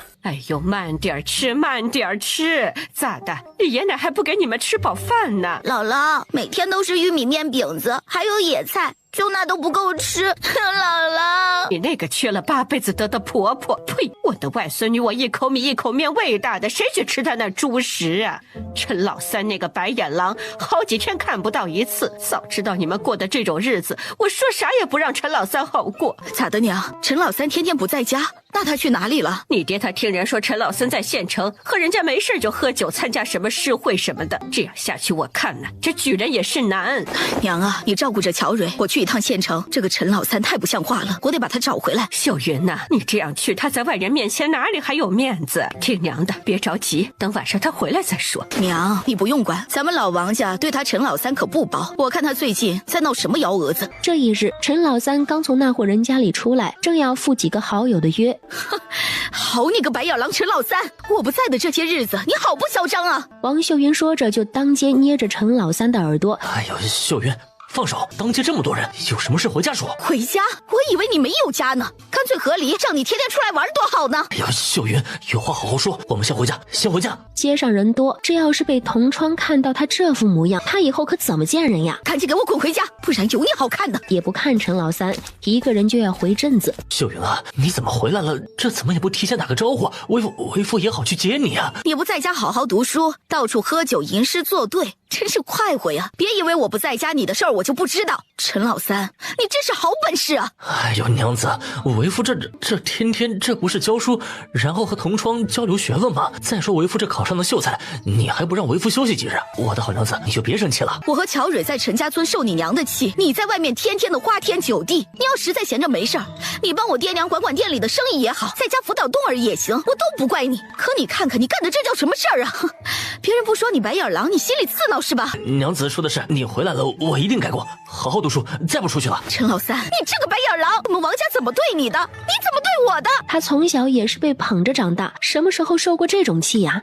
娘子，我错了，我再也不敢了。王秀云还是不解气，对着陈老三是又打又捶的。爹娘，嫁鸡随鸡，嫁狗随狗，我认了，你们往日里补贴女儿的够多了，这次的事儿女儿想通了，你们以后不用管我们了，我想吃得好喝得好，我回娘家就是。王掌柜点了点头，这个陈老三这段时间是有些过分了，给他点教训也是应该的。女儿啊，这怎么成？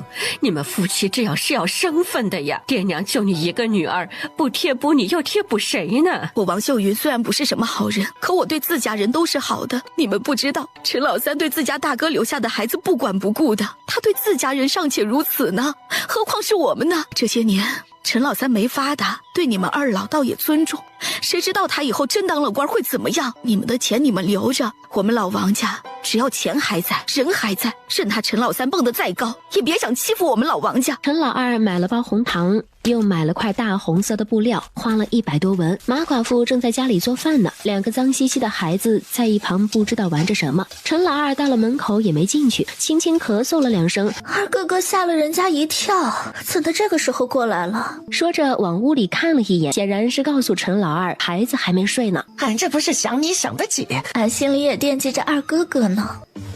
陈老二把马寡妇就往怀里搂，拿着，别说哥哥不疼你。马寡妇一摸就知道是布料。二哥哥，你可真心疼人家，二哥哥真好。最近咋这个晚呢？天都黑了，饭都吃完了。爹，主家赶工就晚了点儿，也就那么几天的事，有钱赚就成呗，吃点苦没啥的。哎呦，俺的儿啊，出息了出息了！干活的时候注意着点儿，可别太实在了。人家给了钱，就得给人家好好干，咱们可不能总想着占便宜的事儿，哪怕自己个儿吃点亏，也把人家活计给人好好的干，这以后人家有活了，才能想着咱们。李老太哼了一声，懒得搭理陈老汉，起身去找陈小妮了。爹，俺知道了，这是今天的工钱，60文。等等，陈老汉从那堆铜钱里拿了20文，剩下的又推给了陈老二。老二啊，不管你赚多些，给家里20文就行了。你们二房也不容易，多给自己留点，只要你们不乱花，爹娘也不是舍不得给你们钱。陈老二答应了一声，收了那30文。陈老二有点愧疚，他干的这个活虽然不是赌博，也跟赌博沾了边儿。第2天，陈乔乔要去镇子里，陈乔良就有些犹豫，他想着还是得等万小宝来了信再去定，不然这么多东西砸在手里，可怎么了得呀？乔乔，要不等等吧，大哥这心里……大哥放心吧，就算这笔生意不成，咱们的鸡蛋也不愁卖的。如果你是买家，一样的咸鸡蛋，咱们的口感好，还保证个个出油，和别人家的一个价格，或者只略高一点点。那你买哪个？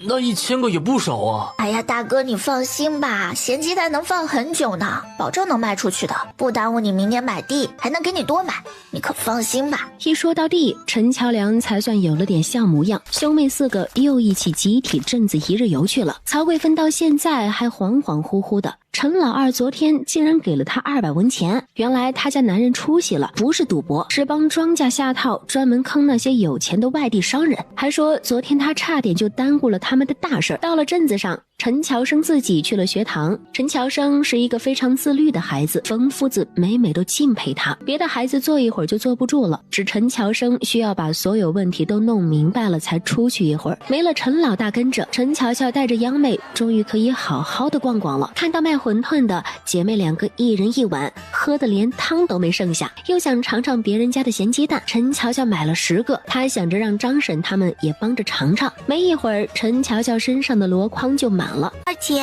俺想吃包子。不行，你刚吃了一大碗馄饨，你这小肚子哪里吃得下啊？陈乔良早就订好了坛子，本来陈乔乔是让他订大的15个，小的订8个的。陈乔良这个二货怎么算都肉痛，多2个大的2个小的又要多不少钱。交了50文的定钱，陈乔良汗都出来了。大哥，俺们在这里。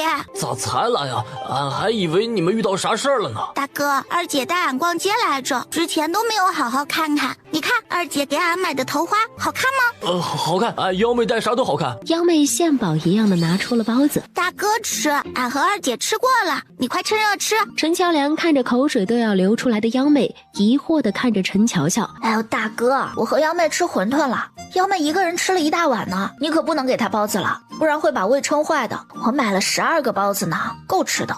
12个，他仿佛看到又一片地离他远去了。大哥，三叔家不是在镇子里吗？咱们来这么多次都没有去过他们家里呢。三叔他们那房子是三婶爹娘的房子，咱们去了也没地方，而且三叔住在那里，像三叔入赘了一样，怕咱们总去，人家老王家觉得咱们是打秋风的，所以就不大上门了。显然还是陈老三没有真心诚意的让他们去。那咱们姥姥姥爷呢？分家这么久了，他们肯定也知道信了，都不来看我们。他们自从娘去世了，也不大和老陈家来往了。陈乔乔一听就知道是他们看自家女儿都没了，就懒得管这几个小的了。时间过得也快，陈乔生也放学了，几个人一道接了陈乔生，一路有说有笑的回了陈家村。张大婶让柱子还有翠花都去别的村子收了。一时间，附近很多村里的人都知道陈家村有人收鸡蛋，有的就会主动带着鸡蛋来陈家村卖。万小宝还没有信儿呢，要不俺去县城找他一趟。陈乔乔正带着央妹和来帮忙的乔梅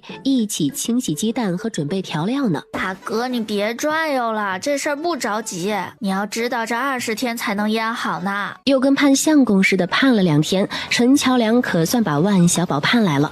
不好意思啊，乔家弟弟，我爹前2天没在家里，虽说我母亲、祖母和店里的管事都觉得这鸡蛋不错，可也得我爹拍板才是。我爹昨儿才从府城回来的，所以就给耽搁了。顾玄之本来以为陈乔乔会因为鸡蛋的事儿很高兴呢，却没想到那丫头一脸的这都是应该的表情，倒是让他高看了陈乔乔一眼。小宝可上心了，要不是昨个太晚了，他昨天就要过来了。确实耽搁的日子有些久了，才给人家信儿，万一人家心里不舒服也是有的。哦，没事没事，俺们这鸡蛋也还有几天才能腌好呢。乔良弟弟，我们这个正常收咸鸡蛋是5文钱2个，我也知道你们都是实在人，也就不跟你们说废话了。这个鸡蛋如果咱们愿意的话，就3文钱1个收。陈乔良和陈乔乔他们之前也商量过这个鸡蛋的价格，一般的咸鸡蛋是2文钱1个，所以他们估摸着他们这个鸡蛋的价格也就是2文半1个，或者是3文钱。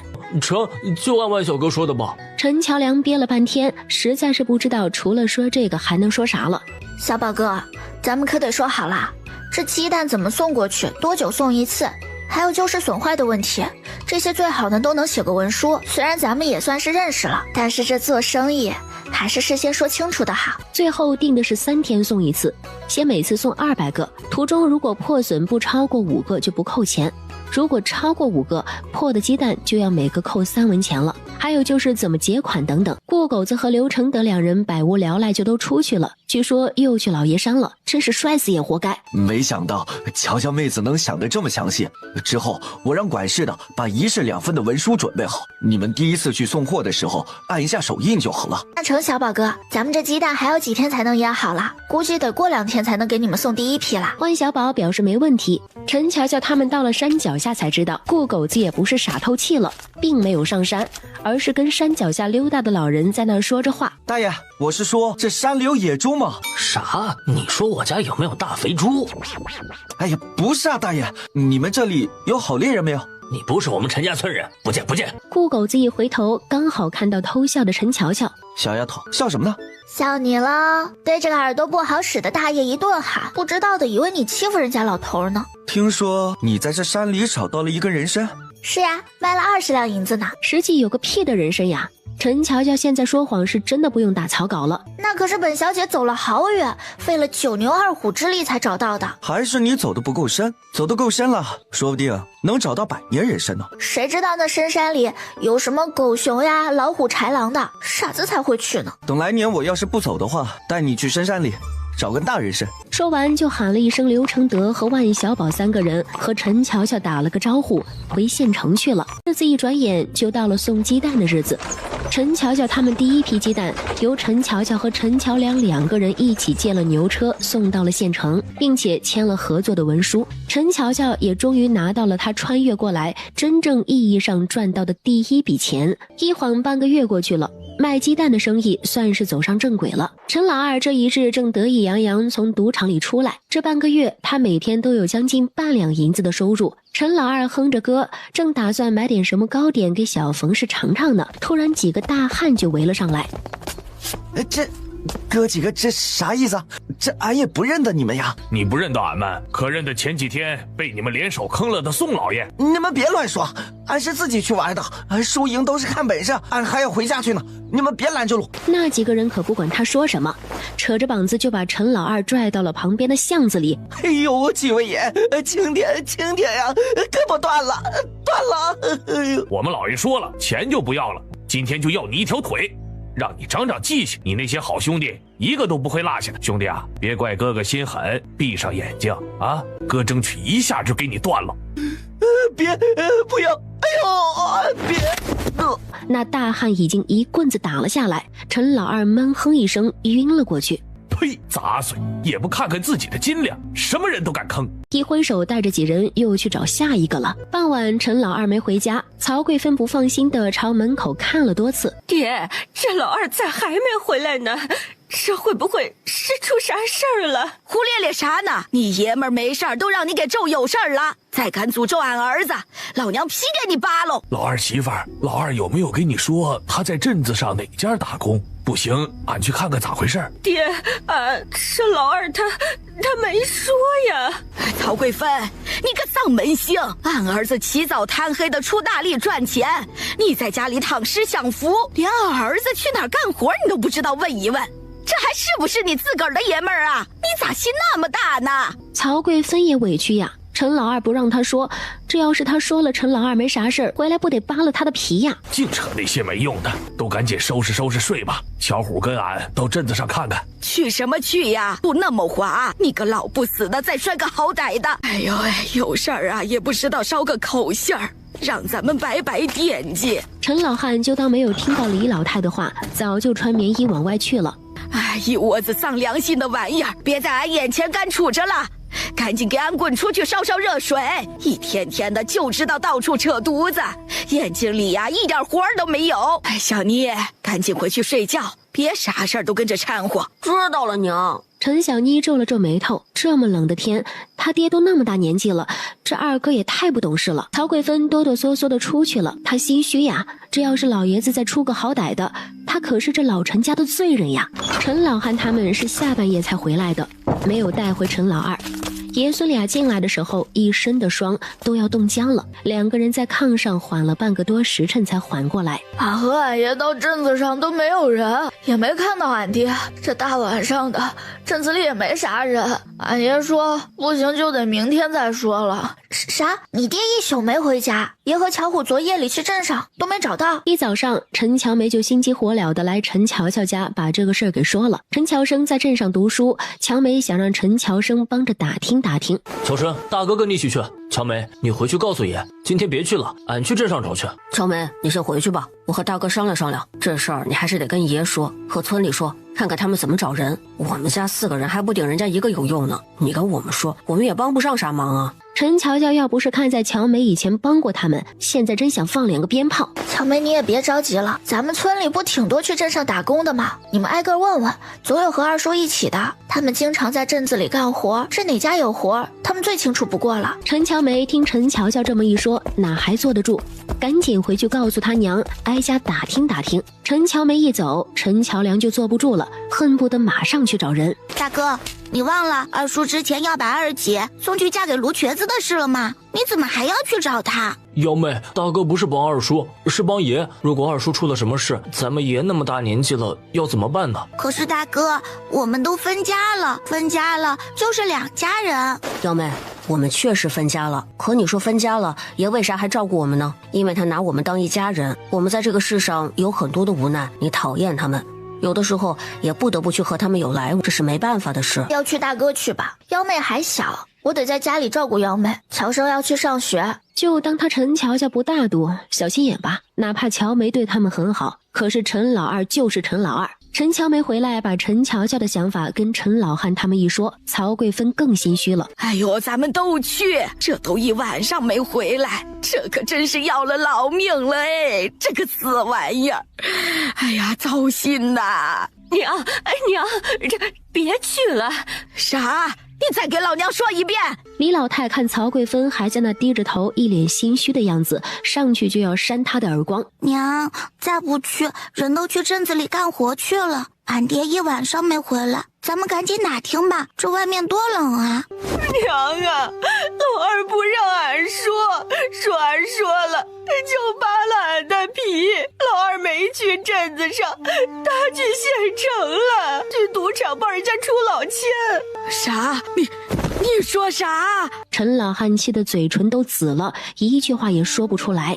爹娘啊，俺错了，昨天俺想说了，这不想着万一没事，老二自己回来呢，谁知道这一晚上没回来。哎呦喂，俺去你娘的！你个稳在死的贱人呐！昨夜里不说，害得你公爹和你儿子去镇里，差点没冻死。李老太一边说一边扯着曹贵芬的头发，左右开弓就是10几个大嘴巴。你这个贱人，俺二哥要出了事儿就休了你！你看看你把俺爹俺娘气的。乔平、乔虎，快去找村正，找人去县城找你爹。乔梅啊，你赶紧去告诉乔良，县城啊必须把他二叔带回来，俺不打断他的腿。老头子，屋子里又乱成了一团。哎呦，妮子，赶紧去找大夫！哎呀，俺这是造的啥孽呀？儿子不省心，老头子也不省心呐！乔梅赶到的时候，陈乔良和乔生已经走了。乔乔姐，俺也没去过镇子上啊，您看这可咋整啊？陈乔乔虽然讨厌这一家人，可陈乔梅还是个好的。上你娘去找，俺娘也病倒了，俺奶一个劲儿的骂俺娘。乔乔姐，求求你帮俺们这一回吧，乔梅给你跪下了。乔梅，我觉得你跟你爹娘他们不一样，平常和我们关系也挺好的，可你不应该这样为难我。我一个10几岁的女孩子，你让我怎么帮？你爹之前做的那些丧良心的事，我可都还记得呢。乔乔姐，俺都知道，俺以后当牛做马报答你，俺实在是不认得路，没办法了。都是一家子姐妹，真让你当牛做马了，我陈乔乔不得让人骂死。乔梅，看在你以往帮过我们的份上，我就帮你这一次，只是帮了这次就没有下次了。以后你们那边再有什么事，你不要再来找我们了。之前他们搬家的时候，陈乔梅没少帮忙，后来陈乔蕊来闹事，也都是陈乔梅帮着说话的，这些都是情分，如果必须还，那就还了吧。陈乔乔走得快，不到半个时辰就到了镇子上。可撵你了，走这么快？别说没用的，赶紧把乔生叫来，我找他有事。啥事能用上4、5岁的孩子？你看我成不成？你也成，不过还是得叫陈乔生出来。顾玄之叹了一口气，这丫头咋不怕他？什么品种的野生丫头？没一会儿，陈乔生就出来了。咱那作妖的二叔在县城帮人家赌场出老千，可能是出事了，压根不在镇里，现在得找大哥，可别让大哥在镇里瞎找了。陈乔生服了这个丢人的二叔了，真是人傻胆子大呀！能去赌场的有钱人哪个是傻子，能让人这么忽悠？你们二叔好本事啊，这事儿都做得出来。狗子，没事就去县城，快叫上你那几个好兄弟帮忙找找吧。好好说话，你才狗子呢，求小爷帮忙，你这态度也太差了吧。我这可不是求你，你去不去都成。我那二叔啊，比那村里最损的狗还要损那么一丢丢，要不是看在我爷病倒了的份上，他死外边跟我啥关系？乔生回去读书吧，你跟我走，一会儿我让小九去找你大哥。顾狗子，放手！我去干嘛？那么远你自己去啊！少废话，你自己家的事儿你不出力，要小爷怎么办？再说了，我可不认得你二叔长什么样子。到了县城，顾玄之几个人就去了赌场打听，赌场里的人眼神都躲躲闪闪的。原来他们赌场找的那几个人今天都没来。顾玄之几个人在县城认识的人多，找了赌场旁边一些做小生意的人一打听，就知道了陈老二被人带走，打断了一条腿的事。找了得快2个时辰了，才在一家医馆里找到了奄奄一息的陈老二。你们是病人的家人吗？这怎么搞的？人在外面冻了1宿了，不知道找啊！本来呀，这条腿还有点希望，这回呀，是彻底没希望了。顾玄之，你找个人回去告诉我大哥一声吧，我在这里看着我二叔。你一个女孩子怎么照顾？等一会儿我找个人来吧，你旁边看着就成。晚上的时候，老二还没醒，还发起了高热，大夫又是给扎针又是灌药的，可算是把热给退了。陈乔良来的时候是带着李老太和曹贵芬一道来的。陈老汉病倒了，陈乔良得了信，没敢说实话。哎呦，我的儿啊，你咋成这样了呀？你让俺和你爹可怎么活呀？老二啊，死鬼呀！你这个死鬼，你这是怎么地了？你哎呀，没法活了，这是咋地了？这是啊！小点声，这还有其他病人呢。奶，你们别哭了，二叔这过2天就能好。哎呦，乔良啊，可要了奶的命了！你二叔这个王八犊子，哎呦，可要了老娘的命喽！旁边的曹贵芬也是哭得上气不接下气的。别哭了，奶，你的好大儿还躺在那儿等着你救命呢。赶紧给大夫拿钱吧。大哥，通知三叔没有？这么大的事儿，爷还病倒了。陈乔良早就慌了神了，还是陈乔生下学后去通知的。陈老三根本没在家，王秀云只说陈老三在县城一个大户人家里做教书先生，等晚上回来了就告诉陈老三。估计陈老三得了信也快过来了。陈乔良想着三叔得了信来县城，也不晓得是哪家医馆，就跟李老太说了一声，去城门口等着了。陈老二这伤得太严重，又大面积冻伤，这一天就花去了5两银子。啥？5两银子？你们这医馆也太黑了吧！这人才来还不到1天呢，就5两银子了。哎，我说这位大嫂子，你男人都什么样了？你自己去看看，那浑身都冻僵了，来的时候都奄奄一息了。要不是有口人参汤吊着，你们来都不一定咋回事呢。这咋还说我们是黑店呢？你给俺闭嘴，不懂就别说话。还没让你掏钱呢，你给俺安生一会儿。别说是5两银子了，砸锅卖铁也得治不是？乔乔，你回去吧，俺和你婶子在这儿就成。再说还有乔良呢。行了，奶，别说这个了，赶紧问问大夫二叔到底咋样吧。我在这儿搭把手的事儿，不着急回去。太刺激了，这人命要是没了，也不知道放鞭炮可不可以？想想就好开心呀。你们就是那病人的家里人呐？哎呦，这个病人呐，这腿啊应该是被人打断了，骨头都裂开了，又在外面冻了1个时辰，要想恢复是不可能了。最好的结果也就是保住腿，成了瘸子。这要是保不住啊，那就得截肢也说不定啊。曹贵芬一听这话，直接晕过去了。二婶，你这挺住啊，家里还有孩子呢，你这可不行，撞晕倒啊！瘸子、拄拐棍、截肢。李老太只觉得天旋地转，整个人头重脚轻的，眼看着就要过去了。奶，你可不能倒下啊！爷已经病倒了，二叔还没醒呢。您可是咱们家的定海神针，是咱们老陈家的老祖宗，您可必须挺住啊！大夫，这位程大夫啊，您可一定要救救俺儿子呀！不管花多少钱，吃啥药，您都得保住俺儿子的腿呀！你想想办法呀！哎，老姐姐呀，不是我不救啊，他这在外面一冻啊，就加重了伤势，这一冻呢，又引发了伤寒，发起了高热。你说这能好得了吗？这俺知道，神医，俺们也不求他一点毛病不落下，就希望啊，能尽量别太严重。奶，先坐一会儿吧，大夫会用心给二叔看病的。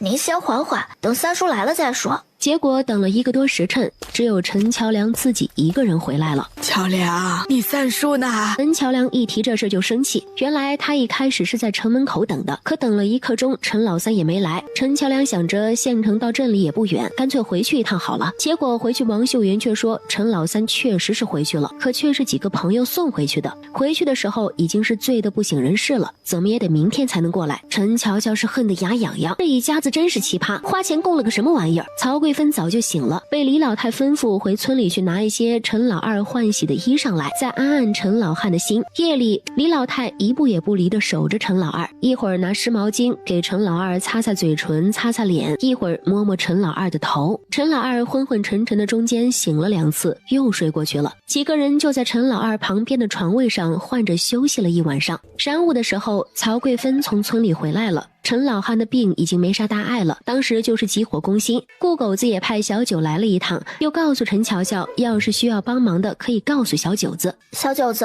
麻烦你明天再过来一趟吧，到时候最好能帮忙准备个马车，我们明天应该就要回去了。伤得这么重，明天能回去吗？这个也不是我能做得了主的。总之你明天过来一趟吧，另外替我谢谢你家主子。小九心领神会，陈乔乔他们家连一张桌子都买不起，县城里看病这么贵，确实是住不起。大晌的时候，陈老二总算是醒了。娘，俺这是在哪儿？老二啊，哎呦，你可算是醒了，你个糊涂东西，怎么能碰毒呢？你这让俺和你爹可怎么是好啊？昨个一宿他都没合眼，老大没了，这老二二要是再出事儿，他们两口子也不用活了。娘，俺的腿咋样？疼？还知道疼是好现象，说明这腿里面还没有完全坏死。一边说着，老大夫开始给陈老二检查着身体各处的情况。大夫，俺这腿还能好吗？现在他的腿动不了，还钻心的疼，他终于是害怕了。你的腿只要不动，休养几个月就好了。这是李老太提前嘱咐好的。是啊，大夫说了能保住。老二啊，你可别着急，养几个月就没事了。喝了药的陈老二没一会儿就昏昏沉沉的睡过去了。老大夫啊，不瞒您说，俺们家里是陈家村的，家里没多少地，还有好几个孩子等着吃饭呢。您看这人儿，俺们啥时候能回家里养着呀？在这儿俺们实在是住不起呀。他的腿我已经给他固定好了，这药吃几天就是要换的呀。而且这人也不抗折腾啊。再说这状况，折腾出毛病来，不是前功尽弃了吗？俺们就那么些钱，要是回去，那钱就能多给他吃几天药。可是要在这儿，那这钱马上就要见底了。您给想想法子，俺们确实是实在没办法了呀。这样吧，你们可以回家里养着，但是最好找个大夫，隔3、5天就瞧上一瞧。不过丑话我可要说在前头如果按你们这个法子，恢复的肯定慢，也肯定不如我们医馆恢复的好，这你们可要想清楚了。李老太早就想清楚了，左右不过是瘸的厉害不厉害。娘，二哥怎么样了？老三，你过来点儿。陈老三心里一沉，知道他娘这是气他来得太晚了。娘，啪的一声，早就该打了这脏东西。家里出了这么大的事儿，竟然找不到他人，不好好读书，还出去喝花酒。陈老三，你二哥出事了，你竟然这么久才来，你眼里当真是没有这个家，没有我们这两个老东西呀？连乔梁他们都能来帮忙，你竟然一天不露面呢？你娘，你打死儿子吧！是儿子不孝顺，昨天同窗叫儿子去喝酒，儿子实在是喝多了点，耽误了家里的事。娘，你打死儿子吧！你咋想的那么美呢？这么些年，你花了家里多少银子，1分钱没回报俺们，你就想死？你咋想的那么好呢？陈老三，你给俺听好了，你二哥这辈子都残废了，都成瘸子了，这个家以后还得靠你养呢，你给俺像个爷们儿似的。啥？二哥残废了？这咋会这么严重？不是说就摔了一下吗？王秀云也是一脸的不可置信。你赶紧去看看你二哥去吧，老娘懒得搭理你。陈乔梁没办法，只能把这事儿又和陈老三两口子讲了一遍。他知道这个二哥自小就是偷奸耍滑，不走正道，总嫌种田赚的少。可他万万没想到，陈老二竟然有这个狗胆，敢干这么大的事儿出来。王秀云也在心里暗道活该，一个乡下的泥腿子竟然敢算计人家有钱有势的老爷。再看角落里沉默一言不发的曹贵芬，陈秀云差点笑出来，可真是报应不爽呀。大哥，三叔三婶来了，你回去吧。乔生幺妹还小，你回去照顾照顾，我在这里陪着奶他们就成了。不用，你们两个都回去吧。你三叔三婶两个大人，啥不能干的，没得让你们两个孩子在这儿熬着。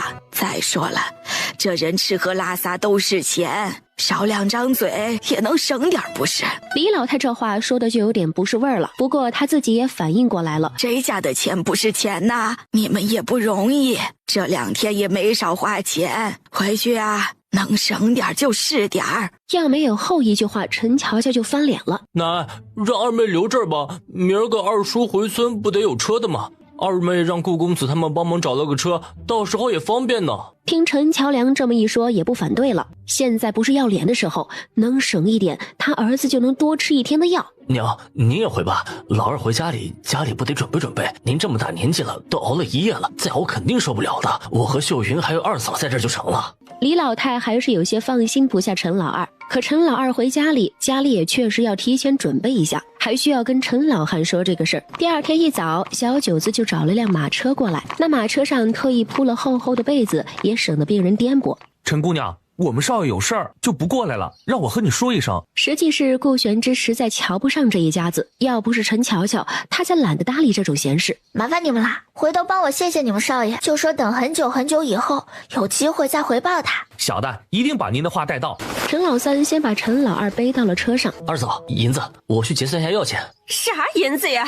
娘走的时候可没给俺银子，你去算一下吧。没办法，陈老三只能去找王秀云要。我们伺候爹娘、供养爹娘是应该的，凭啥二房的事也要咱们掏钱？就因为我陈老三这些年读书，二房也出力了。到了村口，陈乔乔就下车了。熟悉的小院子，陈乔良在扫院子里的雪。一个小小的身影在院子里来回的跑。我还以为回来会看到你们因为太想我，茶不思饭不想的画面呢，这怎么还玩得挺开心的？姐，你怎么才回来？不是让大哥告诉你啦，马上就回来。二叔出了事，姐去帮忙啦。姐，二叔那么坏，我们为什么要帮他？傻丫头，姐姐不是帮他，姐姐也不喜欢他们，可是他们是爷的家里人，就当是帮爷好啦。俺讨厌二叔一家，讨厌除了爷的所有人。你以后不要帮他们了，好不好？幺妹，你记住，在我们的力量还不足以抗衡他们的时候，我们就要忍让，哪怕有时候违心的忍让。等有一天我们强大起来了，有他们哭的时候。陈老汉昨儿个就知道了陈老二的事，心里是又气又心痛。娘，二哥的腿真的以后就瘸了。哎，这都是命啊，活该他得这个教训，不然他以后指不定惹出多大的祸事来呢。昨儿陈老汉和李老太都商量过了，就说陈老二和曹贵芬吵架，去镇里喝酒，又不小心摔了，没人发现，才冻成这样的。活该，这就是报应。陈老二平时好吃懒做的，对他大哥扔下的几个孩子也不好。哎呀，你这是什么话呀？那人都那样了，你也说得出口这话来？这两口子啊，吵架闹成这样的可不多见呀。这是因为啥呀？那陈老二啊，俺可看到他好像往马寡妇家里去呢。老娘撕了你的嘴！什么脏的臭的都往俺们老二脑子上扣！你爷们自己管不住裤裆钻马寡妇的被窝，你自己管不住还冤枉俺家老二！呦，你，你不信拉倒，就当俺没说。都散了，俺看你们就是太闲了，都给俺滚回去琢磨琢磨怎么赚钱。曹家村，曹贵明吃过饭，正在村里晃荡，就听村里的几个人在那说着谁在县城被人打了，腿瘸了什么的。啥？谁腿瘸了？县城那可挺远啊。贵民呐，你咋能不知道啊？就是你妹夫呀，你妹夫陈二海呀，在县城里赌钱，好像是欠钱，被人家把腿打断了。啥？俺妹夫赌钱？你可别胡咧咧。谁胡说了？俺前2天正好去县城里办事，去药铺里买药材，就碰到你妹夫他娘在那求大夫给想办法呢，说陈老二肯定得残疾了。妈呀，这可了不得了！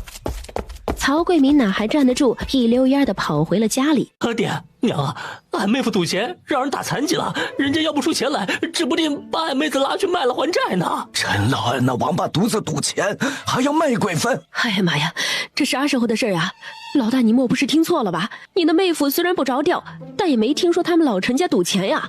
前几天陈老三不是刚考上秀才吗？你爹还说让俺过去看看你妹子呢，这是哪听的闲话呀？曹贵民看他爹娘还不信，就把刚才村里听到的闲话又说了一遍。爹，这可不能由得他们老陈家把人卖了，那可是俺亲妹子，咱们赶紧去老陈家把人接回来得了，给俺妹子再找个好人家。啥？你个混账，你说啥呢？啥给你妹子接回来？接回来干啥？不让你妹夫买让你卖吗？你个王八蛋！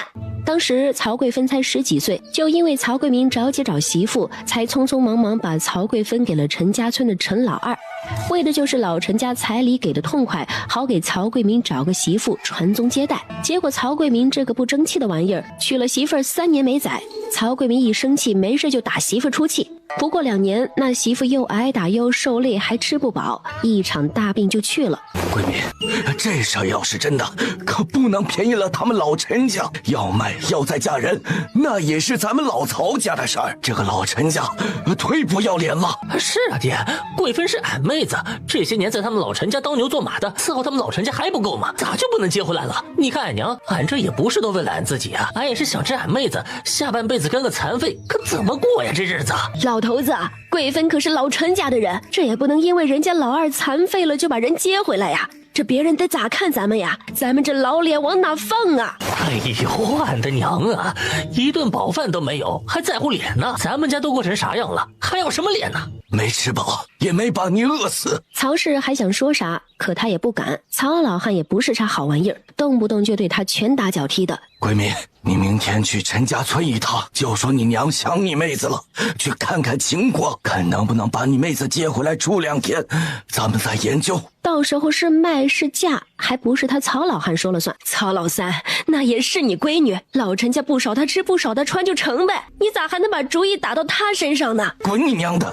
老子今天心情不好，不想削你。你要是嫌屋里太暖和了，就滚出去站着。陈家村，曹贵芬笨手笨脚的，一会儿饭洒了，一会儿汤洒了的，气得陈老二一肚子火气。老子要你啥用？喂个饭都喂不好。早就让你别干这个，你偏不。现在这样，以后可咋整？老子还不是为了这个家，过一段老子好了，老子还要去赚大钱，看到你就反胃，跟老子滚出去！等你知道自己残废了，俺看你还怎么耍狠。二哥，你再这么闹，二嫂不伺候你了，你这难道让娘伺候你吗？俺管自家婆娘，碍着你什么事了？陈老三，你管好你自己得了。陈三月一阵无语，这二哥是赚了2天银子就飘了呀，他也懒得搭理他。曹贵明第2天果然来了老陈家，说是家里爹娘想念曹贵芬了，想接回去住2天。陈大叔，俺妹夫这是咋的了？这腿以后会不会落下什么毛病呢？贵民啊，老二这腿呀，恐怕以后是得落下点毛病。贵芬现在也回不去，得伺候老二呢。等过年吧，过年了让他和老二一起回去看看，没几个月了。大叔啊，这妹夫这腿到底是怎么弄的？咱们听说是出去赌了，这可是真事儿啊！别听别人胡咧咧，就是前几天跟贵芬拌嘴出去摔的，天寒地冻的，还喝多了，摔倒了就睡过去了。发现的时候腿可不就伤了吗？这样啊，那大叔俺先不打扰您了，俺和俺妹子说几句话去。去吧，你和你妹子好好唠唠家常。曹贵明一脸猥琐的出了屋子，看到陈小妮就笑得更猥琐了。曹贵芬刚给陈老二擦完身子，又把换下来的衣裳洗了，这才有时间和曹贵明说说话。你跟哥说实话，你男人那腿是不是废了？哎，大哥，这都是命啊，俺能有啥法子？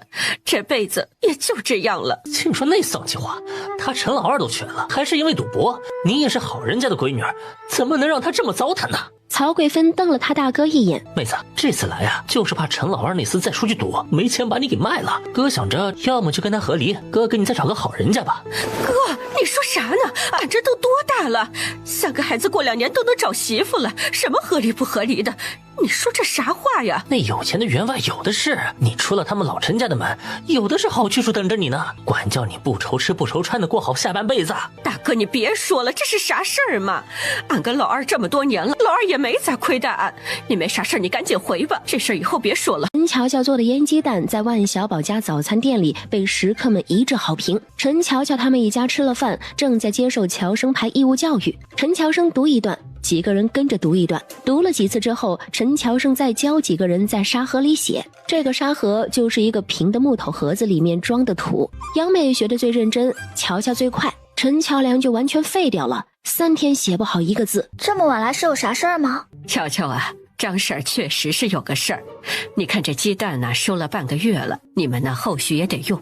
可这南北2屯的鸡蛋它就那么多，冬天这母鸡也不下蛋呢，俺是怕再过几天鸡蛋就收不上来了。张婶儿，这个冬天呢，咱们如果各个村里的鸡蛋收不到了，就到镇子的集市上去收，价格呢可能会比我们自己直接收贵一点，但是咱们的生意不能断。这样，让柱子哥没事多去镇上走走，和那些卖鸡蛋的搭上话，要是有专门养鸡的，咱们就联系联系，让他们长期给供应鸡蛋。张婶一想，也只能这样了。他们平常1000文能收1050个左右的鸡蛋，这要是到镇子上，1000文估计就能收900个左右，差出来100多个鸡蛋呢。那自家这工钱怎么还好意思收呢？张婶别担心，等我们自己能养鸡了，也就不用收他们的了。之后你们每收1000个鸡蛋，给你们100文的工钱。哎呦，这怎么比之前还多了呢？乔乔啊，可不用这样，这鸡蛋贵了，我们不要也成的。张婶，你们不用想这么多，等开春之后，我们就安排村里合适的人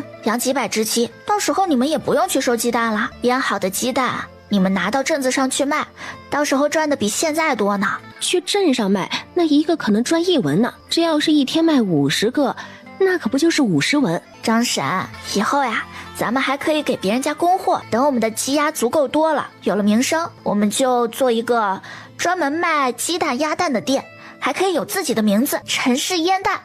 那得多少钱呢？我们这几个人忙不过来啊。大哥，咱们可以雇人帮着养鸡。二姐，咱们家也养不了那么多鸡鸭吧？而且那么多鸡鸭的粪便处理起来也非常的麻烦。大哥三弟，从村里雇人伺候鸡鸭的粪便，这可都是上好的农家肥呢。天哪，养那么多鸡鸭需要多大的地方？每天要收拾好多的鸡粪。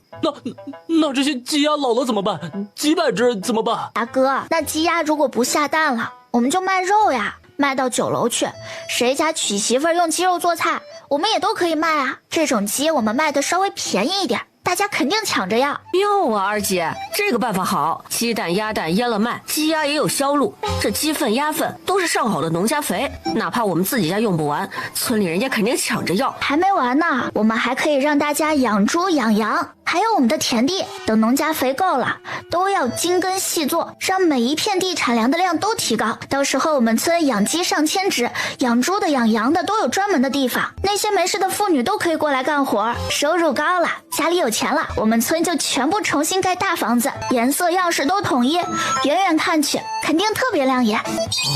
二妹，真的吗？这我们成吗？二姐，咱们村妇女没有闲着的，村里人没有闲着的，别的村总有吧？只要我们给钱，就有人愿意做。这几个孩子给张婶都整激动了，他做梦也没敢想过青砖大瓦房呀，还全村都是，那他们村子不得出名？张婶拍着手，兴高采烈的回家去了。二妹，那人家的鸡养死了怎么办？谁要是愿意养咱们的鸡，那就签文书，按照咱们的要求养，养死了咱们也补贴他们一部分钱。那不赔钱吗？放心啦，不会赔钱的。那俺的田……这一日，马寡妇正在家里收拾屋子呢，那边陈老二趁着周围没人就摸了进来。哎呦，哥哥的好妹妹，可想死哥哥了。陈家二哥这是做什么？青天白日的，怎么一个人来了？哥哥最近可是吃了苦了，这腿一好啊，哥哥就来看妹子了。妹怎么能说这么伤人的话？陈二哥，你可别乱说，咱们呀，那都是以前的事儿了。你也是有媳妇儿孩子的人了，俺可不敢跟二哥走得太近。这村里的人呀，那张嘴可是毒得很。二哥还是放过俺吧，不然村里人一传，俺还怎么在这村里待啊？马寡妇，这是看俺不成了，找下家了。二哥说笑了，什么下家不下家的，我这孤儿寡母的过日子可不容易。二哥别乱说。啊呸！老子过2天好了，又是一条好汉。陈二哥呀，咱们这地方就这么大，长眼睛的可不少，你可别没事往俺这院子里来了，让人看见了，指不定要说什么闲话呢。嘿，你说断就断，你这娘们想的倒美。以后咱们村可是多了个瘸子了，二哥还是回去养着吧，你好好养养呀，兴许就没那么严重了。你他娘的放屁！俺这腿马上就好了，什么瘸子？好好好，是俺乱说，你赶紧回吧。这寡妇的门呀，少来，俺可怕你家嫂子来找俺的麻烦呢。婊子，无情无义，贱人！以后俺陈老二发达了，求着俺上门，俺都不去。陈老二一路骂骂咧咧的回了家，正碰上在门口焦急找他的曹贵芬。哎呀，老二，告诉你别乱跑，你这腿脚还没恢复呢，人家大夫都说了，年前都别下床了，你咋就不听呢？滚一边去！一天天的絮絮叨叨，烦不烦人？陈老二看都不看曹贵芬一眼，手一挥就把曹贵芬推到了一旁。陈老二，你这个王八犊子，老娘好心伺候你，你叫唤什么你呀？你个死婆娘，你跟老子说什么话呢？谁都敢欺负老子了是不是？一边说着，一边对曹贵芬一顿拳打脚踢。爹，别打娘了，爹，你别打娘了，快住手！爹，陈老二，你个王八羔子，老娘倒了8辈子血没嫁了你，你心里不痛快你就打俺曹贵芬哪点对不起你，你有能耐你就打死俺！陈老二在马寡妇那受了一肚子的气，他这一肚子火整得没地方发，这拳头就打得更狠了。王八犊子，你这是喝了什么猫尿啊？大白天的打你媳妇儿干啥？李老太一把拉开陈老三，整个人一愣，曹贵芬被打得整个脸都肿了，蜷缩在那里不住的抽搐。你这个造孽的王八犊子，你媳妇儿哪儿对不住你了？你咋还下死手呢？李老太劈头盖脸对着陈老二就是一顿打。娘，二哥的腿还没好呢，你可别打了，这一打再打坏了更不能好了。这时候陈老汉也回来了，曹贵芬出气多进气少的在陈乔梅怀里不断的抽搐，陈乔梅也抖得不行，只敢小声抽泣。让你打媳妇儿，让你打媳妇儿，这一家让你折腾没了你才罢休是不是？你还敢动手了，你个挨雷劈的王八蛋，你把自个儿的腿都折腾瘸了，你还没完，你还想把俺们老两口也折腾死是不是？爹，你说啥？俺这腿瘸了。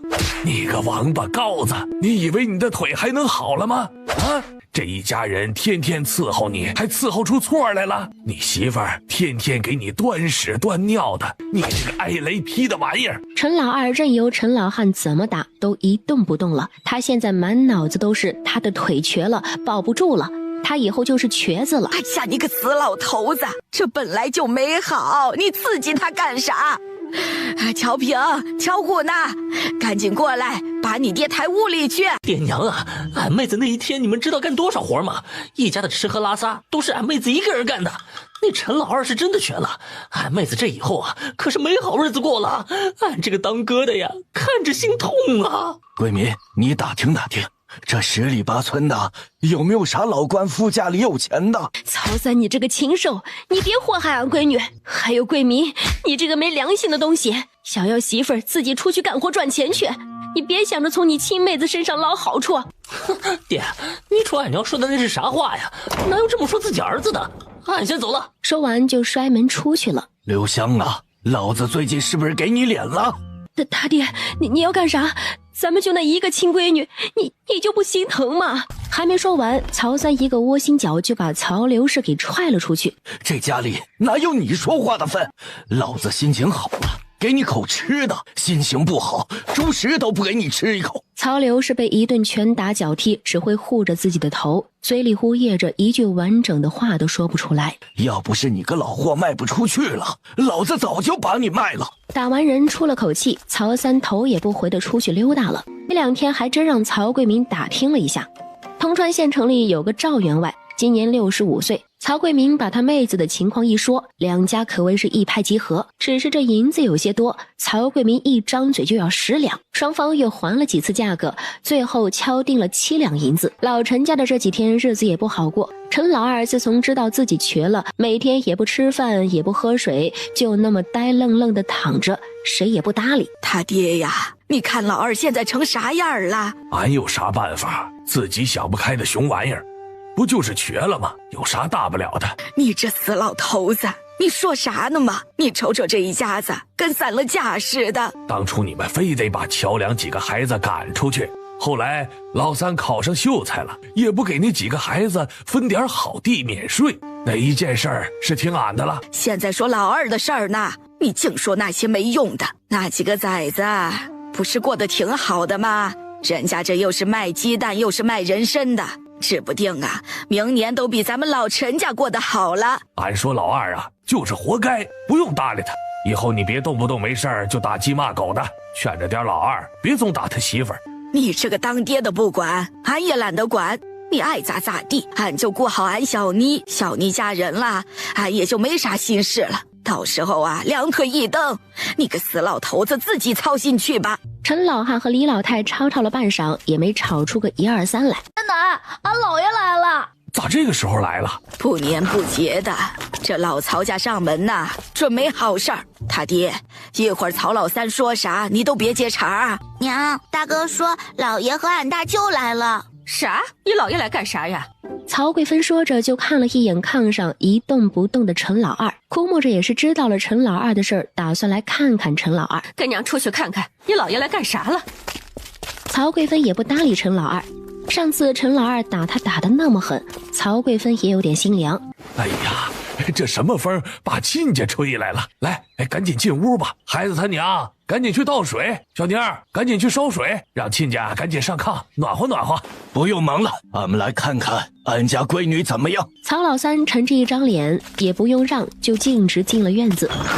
到了陈老汉他们屋，直接脱鞋子上了炕。曹贵民也学着他爹的样子，板着个脸，一声不吭地坐在了旁边的凳子上。亲家，这啥意思？这怎么还这副表情了呢？不知道的还以为俺们老陈家给贵芬受了什么气呢。爹，你咋来了呢？俺娘咋样了？3个孩子齐声喊了声老爷老舅。贵芬呐，你这脸咋了？咋成这样了？爹，没事，俺这干活不小心磕了的。这分明是让人打的。没有，大哥，这哪能呢？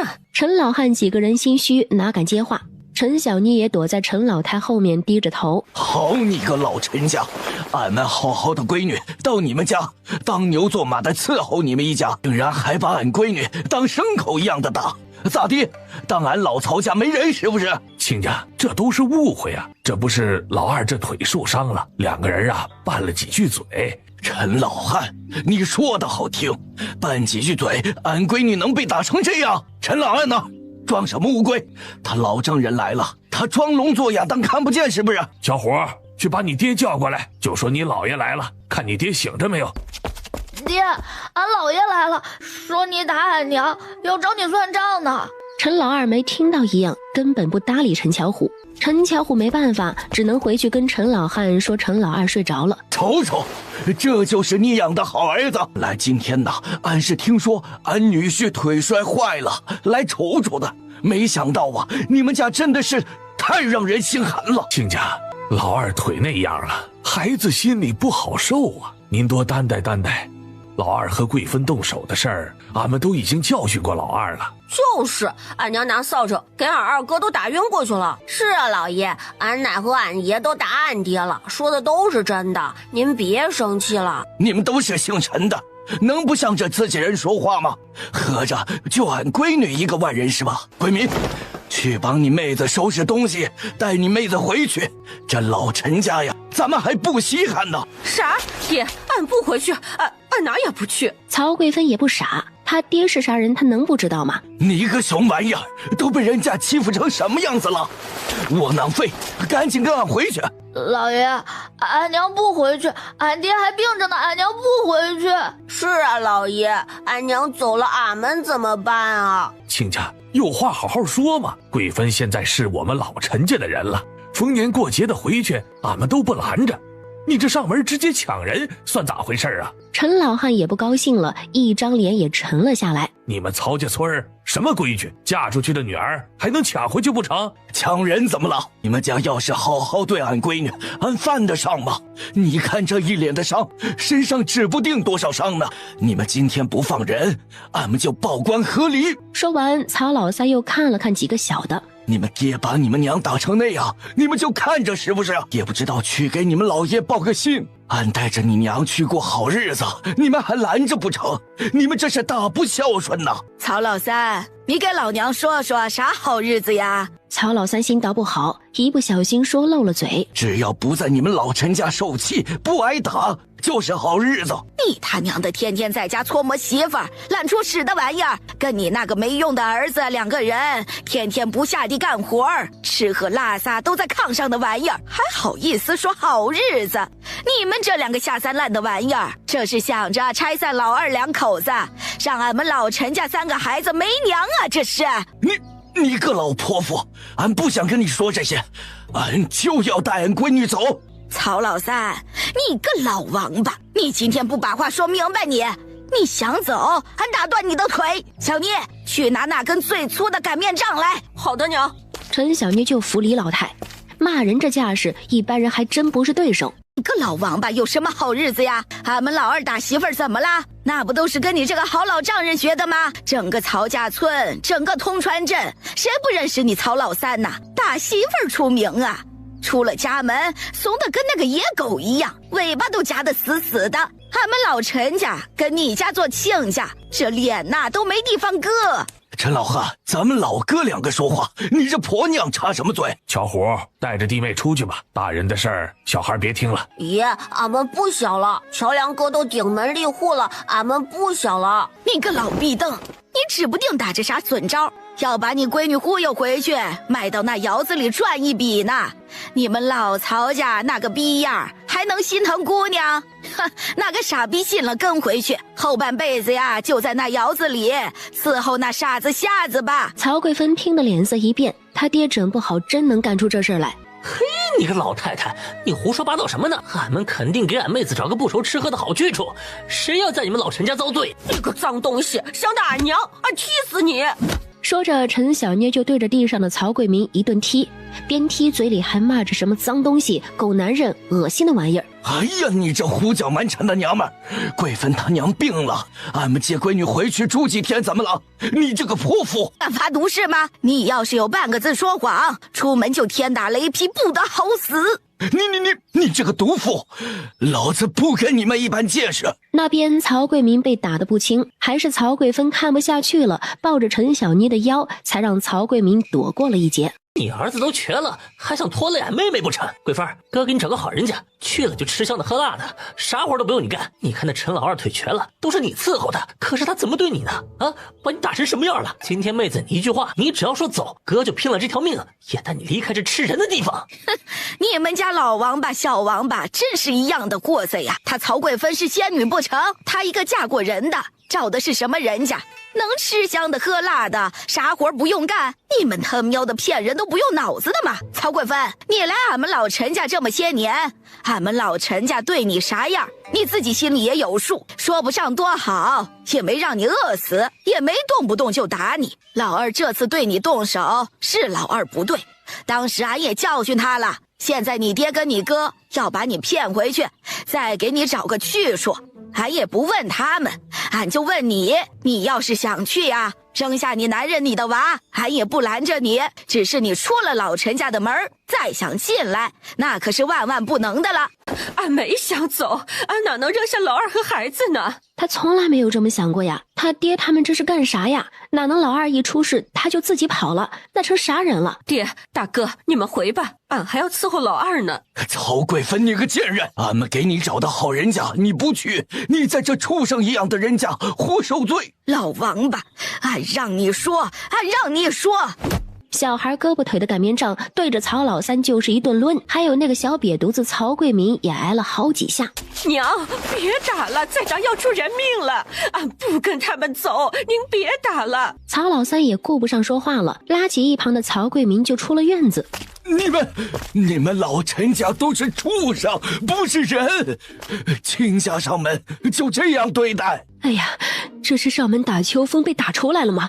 哎，好歹是亲家，这也太过分了。陈大叔，俺大娘这脾气太火爆了，这到底是因为啥呀？人家看俺们老二腿脚不行了，想把自己闺女找个吃香喝辣的地方去。乡亲们呐，这你们说说，这都生了3个娃的女人，到底是到哪儿能吃香的喝辣的呀？有这好去处，咱们都去得了呗。曹老三被当着众人的面说这事儿，脸上通红，恨不得找个地缝钻进去。一窝子王八，还想祸害俺们老陈家，也不怕哪天老天爷一个雷呀，给你们爷俩送走。周围人一听原来是这么回事，都对曹家父子指指点点，说啥的都有。曹老三也待不下去了，拉着儿子撞开人群，2个人跌跌撞撞就一路往村外跑。这老曹家这都是什么玩意儿啊？还敢来咱们陈家村撒野？李大娘，您说的是真的？你家贵芬都多大年纪了？这老曹家这么不是人？就是，给俺们说说。去，都回去，就那时间呐，回去还做双鞋呢。夜里的时候，陈老汉睡不着了，吧嗒吧嗒抽着烟袋。他娘啊，老二那还是得想办法，他天天这样也不是个事儿啊。老曹家那边肯定不能死心，老二再这么下去，万一……俺能有啥办法呀？那王八羔子自己不争气，天天躺尸一样，谁能整得了他？另外一边，陈乔乔家里最近可谓是风生水起，所有人都干劲十足。陈乔乔因为有了新农村计划，手里就更缺钱了。3个人一商量，又去了陈乔乔的聚宝盆。3个人拿着铁锹一顿挖，竟然挖出了大概1000多两的银子。我的个乖乖，咱们家这莫不是这地会生钱了啊？几个人又把挖出来的银子分了几份买好。哥二姐，咱们光靠和万小宝家店合作，能卖这么多担，指定没人信。俺想个办法，你们听听看。陈乔乔和陈乔梁都拼命的点头，明年他们的计划大着呢，总不能说这么多钱都是卖鸡蛋卖的吧？这寒冬腊月的去挖人参也不现实呀。俺想着，既然柱子哥找到了养鸡的人，咱们不妨多找一些，多收购鸡蛋，然后多腌鸡蛋，让村里人都带出去卖。这镇上或者是挑着扁担走街串巷的都可以卖。咱们也和小宝他们店里一样，卖4文钱一个，买5个送1个。而且他们在县城也不影响他们的生意。咱们除了在这个镇子卖，还可以到其他镇子上卖。这样一来呢，别人也就算不出我们到底赚了多少银子。这个办法好，俺可以推着鸡蛋出去卖，那样还能多点银子呢。他们要是贸然拿出太多银子来，就很容易让人发现他们有猫腻了。这样，明天开始，大哥多去订一些坛子，都要大的。然后呢，明天我去找柱子哥和张大婶一起研究研究收鸡蛋和招人卖鸡蛋的事儿。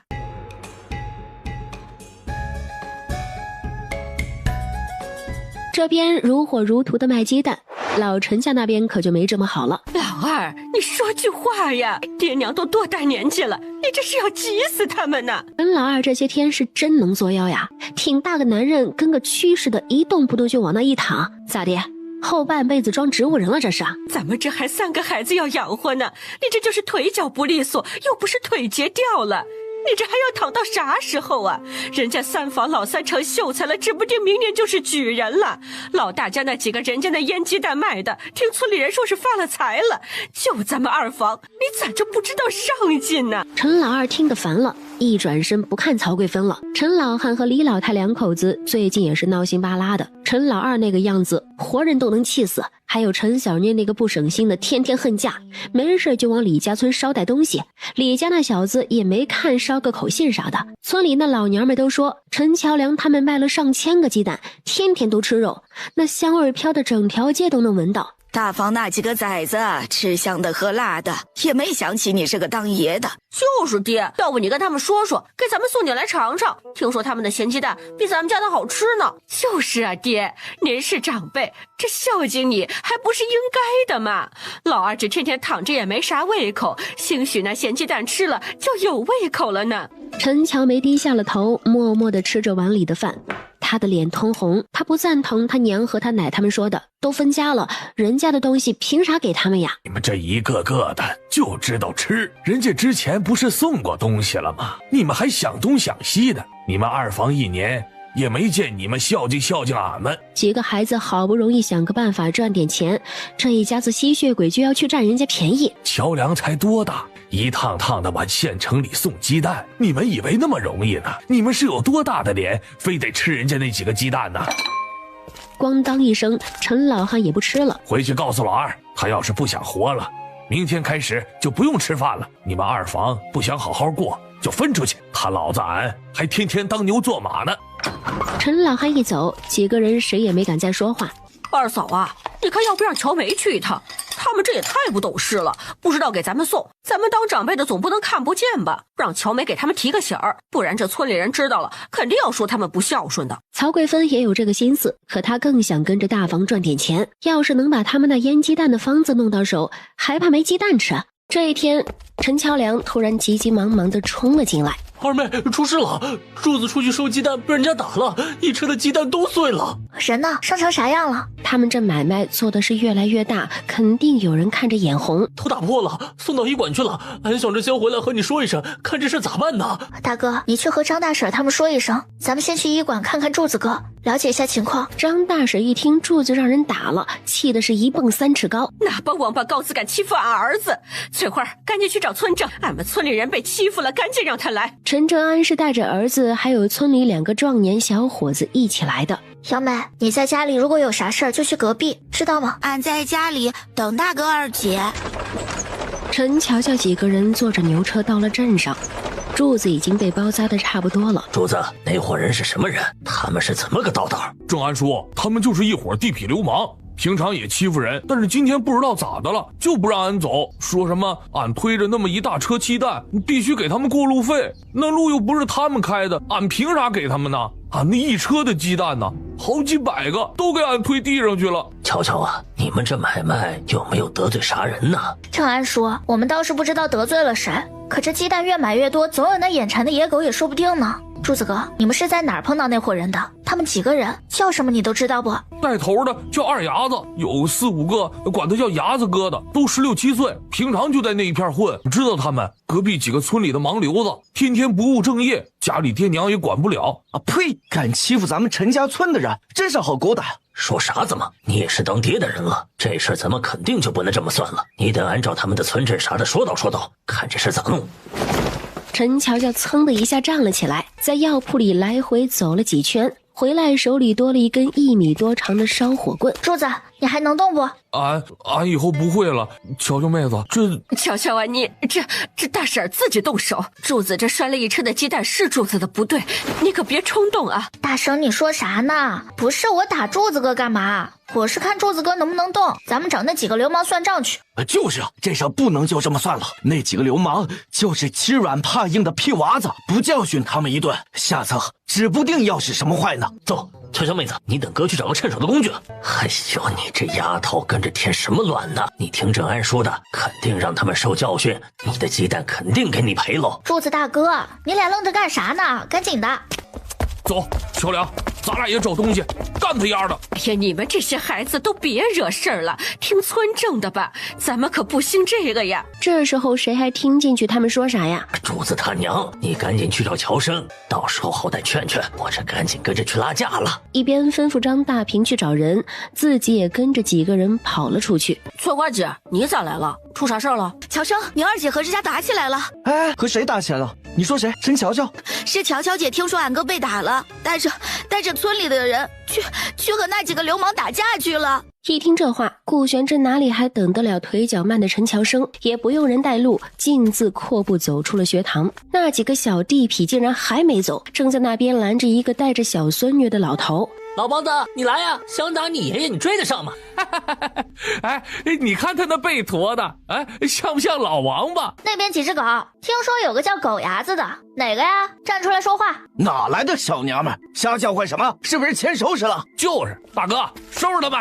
哎呦，哪来的小妞？敢管你大爷的闲事儿？皮痒了是吧？这狗牙子旁边的一个小弟看到对面陈乔乔后面的柱子，大哥，这是咱们刚才教训的那个臭卖鸡蛋的，肯定是他叫人来找场子了。叫你奶奶个腿儿！骂完这句，陈乔乔一烧火棍就朝着那狗牙子的脑袋打了过去。干你娘！老子给眼上！陈乔乔打了一烧火棍就往后撤，钻到了陈乔梁后面。敢欺负俺们陈家村的，揍他们！两伙人就打到了一起。陈乔乔瞅准机会，对着那和自己大哥打到一起的混混就是一脚，紧接着就是一顿乱棍。三驴子，赶紧把这娘们的烧火棍抢回来！他娘的，老子今天不废了你们！陈乔梁一看那三驴子要去打陈乔乔，赶紧是拼命往陈乔乔那里去。狗牙子一拳打在陈乔梁的胸口，又拿腿把人给绊倒了。陈乔乔瞅准机会，对着三驴子的裤裆就一烧火棍对了上去。三驴子人高马大，一下就把烧火棍给夹住了。陈乔乔使出了吃奶的劲儿，跑出了老远。那三驴子眼看就要追上了，陈乔乔一个趔趄就摔了出去。那三驴子拿着个烧火棍对着陈乔乔，照着陈乔乔就要打下去。砰的一声，陈乔乔只觉胳膊一痛，然后就是一个男人的惨叫声。顾玄之，顾大爷，您这您认识啊？哎呦，误会啊！误会，大哥，牙子哥，不好啦！那三驴子一看是顾玄之，屁都下凉了。顾玄之本身就会些功夫，又有刘承德几个好兄弟，打这几个小流氓还不跟玩似的。你怎么才来？人家都吓死了！你看那烧火棍多粗！顾玄之听陈乔乔委屈巴拉的嘟囔，心底有些柔软。你还知道怕？我不是说了有事找我？我大哥他们还在前面呢，赶紧过去吧。没事儿，三驴子知道你们是我的人，应该是不敢动手了。另外一边，三驴子赶紧把牙子哥拉开，告诉他这些人认识顾玄之，去拉开，都别打了。陈乔梁他们还纳闷呢，这打着打着怎么不打了？你们这帮小流氓，天天好吃懒做不干好事儿，如今还敢当街打人了？狗牙子不屑的一笑，他们是流氓，流氓不就该干点流氓该干的事儿吗？有没有伤到？腿打烊，疼不疼呢？人都是陈正安带出来的，真打出好歹来，他这个村正也就当到头了。你瞧瞧呢，真是能耐了，一个丫头还敢出来打群架。正安说：“真的。”陈乔乔一瘸一拐的被顾玄之扶了过来。陈乔良一看陈乔乔受伤了，又想往前冲，被陈正安和另外几个人给拦住了。狗娘养的，敢打俺妹妹，俺跟你们拼命！瞧瞧啊，你这咋整的呀？你说说你啊，你个姑娘家的，你是干啥呢？你瞅瞅你，这是谁打的呀？陈乔乔看到这几个小混混就来气，一个个站没站相，佝偻个腰，一脸的不屑。你们把人家鸡蛋打碎了，还把人给打了？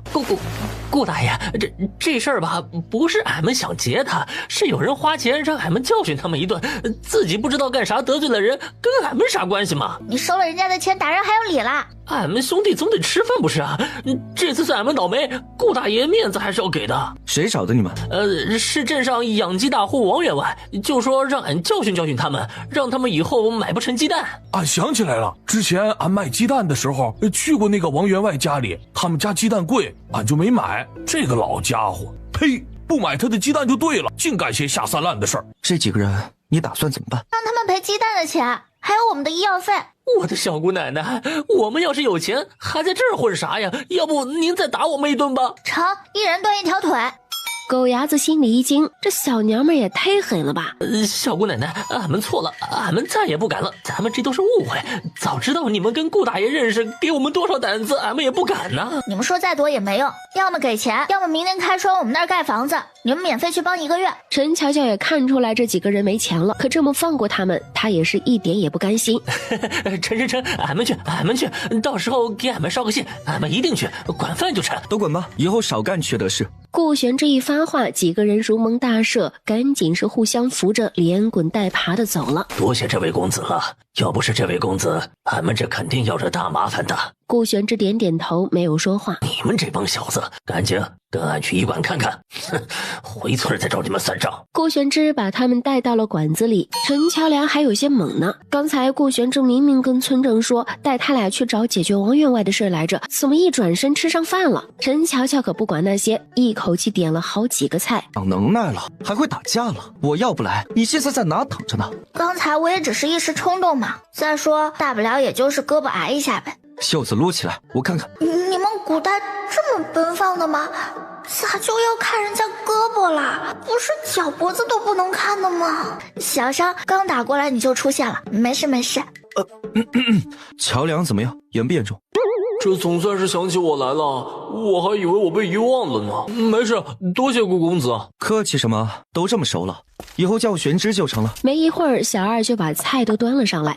陈乔乔一看白米饭，还有五花肉，眼里哪还有什么顾狗子呀？大口大口的吃了起来。我的妹子，形象啊！几个人几乎把所有的菜都给吃光了。那王员外的事你们不用管，之后我让刘承德去处理就行了，以后有事记得找我。哦，对，下次有事千万不能自己上啊。吃过饭，陈乔乔风风火火的带着陈乔良跟着陈家村的人一起回去了。路上陈正安那叫一个唠叨，说完这个说那个，有完没完了？你年轻那会儿不也天天偷鸡摸狗的吗？怎么还没完了？娘啊，听说乔梁那边招人卖鸡蛋呢，听说乔平他舅奶奶就老周太太一天能赚100多文呢。吃饭也堵不上你的嘴，100文那么好赚呢？你个夯货，听风就是雨的。村里人都听说了，俺也能去卖鸡蛋呢，这好事儿咋不知道向着家里人呢？爹娘，你看他们大房根本就不拿咱们当自己家人，天天吃肉，顿顿吃得饱，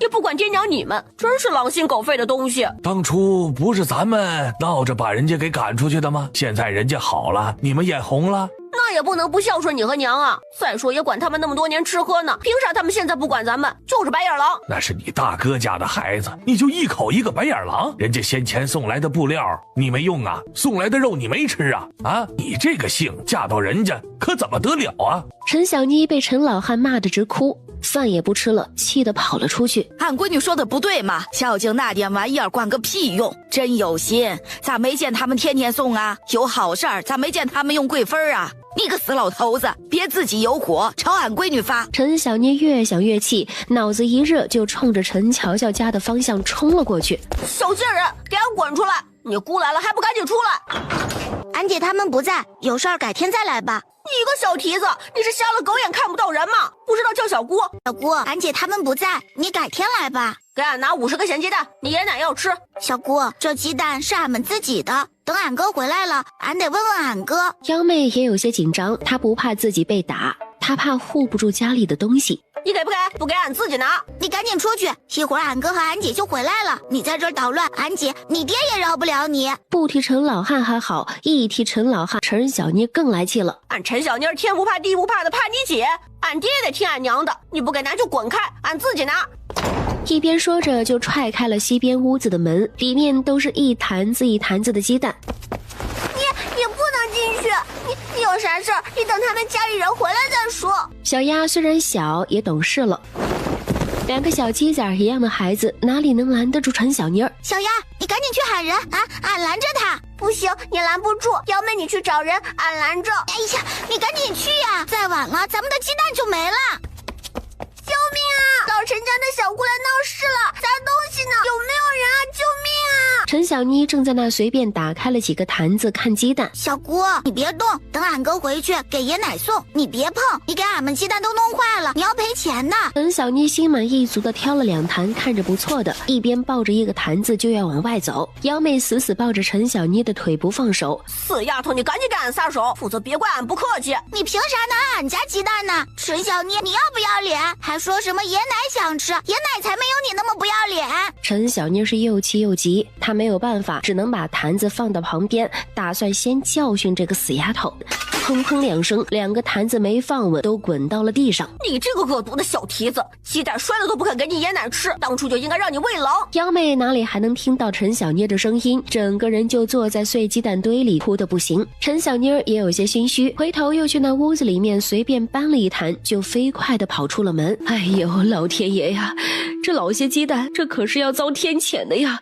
一个老太太颤抖着双手就上去要收那些还能吃的鸡蛋。幺妹是不哭了，可气得浑身直哆嗦，眼瞅着就直挺挺地躺了下去，整个人止不住的抽搐。有经验的老人一看这孩子是怒火攻心，被气得抽了过去，赶紧又是按人中又是抽嘴巴的。曹桂芬刚收拾完厨房，就看到一脸横肉的陈小妮儿抱着个大坛子就走了进来。他小姑，这啥呀？这么大个坛子，俺娘要腌啥？俺可不像你，天天就会扯老舌。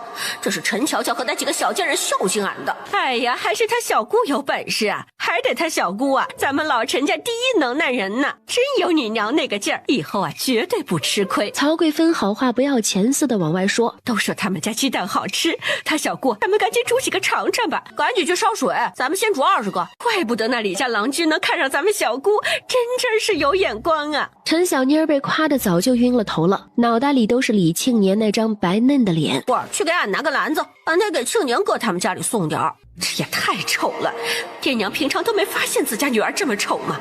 就这那李庆年也看得上，咱们小姑可真是会疼人呐，这李家郎君太有福气了。一会儿鸡蛋就煮好了，曹桂芬讨好似的也不怕烫，扒开一个赶紧给陈小妮放手里。他小姑，你先吃，你先吃。一口下去，一口下去，那鸡蛋黄沙沙的，里面还有油，蛋清不是单纯的咸，还有淡淡的五香味道。陈小妮赶紧把剩下的鸡蛋都塞进了嘴里。他小姑，味道咋样？陈小妮哪顾得上说话，只顾着赶紧吃完再吃下一个。娘，你们这鸡蛋哪儿来的？乔梅啊，没啥，大房那几个孝敬你爷奶的鸡蛋。那你们给爷奶吃，你们咋还自己吃上了？死丫头，你瞎说什么呢？娘还没吃呢，你小姑自己吃呢。那啥，他小姑啊，你先吃着啊，俺给爹娘拿几个去。曹桂芬一边说着，赶紧装了7、8个鸡蛋到碗里。曹桂芬一出来，赶紧回自己的屋子，拿出了4个鸡蛋藏了起来。爹娘，这是小妮儿给你们煮的鸡蛋。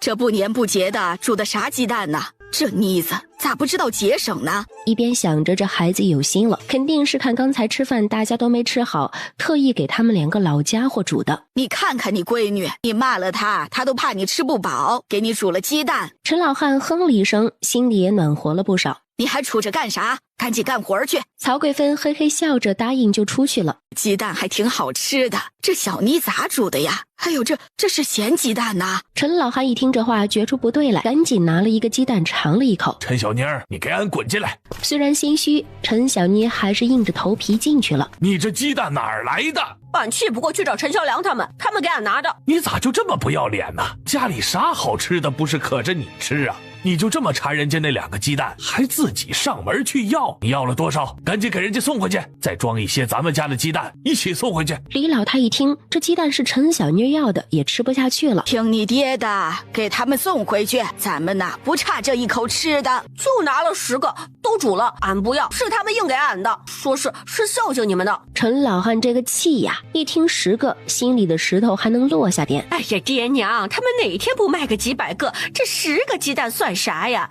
你们就安心的吃吧，他们就算分出去了，也是你们孙子，孝敬你们还不是应该的？他们撒谎，爷，他们拿了一大坛子。俺听乔乔姐说，那一坛子能装100个鸡蛋呢。你个死妮子，你瞎说啥呢？赶紧给俺滚出去干活！哎，雷劈的玩意儿，老娘造了什么孽养了你这个混账东西！曹贵芬一边说，一边使劲地掐着陈乔梅的腰，不用看也知道肯定是紫了。坛子在哪儿呢？你个死丫头，是不是曹贵芬那贱人出的馊主意，指使着你去要了一坛子鸡蛋？爷，在厨房呢。乔乔姐他们这鸡蛋都是要卖的，咋可能拿这么多出来？陈老汉看着那一坛子的鸡蛋，气得血直往脑袋里涌，也不知道那边啥样了。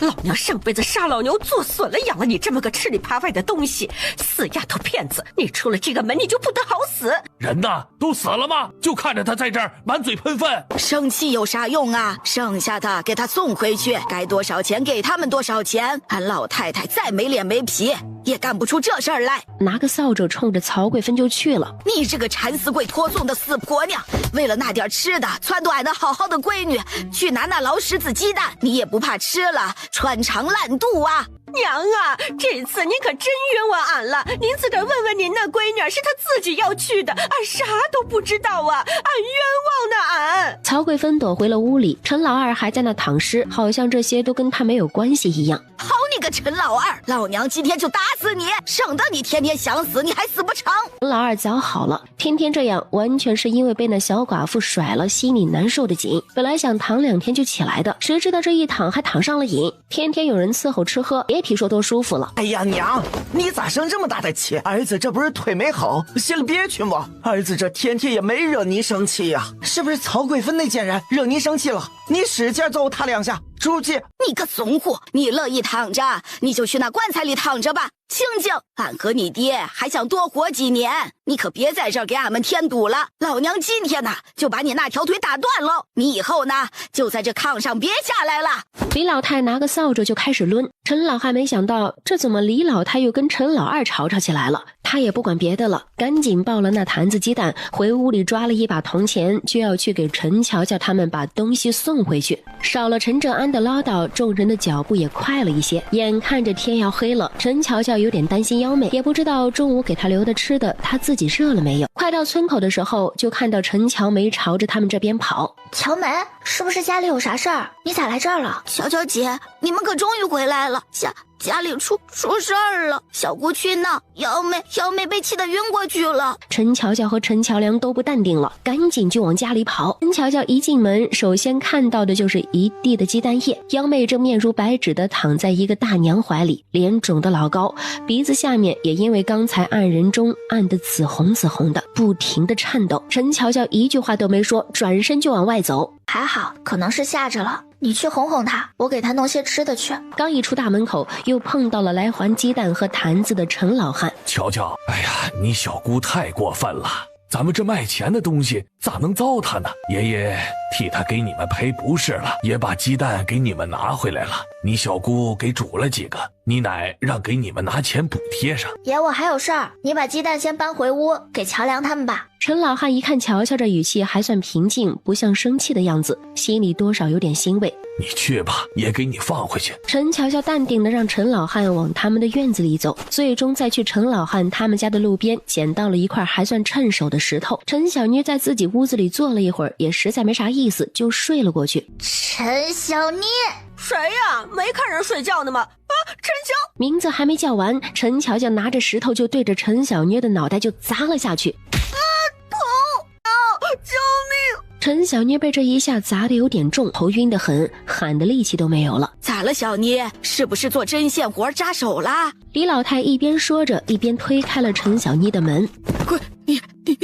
你杀人啦！一滩血迹从陈小妮头部流了出来。奶，你说你养了闺女，你咋就不知道教呢？你这闺女以后嫁人了，婆家能让她这样吗？哎，我就纳了闷了，奶，你是不懂还是糊涂呀？二房那边也听到了动静，陈乔乔的傻子杀人了，爹杀人了，小姑死了。陈老二跟曹贵芬他们看到眼前的画面，也都一个个吓得腿灌了铅一样。胡子，鼻子，快去找你，找人，陈乔乔，可是你二叔，你赶紧把手里那石头放下，你赶紧别动你，俺跟你说，你别冲动。谁要过来，我就开谁的瓢。陈老二一听这话，果然就不敢往前去了。好疼！娘，二哥，你别过来！裤裆里不争气的渗出了一些液体。陈小妮，你知道怕你还招惹我？俺再也不敢了，俺错了。还知道错，有救。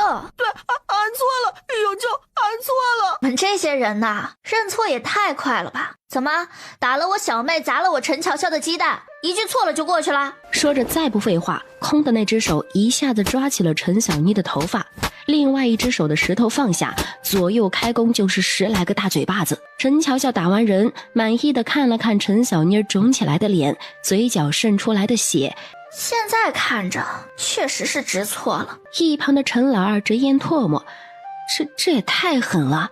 唉，知道错了就要认错，走吧，跟我去认错。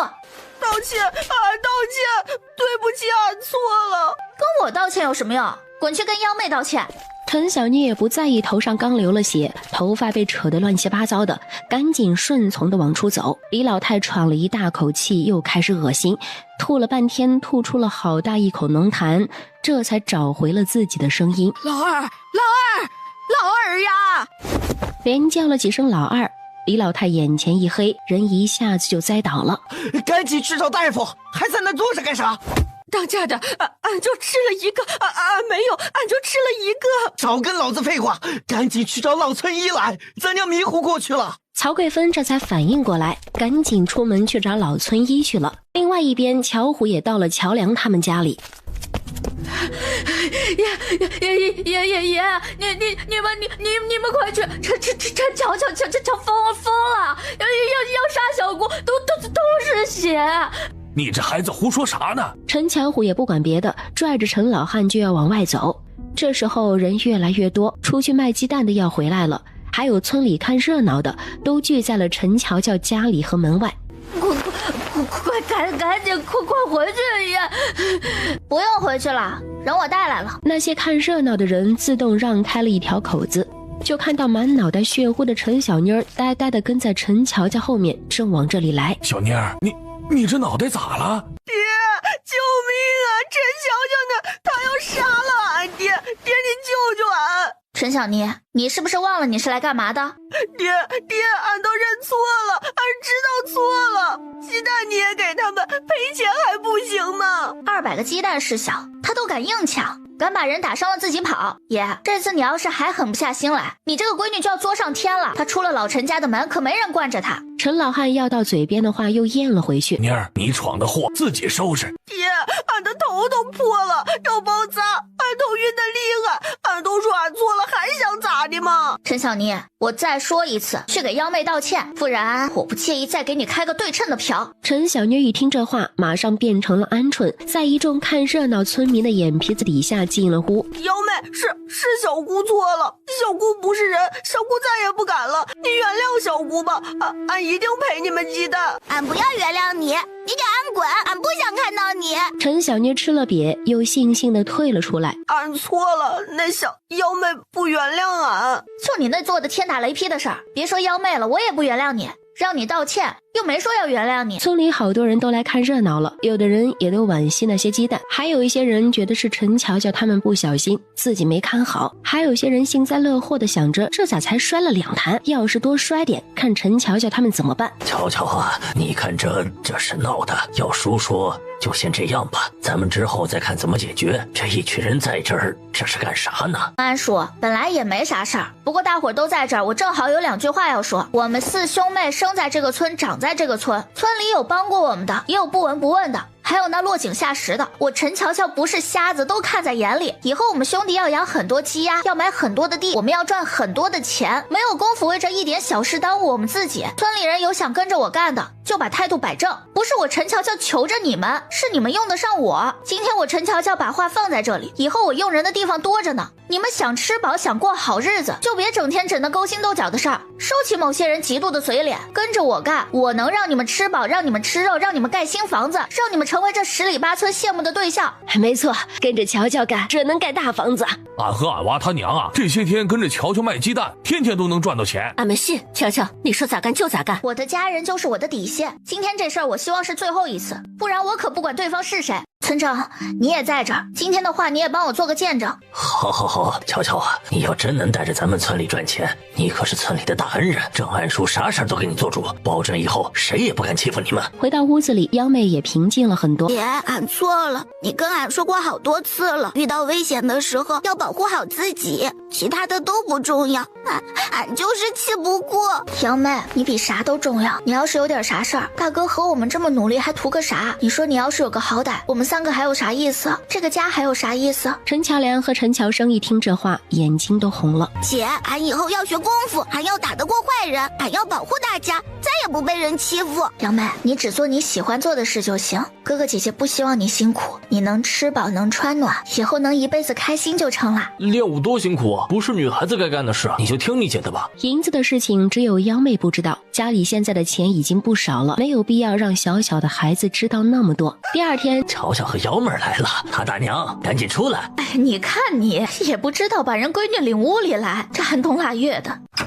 陈正安笑眯眯的让陈乔乔姐弟俩赶紧进去。正安说，我们这次来主要是想看看有没有卖地的，想买一些地。陈正安眉头一皱，看来昨天陈乔乔说的确实是大话了，是他想当然了。一个村子的事情哪能是一个丫头带得起来的？好，田是咱们农民的根，郑安叔也支持。你们别着急，这2天俺看看这附近谁家卖田，我想买什么样的，准备买多少。郑安说，要是有中等或者上等的田地，您帮我们留意着，5亩10亩的都没问题，最好是连在一起的，也好伺候。好啊，你们等信吧，有田地肯定给你们留着。他们这钱放手里也不安全，他们赚的越来越多，难免有人惦记，还不如赶紧花了。郑安说，我们家旁边那一大块空地，不知道能不能卖给我们家，我们明年想盖个养鸡场或者做其他的用，正好在村子边上，也不会扰民。啥？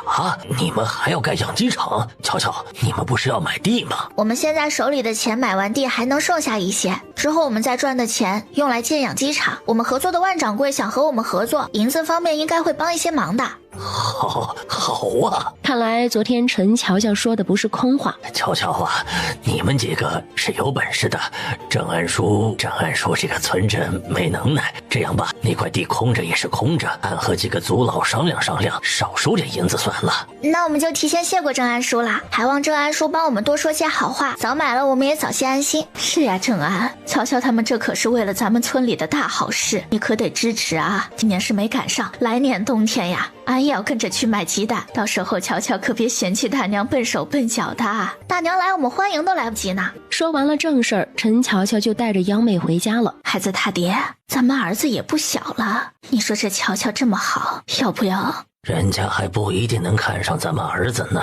俺儿子10里8村也是勤劳小伙子一个，出了名的勤奋，多少人家想嫁给咱们家还不能够呢。你呀，好好干你的活得了，别想那有的没的。俺去找族老商量事去了，晚上就不回来吃了。没过2天，陈正安带来了一个好消息，他们旁边那片地经村里几个族老研究，大概有500多平方米的地皮呢，就5两银子给了陈乔乔。但是呢，村里也说了条件，盖养鸡场或者陈乔乔这里有什么活呢，必须要优先用村里的人，这样呢也能增加村里的一些收入。陈乔乔自然是没什么意见，雇谁干还不是干呢。陈乔乔这边可谓是一切顺利，老宅那边却是一片阴沉。经过上次的事情，陈小妮儿可是老实了不少。李老太也在床上躺了好几天，一好转就破口大骂，要找陈乔乔算账，被陈老汉一个嘴巴又给呼回去了。陈老二这2天能动弹了，又开始不消停了。每想到马寡妇，陈老二都郁闷的不行。陈老二天天在家喝闷酒，没事对着媳妇儿孩子是非打即骂的。今天陈老二喝了点猫尿，又哭又闹的在那骂曹贵芬不知道打扮自己，照马寡妇是差远了。曹贵芬一听这话，当时就炸了，和陈老二2个人骂了起来。陈乔平和陈乔虎早就吓得跑出去了，只有陈乔梅一边听着他爹娘吵架，一边干活。陈老二，你这个挨千刀的，你是不是和那个马寡妇那个贱货勾搭到一起了？俺跟你拼了，俺不活了！说着就拿头撞向陈老二的胸口。你这个贱人，敢撞老子！老子今天不打死你就不姓陈！陈老二一边说着，一边扯着曹贵芬的头发，就是好几个大嘴巴子。那欠人妻的贱货你也看得上？你如今成瘸子了，狗屁不是1分钱都没有，俺就不信那骚货还能看你一眼！陈老二，你个怂货，你去看看你的马妹妹，还看不看你一眼？陈老二疯了一样的踹曹贵芬，曹贵芬也不甘示弱，拿起一边不知道是什么东西，对着陈老二就是打。爹娘，你们别打了，一会儿爷回来了。2个人在屋子里打还不够，又打到了院子里。曹贵芬疯了一样对着陈老二的胳膊就是一口，就是这声嚎叫才惊动了李老太。陈老二被曹贵芬咬得生疼，随手就摸了院子里放着一根平常用来洗衣服的粗木棍，不管不顾的就要打下去。娘，快躲开！一声闷哼，所有人都傻眼了。陈老二那木棒是照着曹贵芬的脑袋打的，陈乔梅一看不好，一下子就扑了上去，用小小的身子撞了曹贵芬一下。曹贵芬倒是躲开了，这一棒子打在陈乔梅的后背上，陈乔梅只得闷哼一声就倒了下去。陈老二，你真下得去手啊？这可是你亲闺女啊！一个死丫头，活该！让她往上冲，死了也是活该。一边说着，一边一瘸一拐地回了屋里边。愣着干啥？还不赶紧去找老村医！曹贵芬这才回过神来，背着陈乔梅就往老村医那里去。曹贵芬的脑瓜子嗡嗡的，没想到关键时刻竟然是这个天天被自己骂的闺女替自己挨了一下。乔梅呀，娘的乔梅呀，你可得挺住啊！娘这就带你去看病，乔梅呀！眼看着孩子出气多进气少了，曹贵芬跑得满身是汗，顾不得周围村里人的眼光，只想给孩子赶紧治伤。老村医呀，快瞅瞅，俺闺女这咋样了？是不是活不成了？都吐血了！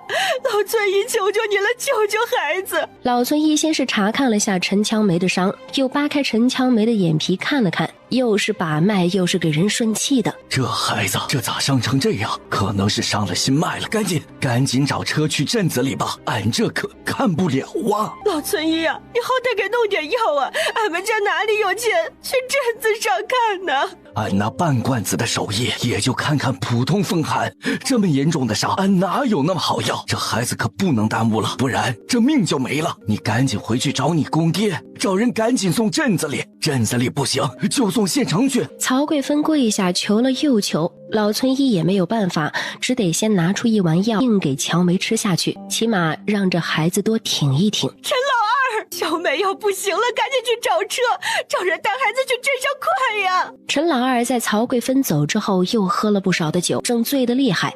滚一边去！一个赔钱货，死了就死了，别烦老子！娘，乔梅快不行了，你拿些银子，俺去找人找车给孩子送镇上去看看。净扯淡，哪儿就那么严重了？让老孙医开些药就行了，动不动就镇子里，当前都是大风刮来的呢。要不是你们2口子闹，也不能。哎呀，去，别想从俺这老太太这里扣1分钱。曹贵芬没办法，咬了咬牙，只能去找陈老汉。这陈老汉也不知道去哪里溜达了。曹贵芬没找到人，最后碰到了陈村正。陈村正一听这情况，孩子的命要紧呀，赶紧找人帮着找了个牛车，又让他婆娘刘大红从家里拿了被子铺了上去，把孩子放车上送到了镇子里去。刘大红又塞给曹贵芬2两银子，让他先救急。村正是在田间找到陈老汉的，陈陈村正把事情跟陈老汉一说，陈老汉叹了一口气，他们家这是咋的了呀？一桩事接着一桩事的，跟陈正安招呼了一声，就赶紧往家里去。到了家也不看李老太一眼，就去掏钱。之前陈老二的事儿已经花了不少的银子了，现在家里就剩了不到10两银子。陈老汉咬了咬牙，还是拿了5两银子出来。为了那么一个闺女，你这是想把全家人饿死呀？过了年，小妮出嫁，到处都是用钱的地方，这5两银子能有个屁用啊！你不用管，到时候俺想办法。李老太还想说什么，陈老汉已经出了家门，这么大的动静还是传到了陈乔乔他们那里。姐，乔梅太可怜了，乔梅总帮着咱们，要不然二婶他们也不能都欺负乔梅。小梅别哭，咱们看看情况。放心吧，乔梅不会有事的。老宅那边的事情，陈乔乔是一点也不想管的。可乔梅毕竟帮过他们很多次。大哥三弟，你们怎么想的？陈乔良自然是希望帮忙，可老宅那边的那些人的德性他都清楚，帮了1次就有第2次。要是乔梅不是二房的就好了。陈乔乔听了陈乔生的话，若有所思。第2天一早，乔乔和央妹就和乔良2兄弟一起去了镇上家药铺里。昨儿一到药铺，掌柜的就立马切了片人参，让孩子含着，一边检查孩子的状况，一边摇头，命是能保住，可这孩子以后就离不开药了，把人救回来就得20两银子，老陈家才不会为了一个丫头片子花那么多的钱。虽然昨天陈老汉来扔下了5两银子，可那点钱怎么也不够呀。二姐，幺妹拽了拽陈乔乔的袖子，陈乔乔点了点头，幺妹才进去里面看乔梅。乔梅躺在病床上，脸上一点血色都没有，呼吸也非常的微弱。陈乔乔和陈乔良进来的时候，曹贵芬一点反应都没有，直到大夫进来让给乔梅喂药。好，俺这就去拿药，俺这就去。乔梅一点意识都没有，曹贵芬累得满头大汗，也才给喂进去了半碗。陈家村里李老太听陈老汉说完乔梅的情况，心里是拔凉拔凉的，气得把陈老二从被窝里揪出来就是一顿揍。老婆子呀，你说咱们家是造了什么孽呀？这咋就不消停呢？年纪大了，都管不了了，都有自己的主意了，没法子的事儿。陈乔乔他们看了人，又买了一些吃的才离开。回去的路上，姚妹又提了学武的事情。姚妹，这事儿咱们不能着急，等姐有时间了，给你找个师傅。又过了几天，镇子里的曹贵芬每天也不敢出去找地方睡，就在乔梅的身边将就着，吃的也是馒头咸菜。这几天陈乔乔他们来过2次，给他们买了一些吃的用的。陈老汉带着乔平、乔虎也来过，没有带钱过来，打听了一下乔梅的情况。陈老二那个天打雷劈的竟然1次也没来过，还有乔平、乔虎都是问曹贵芬啥时候回去，对于乔梅的伤就只是看了看，一点也没有难受的样子。曹贵民的出现，曹贵芬没有多大反应。哎呦，俺的妹子，这么大的事儿你怎么不给家里捎个口信呢？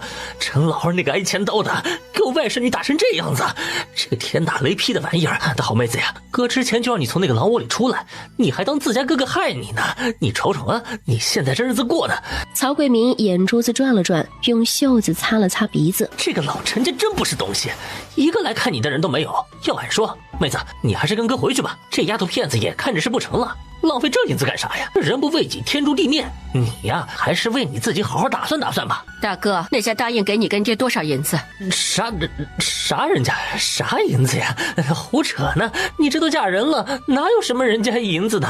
都没找好人家，俺干嘛要跟你们回去呢？俺还是在老陈家待着吧，起码还有口吃的。回咱家估计那一口吃的都没有。这虽然你年纪大了点儿，可这年纪大他会疼人不是吗？俺的好妹子，哥还能坑你吗？你不信自己去打听，那老员外家真是有钱，顿顿大鱼大肉的，到时候妹子你那就是神仙生活，要啥没有啊？10两银子，钱到了你们拿5两，留下5两给乔梅看病，成就成，不成就拉倒。你现在就回去想办法，办不成你也不用来和俺说了。曹贵芬丢下这么一句话，就起身去给乔梅熬药了。曹贵民没办法，又去了那家里。那家老爷子一听这话，3两银子他还能没有？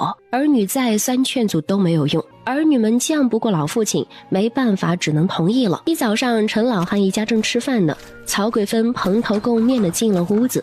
贵芬回来了，乔梅咋样了？娘，你可算回来了。曹贵芬这几天都没有吃好，也确实饿了，也不管婆婆和小姑不满意的眼光，就着野菜汤就吃了起来。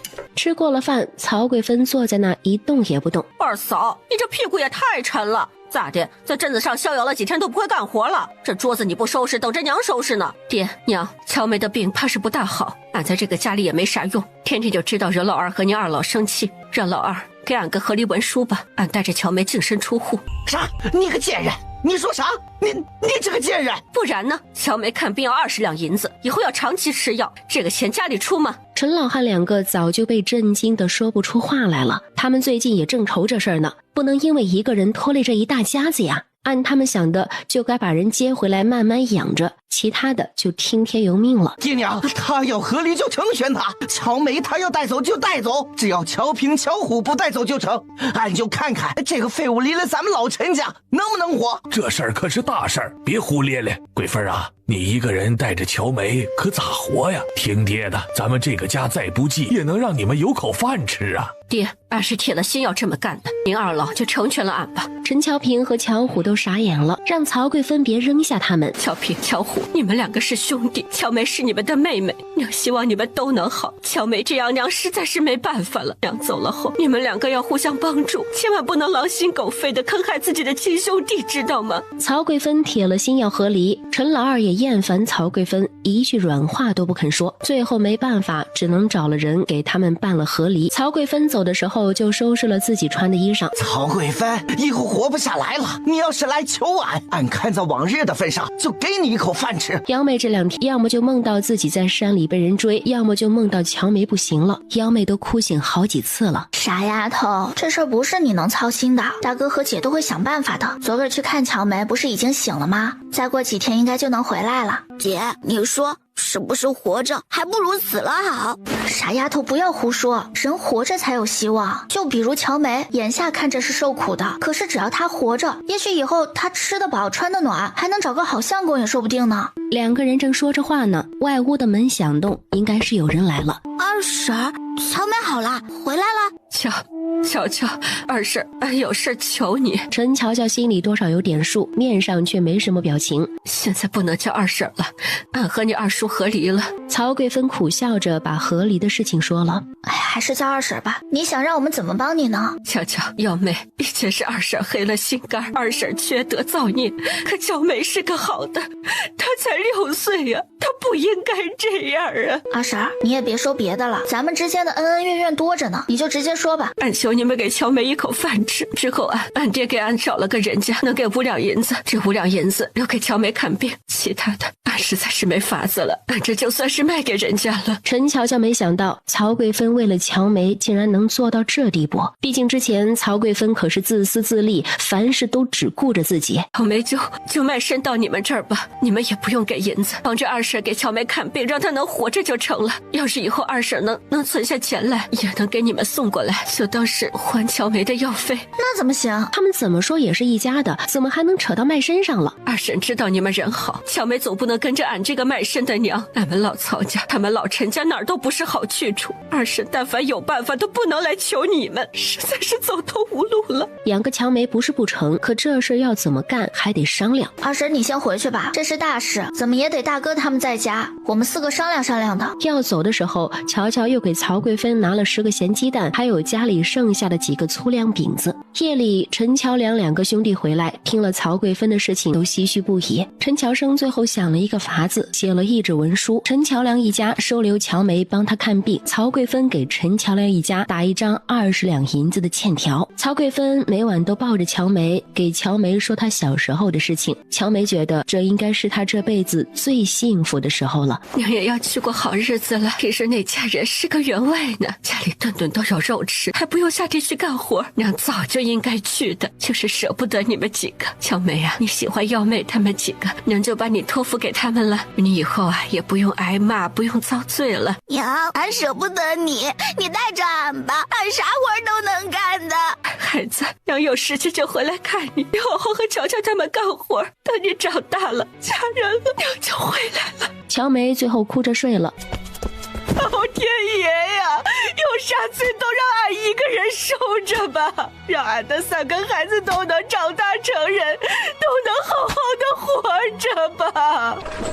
陈乔梁的牛车铺着厚厚的棉被，上面坐着曹桂芬和怀里抱着的乔梅。陈乔乔几个早就在门口等着了。大哥，快把人背屋里去吧，这天太冷了。陈老汉让乔虎、乔平一道进去看看他们娘和妹妹，可乔平、乔虎有点怕陈乔乔，说什么也不进去。没办法，陈老汉只能带着他们回去了。乔梅一进屋就被放到了炕上，她这样子怎么也还得养1个月能下地呢。乔梅，有啥不舒服就说，这以后就是自己家了。陈乔乔他们的饺子早就包好了，这会儿人到了，乔乔那边饺子就下锅了。那啥，俺就回曹家村了，俺哥他们等着俺呢。陈乔乔一看就知道曹贵芬是看他们要吃饺子，不好意思留下来。二婶儿，不差这一晚上了，好好陪陪乔梅，明个再回去吧。是啊，二婶，这乔梅才刚回来。乔梅也红了一双眼睛。最后曹贵芬实在是拗不过陈乔梁和乔乔，她就只能厚着脸皮留了下来。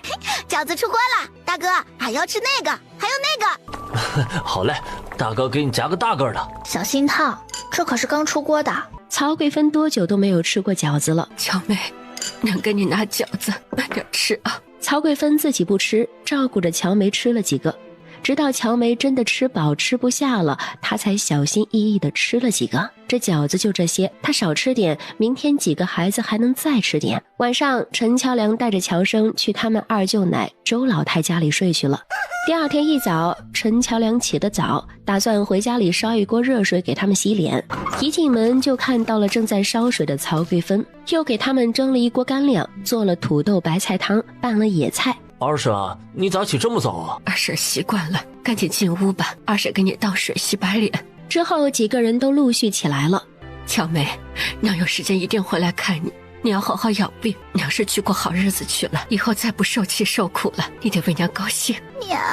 乔梅只说了一个字，就再也说不下去了。陈乔乔和幺妹只能在一旁看着。曹贵芬的卖身契已经签了，昨儿个就偷偷把5两银子给了陈乔乔。曹贵芬纵使有1万个不舍，现在也回不了头了。陈乔梅躺在被窝里，早就泣不成声了。小梅，俺长大了就带你去找二婶儿。小梅，你别哭了。曹贵芬还是走了，拿了一个里面基本啥也没有的小包裹，就这么走了。昨儿个陈乔梁跟陈乔乔几个商议了一下，还是给陈老汉他们送去了1块肉和20个咸鸡蛋。周老太和宋老太太都是能张罗的，过年那天买了不少的瓜子还有糖块，又沏了一大壶的茶水，把张大平一家和陈乔乔一家都请了过去。那啥，那大家吃啊，多吃。大瓶子，瞧瞧，咱们这儿都没有外人，老宋就更不用说了。今天过年了，咱们呢好些年没这么热闹过了。俺老婆子呢，这手艺还不赖。今天大家都多吃点儿，这吃的少了呀，就是俺老太太的饭菜不好吃了。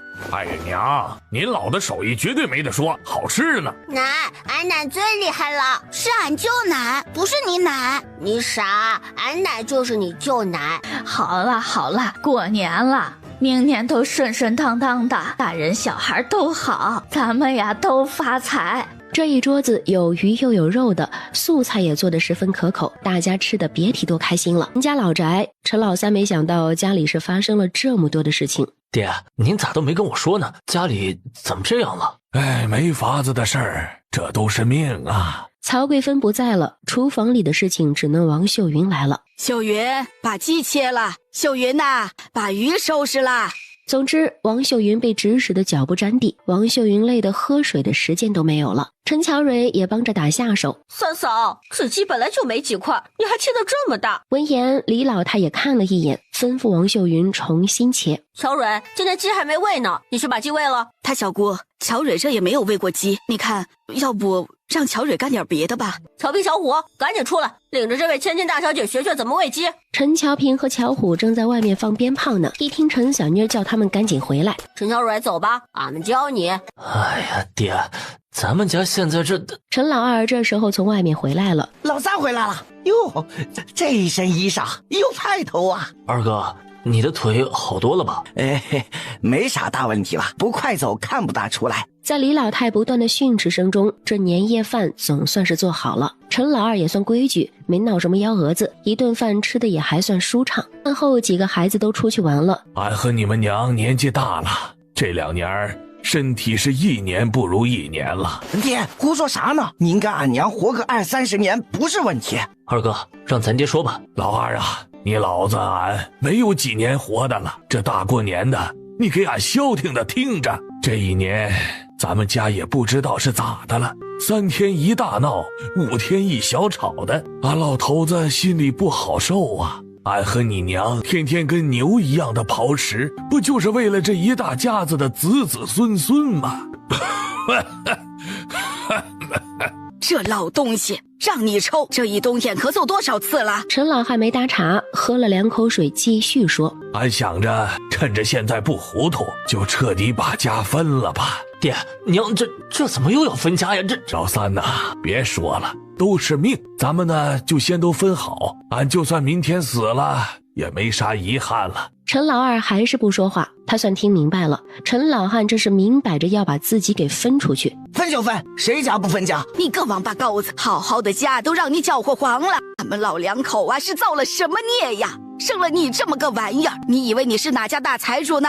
妻妾成群呐，说不要就不要啦。你有能耐，你再去找一个去呀。俺这辈子活得失败，谁也对不起。老三呐，你不知道，这家里大大小小的活儿都得你娘俺来干呐。要不是那个王八羔子把媳妇儿气跑了，是不是还能有个大把手的？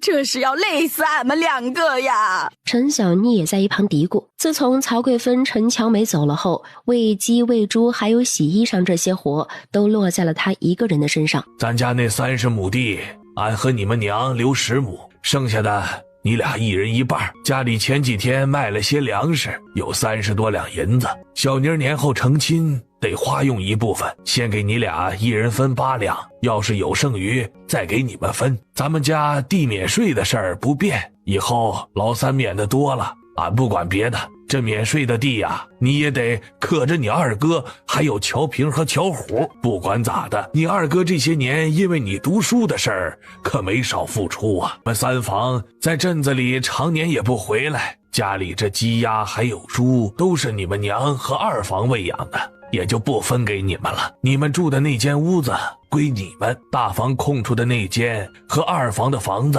就都归老二吧。陈老汉说完，自己也苦笑了一声。他这一辈子到头来还真是没啥东西。仓房里的粮食啊，分3份，俺和你们娘1份，你们2个1人1份。咱们家呀，也就这些东西了。本来他以为家里怎么也得有50两银子呢，心里不禁嘀咕，是不是陈老汉他们另外给陈老二留了家底？这话他问不出口，只能看了一眼王秀云。爹娘，咱们家咋就剩这些银子了？这些年咱们家里也没啥大事儿啊。好啊，你个贱人，你当俺们2个老的私藏了是不是啊？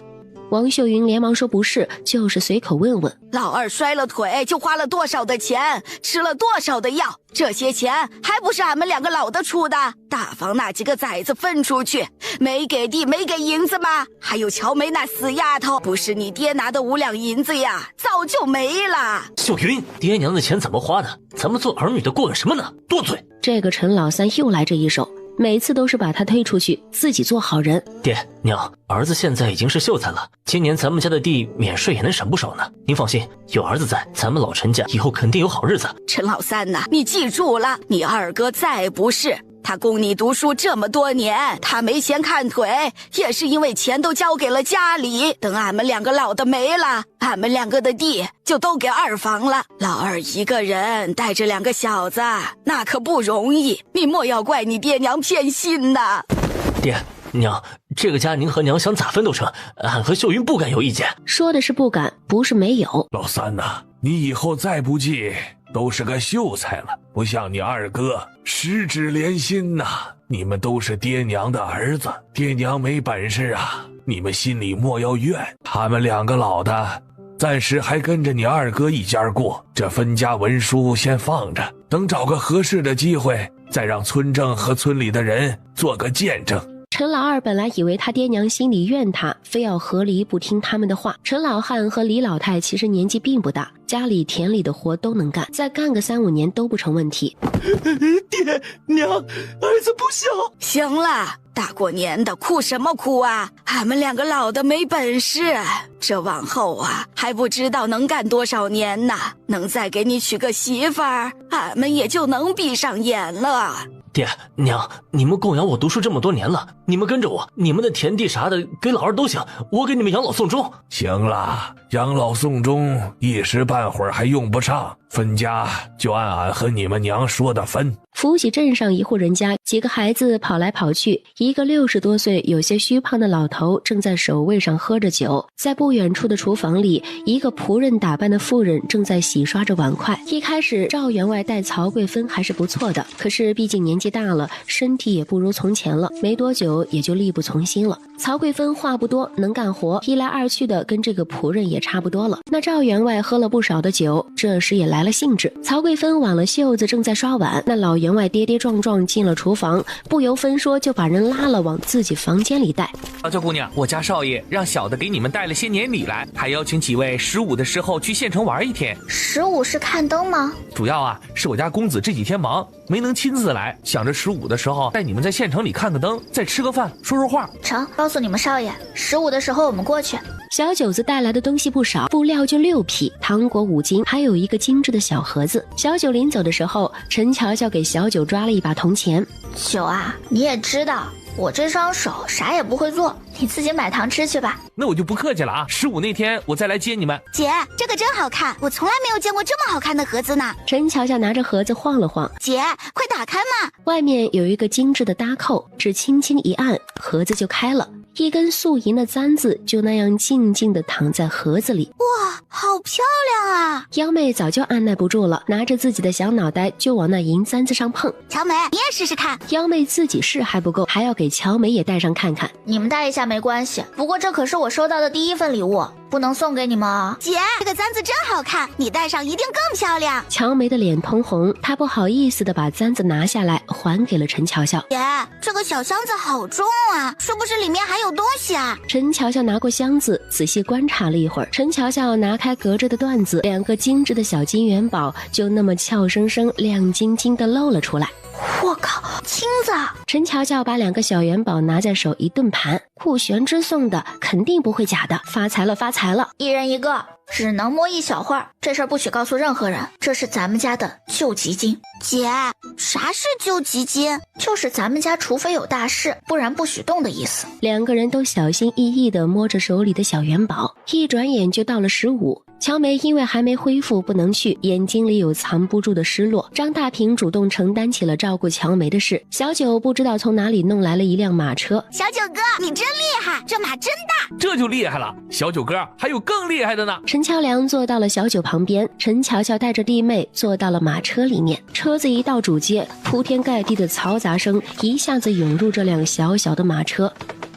乔乔姑娘，咱们就在这里下车吧，前面人太多了，车恐怕过不去。小丫头一下车，眼睛都不够用了，这边看看，那边瞅瞅，可又不敢离了陈乔乔的视线。央妹一眨不眨地盯着糖葫芦，两眼放光。陈乔乔买了好几串，停马车回来的小九还没说话，就被塞了一串糖葫芦，看着挺好吃的，有点酸，尝尝。跟我走，我带你们去找我家公子。小九带着他们穿过了人群，又走了一段路，在一扇乌漆抹黑的大门前停了下来。几位，快进来吧，我家少爷和刘家小哥还有万家小哥，他们都在里面呢。万小宝，你耍赖，头壶哪有你这样的？泽明，他不耍赖怎么赢得了你啊？啊，你就饶了他吧。玄之，你评评理，咱们可是下了赌注的，小宝这样多少是不是有些不要脸了？陈乔乔几个人还没进去，就听到了里面传来他们玩闹的声音。这不是咱们的女中豪杰陈乔乔吗？陈乔乔年前打架的事儿可是早就传开了。你怎么说人家姑娘家的？乔乔可没怎么动手啊。没事，让他说，那样的小流氓就是欠揍，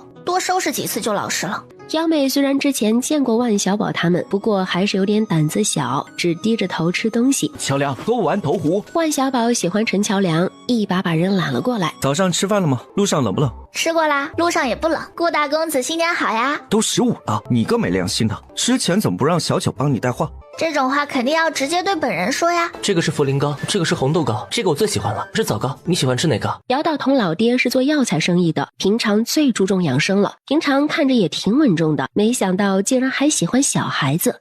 我喜欢红豆糕，甜。你叫乔生是吧？你喜欢吃哪个？随意，我不挑食。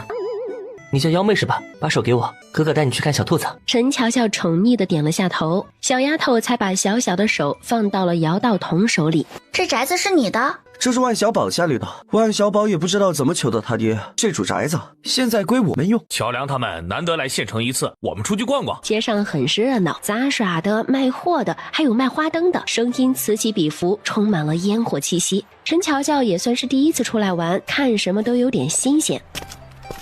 玄之哥哥出来玩，怎么不叫人家？小小，这不是怕你冻着了，舅母心疼，就没叫你。那他呢？他不怕冻着吗？一边说一边指了指旁边啃地瓜的陈乔乔。他皮糙肉厚的不怕。人家才不会冻着呢，人家都想玄之哥哥了。一边说着，冯小小一边晃着顾玄之的胳膊。小小，你怎么一个人来县城？舅母他们呢？我娘在前面的茶馆呢，我就是刚才在2楼看到了你们，特意跑下来和玄之哥哥打招呼呢。招呼也打过了，快些回去吧，不然舅母会担心的，这里人多不安全。是啊，小小姑娘，快些回去吧，你需要什么我给你买好送上去。人家才刚下来，你们就赶人家走啊！我说你们几个大老爷们儿，人家小小愿意玩就一起嘛，婆婆妈妈的。我和哥哥们说话呢，你怎么那么没礼貌啊？哥哥们都是关心我，你怎么可以这样说哥哥们？狗咬吕洞宾，还哥哥们，不知道的以为你要下蛋呢。你才，哼！玄之哥哥，你看看你这都是跟什么人来往？粗俗！刘承德看得有些心疼。小小，别闹了，赶快回去吧。顾玄真满脑袋都是陈乔乔那句哥哥哥哥都要下蛋呀，想笑还不敢笑。小小听话，改天去看你，你赶紧上去吧，今天不方便带你。玄之哥哥，那你什么时候来我们家里啊？小小给你做糕点。冯小小挑衅地看了陈乔乔一眼，显然是把陈乔乔当情敌了。小小让开！突然旁边冲出了一个壮汉，手里寒光一闪，陈乔乔还没有来得及喊出声音，就被顾玄之给拽到了一边。紧接着旁边又多了几个蒙着脸的汉子，冲着顾玄之几人围了过来。几位，什么路数？莫不是认错人了？少废话，上！几个人一句废话都没有，带头的吩咐了一句，7、8个人就冲着顾玄之和刘承德杀了过来，手里的匕首上下翻飞。哪里来的毛贼，敢在爷爷的地盘撒野？你直接上呀，叫唤个毛线！都闪开，让爷来！赵家玉又说了一句，冲了上去。顾玄之和刘承德的压力一下子是减轻了不少。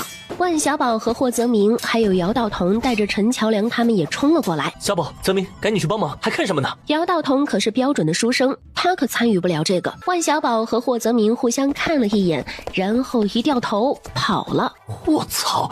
这啥情况呀？这俩大兄弟咋跑了？这俩该不会是黑衣人同伙吧？狗儿子，你老子在这呢！大过节的你们不在家里，跑出来做刺客。小宝，你打架话真多。原来这俩或出去找武器去了。对面毕竟有刀，万小宝他们也不傻，一人拿了一个碗口粗的棍子上去，就一人缠住一个，也不管脑袋屁股的，就是打。哥，有热闹，那边打架呢。瘦好，这县城也有打架的，赶紧去看看。三驴子，你是不是瞎呀？没看到那边围了一群人吗？狗牙子是来县城耍的，几个人正逛得无聊呢。这个一起凑凑热闹。狗牙子踹了三驴子一脚，又招呼后面的2个小混混就往人群里挤。大哥，这不是那个顾小少爷和万小宝他们吧？这是让人揍了，咱们要不要一起上？早就看他们几个不顺眼了。上个屁呀！你瞎了吧，三驴子？你没看见那几个人蒙着脸吗？一看就不是好人。你说的好像咱们是好人似的。放屁！咱们是混混，能跟这帮脸都不露的人一样吗？敢在咱们通川县欺负人，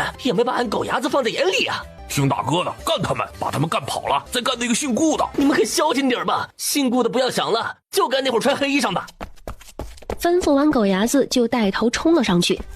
随着这5个小混混的加入，那伙刺客马上就被打得毫无还手之力了。就说用棍子，大哥非得说匕首专业，还不如棍子呢。那带头大哥正在地上扶着腰一阵哀嚎。三驴子一看那躺在地上嚎的黑衣人，就气不打一处来。知道这是谁吗？眼前的人一副小混混模样，吊儿郎当的，自己怎么可能认识？自己可是杀手，俺大哥狗牙子都不认识，打死你！锤的那黑衣人的头领差点没给晕过去。另外被制服的6个人都吓得不轻，心里暗想，头领果然不是什么人都能做的呀。乔梁，你们几个和玄之他们去医馆包扎一下，我留下来处理这里的情况。你们几个先回吧，没你们啥事儿。今天的事不要说出去。有什么了不起的？不就是有个当主簿的爹吗？一路上陈乔乔怎么想都不对，就那几个货能叫刺客？冯小小吓得是一路上哭哭啼啼。冯小姐，您还是回去吧，刚才要不是为了保护你，我小九打架也是把好手。可是玄之哥，放心吧，咱会照顾好的。您再不回去啊，冯舅母肯定着急了，等我家工资好了就去看您去。医馆里的人对这种街头打架的事情早就见怪不怪了，吩咐个小学徒给几个人又是擦药又是包扎的。顾玄之，这刺客不清楚，可能是京城那边得罪过的人，想给我个教训吧。那些个京城里的公子哥能认识什么刺客？8成是让人家给忽悠了。顾玄之，我饿了，咱们去吃大餐吧。你们几个看上去也没啥事。几个人虽然不同程度的挂了彩，不过确实是没啥大事儿。台下确实是饿了，一会儿等他们几个包扎完，咱们就过去。陈乔良和陈乔生在一旁帮另外几个人抹药，央妹堆在小学徒的旁边，2只小手撑着小脸，就那么看着人家小学徒拿药膏拿棉布。顾玄之，你们京城有女大夫吗？也是有的，不过不是很多，一般都给经理的贵人看病。你生病了？一边说着还用手去探陈乔乔的脑门，那手触感一片冰凉，可陈乔乔却觉得有些烫。我想让幺妹学医，她总想舞刀弄棒的，我想着学医不错，不然这孩子总是天天想这想那的。幺妹识字吗？而且学医可不比学武轻松啊。这世上有容易的事儿吗？虽说都是吃苦，我们这些做人家哥哥姐姐的，也想让他们吃的苦尽量不那么苦才是。人不大，想的倒是不少。你厉害，比我也没大多少，彼此。说实话，我觉着你家乔生都比你成熟得多，你反而像你们家最弱的。是啊，毕竟从前的我是个没有任何独立生活能力的小弱鸡。陈乔乔，你刚才怎么不出手？乔乔，你要是出手，我们是不是还能减轻点压力呢？姑奶奶又不傻，那几个人手里有刀好吗？本姑娘以后还要靠着这张脸找个好婆家呢，万一给我划伤了，那岂不是得不偿失？不害臊，多大就想着找婆家了？你看你那脸，一点肉都没有，谁能喜欢你这么瘦小的？姐姐还没长开呢，你们几个贫嘴别贫了，回去好好练练吧。就刚才那几个憨憨，自己都能把自己人捅了，你们还让人打成这样，真遇到练家子，你们还不够人家开胃的呢。那是他们人多，这几个货又拖小爷的后腿，不然小爷一个人就能放倒他们。他爹可是开武馆的，这要是传出去，他被那么几个憨憨给揍了，回家他爹不得揭了他的皮呀？众人也知道赵家玉他爹是个火爆脾气，赶紧帮赵家玉往回圆。是，都是小宝拖后腿。是。姚道头，你个卖药的，你也不安排点迷药，害得哥几个受伤。是，霍泽明，你个臭卖鱼的，你赶紧整2条鱼给哥几个补补呀。刘正德，你爹也不给力呀，架打完了人才来。顾玄之，你还精神来的，一个护卫都没有，混的属实是太差了。晚上的时候，县城里的花灯连成了一片，各种颜色的，看上去是五彩缤纷，确实十分的好看。他们都是第一次过这样的15，眼睛都不够看。马车送陈乔乔几个人回去的时候，已经快半夜了。陈乔乔趁着这个空隙，和顾玄之说了一件十分重要的事，那就是借钱。没问题，你要多少都借给你。我这个借钱吧，不但要管你借，还要管万小宝、刘承德他们借。你要携巨款跑路吗？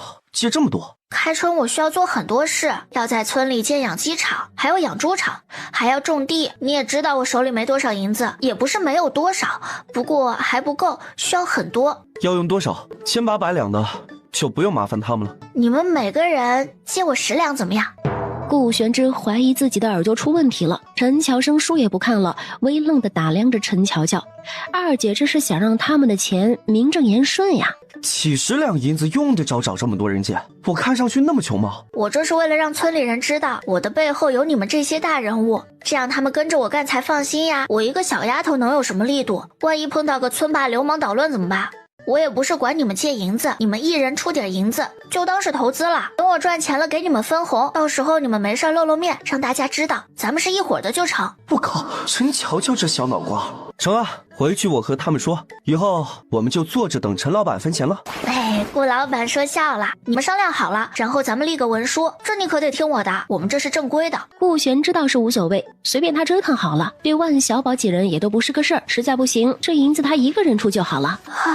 得了，我们到了，你们赶紧回去吧。今天谢谢你们款待，以后等我有钱了，肯定带你们吃香的喝辣的。这么一挥手，小九又赶着马车往镇里去了。第二天，陈乔乔口述说，让陈乔生去镇里的时候，找人帮立下7份文书，这些文书暂时都不生效。吃过早饭，陈乔乔让央妹和乔梅看家，把2个娃留在家，陈乔乔也不放心，又让翠花过来看看，有啥事儿也好有个照应。郑安叔忙着呢。乔乔，你不来，郑安叔也要去你家里找你呢。你上次说的买地的事情有着落了，咱们村大胖家有20多亩地要卖呢。郑安叔，大胖叔家这怎么突然要卖地呢？他们家没儿子，就3个闺女都出嫁了，2女婿是入赘的。前2年2口子出去做买卖，一点没赚到不说，还赔了不少，外面欠了不少外债。要说你大胖叔啊，也是有正事的，这些年没少置地，他们家怎么的也有40-50亩地了。如今没办法了，打算卖20亩地应应急。他多打听打听，也是怕这地有别的问题，买了不安生。毕竟村里人平常卖地的也不多。安叔，这20亩地都什么情况？您和我说说吧。他们家这20亩地啊，分2片，一片是12亩的上等地，还有8亩是中等的土地。这2块地确实不错，郑安叔还没往外说呢，就给你留着了。你看你想买哪块？郑安叔，这2块地你就暂时都给我们留着吧，等我大哥回来了，您带着我大哥去地里看看。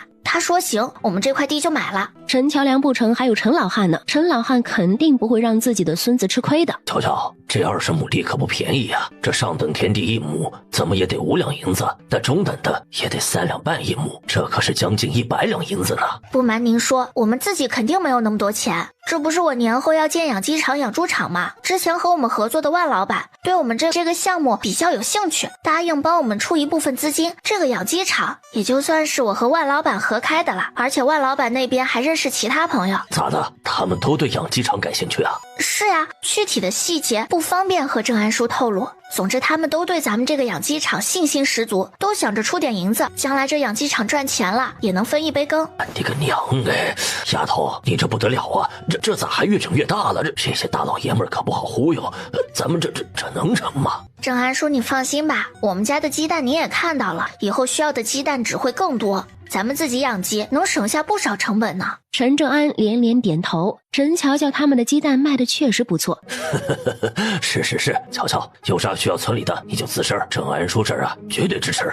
陈乔乔等的就是陈正安这句话呢。他之后在这村里的所有事儿都绕不开陈正安这个村正。现在卖鸡蛋这里用陈乔乔操心的地方越来越少了，他也就是收银子，搭配下腌咸鸡蛋的调料，其他的几乎都是周大娘、宋大娘和张大平3个人在张罗。爷，我们要买地，您帮我们参详参详。好啊，我大孙子终于置地了，你爷俺早就盼着了，快跟爷说说你们买的哪儿的地，多少亩，什么样的呀？陈乔梁和陈老汉爷孙2个边走，陈乔梁边介绍那2块地，一听说是陈大胖家的，陈老汉就直点头。他家的地伺候的都不错呀，都精细，是好地。不过呀，他家的地肯定也是贵。爷，郑安叔已经过去了，咱们看过了，要是觉得成，这几天就能过户了。陈老汉皱了皱眉，这也太着急了，这地不会有啥问题吧？到了田地，陈老汉来回看了好几圈，越看心里越激动。好啊，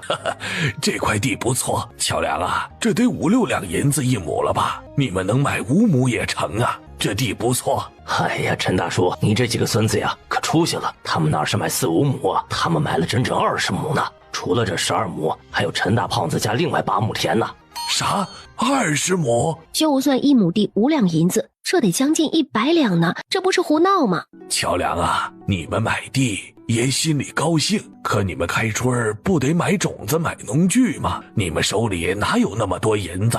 听爷的，先别买这么多，你们本来还有3、4亩呢，这么多你们哪种得完呢？爷，钱和种地的事您都不用操心，我们早就研究好了，这地都是好地，碰到不买就可惜了。陈老汉没办法，只能把这笔账给陈乔良仔仔细细的算了一遍，什么锄头、镰刀，甚至连农家肥都算了一遍。他得让这几个孩子心里有个数，别到时候浪费了这么好的地呀。陈正安在一旁听陈老汉讲种地的事，也是连连点头。最后陈老汉看陈乔良听了这些，还是要认定买这些地，心里多少也能猜测陈乔乔他们手里的银钱确实充足。几个人说妥了，陈正安就联系了陈大胖子，在陈正安家摆了一桌好饭好菜。陈大胖子带着他女婿陈老汉，带着陈老二以及买家陈乔良一起吃了顿饭，起了卖地的合同。因为陈大胖子家着急用钱，陈乔良他们交了10两银子的定金，答应3天后把剩下的钱给陈大胖子家里送去。陈乔乔心里有了目标，就不大闲得住了。他先是让乔生给顾玄之带了话，在镇子里帮他订了一桌饭菜，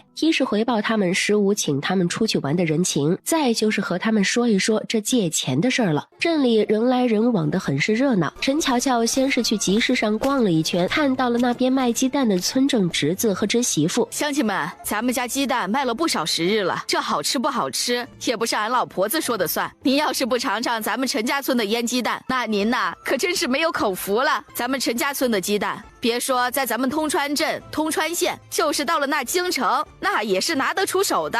周围的人不少吃过的，也都嚷嚷着他们通川镇的鸡蛋好吃。现在镇子里不少有钱的人家，要是想要吃咸鸡蛋，都只选他们陈家村的。羊，家里刚生完小羊羔的母羊。大叔，您这羊怎么卖？姑娘，这羊刚下完羔子，奶多着嘞，4两银子，您先走。大叔，您这羊怎么这么贵啊？4两银子都能买2头大肥猪了。这老头不老实呀。陈乔乔也懒得废话了，转身就要走。哎呀，丫头，小兄弟别走啊，这做买卖又不是一锤子的，有话好商量。陈乔乔主要是想着有羊奶可以给家里几个人补补身子。大叔，您这价格要的也太高了，这不明显黑我们吗？哎呦，丫头啊，大叔也是没法子呀，家里小孙子等着钱看病呢，老汉这不是心急了吗？老汉在这里给丫头给小兄弟赔个不是。咱家这羊啊养得好，你们看这奶，这身上的肉绝对是好羊，不吃亏。2两银子，大叔你要诚心卖，我们就签走。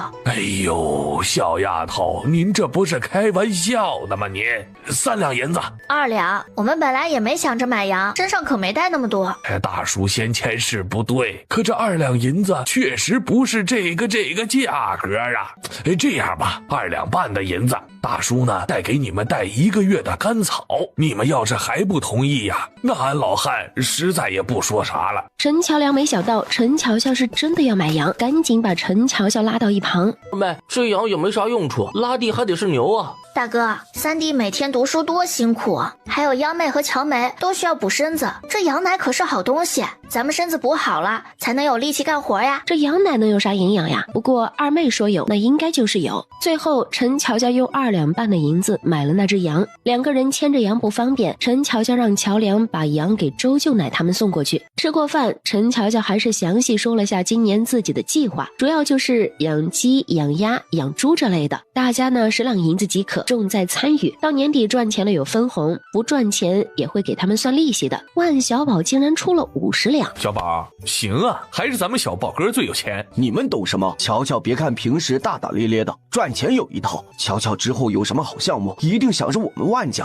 这50两就当投资了。顾玄之直接拿出了500两银票。顾大公子，这也太多了，连万小宝那傻货都觉得能赚钱，我为什么不能多投点？行了，收着吧，我们可是等着年底收银子了。旁边的小九可是着实捏了一把汗。公子不会是看上这小丫头了吧？不能，这丫头还没长开呢，绝对不可能。姚道童只拿了30两，其他3人都是10两。乔乔，我们可就等着年底分钱了。各位放心好了，保证不让你们亏了。陈乔乔带着陈乔良逛了一圈，卖砖的、卖瓦的，还有其他一些用得上的都看了一遍。陈乔良越看越心惊，这还没算上种蛋的钱呢，这就不老少了。陈家老宅里，娘啊，20亩地啊，好地就有12亩，另外8亩也不错了，比咱们家的都不差，80-90两银子。大房这几个小崽子，这鸡蛋真是不少卖钱呐。李老太也是听得一愣一愣的。能有庆年哥家有钱吗？哼，跳梁小丑，钱都买地了，看他们拿什么买种子。陈乔乔不是吹牛要弄什么养鸡吗？看他到时候哪来的钱。我的傻妹子，种不上也可以租出去啊，这土地到啥时候也空不了，这活人还能让尿憋死？李老太也良久沉默不语。陈正安一听陈乔乔要买砖买盖鸡场鸭场用的材料，也不推辞。乔乔啊，这是村里的大好事儿，正安说帮你找人，还记得村里谁的小舅子好像就有烧砖的窑。陈正安效率就是快，没多一会儿就打听到了村里有一户人家亲戚是做烧砖生意的，到时候用多少砖直接从那边拿就可以了。因为今年陈乔乔家里要收小鸡仔，所以家家都预备多孵一些小鸡卖给陈乔乔他们一家，也能小赚一笔。张大平经验多，按照他的推算，养鸡场开工快的话，养鸡场建完了，小鸡也就孵得差不多了。哎呀，这陈家要收雏鸡呢，这多少钱一只卖呢？该多少就多少呗，他们家又不差钱，你说是吧？他刘大娘就是，俺婆婆如今跟着他们干呢，赚了不少钱呢。要俺说呀，这事儿还得大家伙商量商量，咱们这雏鸡可不能卖便宜了，孵小鸡不需要功夫吗？你们说是吧？刘大娘，您说这多少钱合适呢？俺们年轻人也不懂啊。这刘大娘明显是想抬价，敲陈乔乔一笔呀。你们回家跟你们家里人商量商量呗，这咋还能问俺这半截入土的老婆子了呢？一转眼时间过去了1个多月，陈乔梅已经能下地了，虽然药还吃着，不过也能简单的干一些活了。自从陈乔升上了学堂开始，每天都会教家里的几个人认字，陈乔乔认的最多，很多已经会写了，就连幺妹现在都会背3字经了。怕乔梅瞎想，乔乔每天让幺妹带着乔梅上午认字写字，下午就2个小姐妹跟着翠花学绣荷包、缝补衣裳啥的。一日，陈乔乔和陈乔良正在家里商量建养鸡场的事儿。妈的，一群黑了心肝的老货，丧了良心了，穷，活该你们受穷，一帮没脸没皮的老东西，我呸！婶子这是怎么了？跟村里人拌嘴了？陈乔良找了个借口出去了。哎，乔乔啊，咱们村里这帮老太太，他们在私底下撺掇村里人多孵鸡蛋，然后高价卖给咱们，我呸！当咱们是冤大头吗？婶子啊，这事儿您别生气了，也不用管，让他们折腾好了。你这孩子是不是傻了？这雏鸡正常也就5文钱，他们这一撺掇，铁定涨价呀！这10里8村的，收点雏鸡还不容易吗？大婶儿，您跟咱们那些卖鸡蛋的叔叔婶子啥的都说一声，再出去卖鸡蛋的时候都说道，咱们年后要收雏鸡雏鸭，咱们这又不是见不得人的买卖，就当闲聊天了。是啊，又不是非得收他们的，就让他们折腾去吧。哼，到时候看他们的鸡卖给谁。陈乔乔的动作，陈家村里都知道了，这也是最近大家茶余饭后的话题。陈正安可提前透露了，给工钱的，但是肯定不多。正常村里帮工哪能收钱，都是你帮我，我帮你的。他们家最大的陈乔良也不过才14岁，他们家也没有那么多劳动力和人家换。这一天，陈乔良又到老宅找陈老汉，一起商量着种地的事儿。哎呦，这大侄子如今是出息了，见到二叔也不说话了。二叔，你要是没啥事就去看看乔梅吧，乔梅好了不少呢。曹桂芬和乔梅的事情是陈老二心里的一根刺，好好的一个家让他给拆散了，自己的亲生女儿都不养，让人家大房4个孩子养着。老二啊，这眼看着开春了，你不琢磨着种地，还跑出去干嘛？爹，乔平、乔虎都不小了，俺这一天天的待着也不是事儿，俺寻思出去看看有没有啥活。你消停在家待着，一会儿跟我和乔良去地里看看，研究研究都种啥，别就一天天想那些歪门邪道的事儿。为你这事儿啊，这家里都搭进去多少钱了？家里为了给他看腿，可是花了不少，如今他说话也没底气了。乔平、乔虎都不小了，你这一天吊儿郎当的，不寻思好好干活，再娶个媳妇儿，天天瞎晃悠什么？陈老二被陈老汉训得回了屋头，老太天天就算计着陈小妮这嫁过去过的是什么日子，到时候家里陪送点什么东西，好给他闺女长长脸呢。年后李长海带着李庆年来了一趟，问了问老三做学问的事儿，又让陈老汉帮着给陈老三去个信，好方便李庆年请教陈老三学问。再就是2家定了成亲的日子，陈老汉自然是无有不答应的。李长海这么好的人家，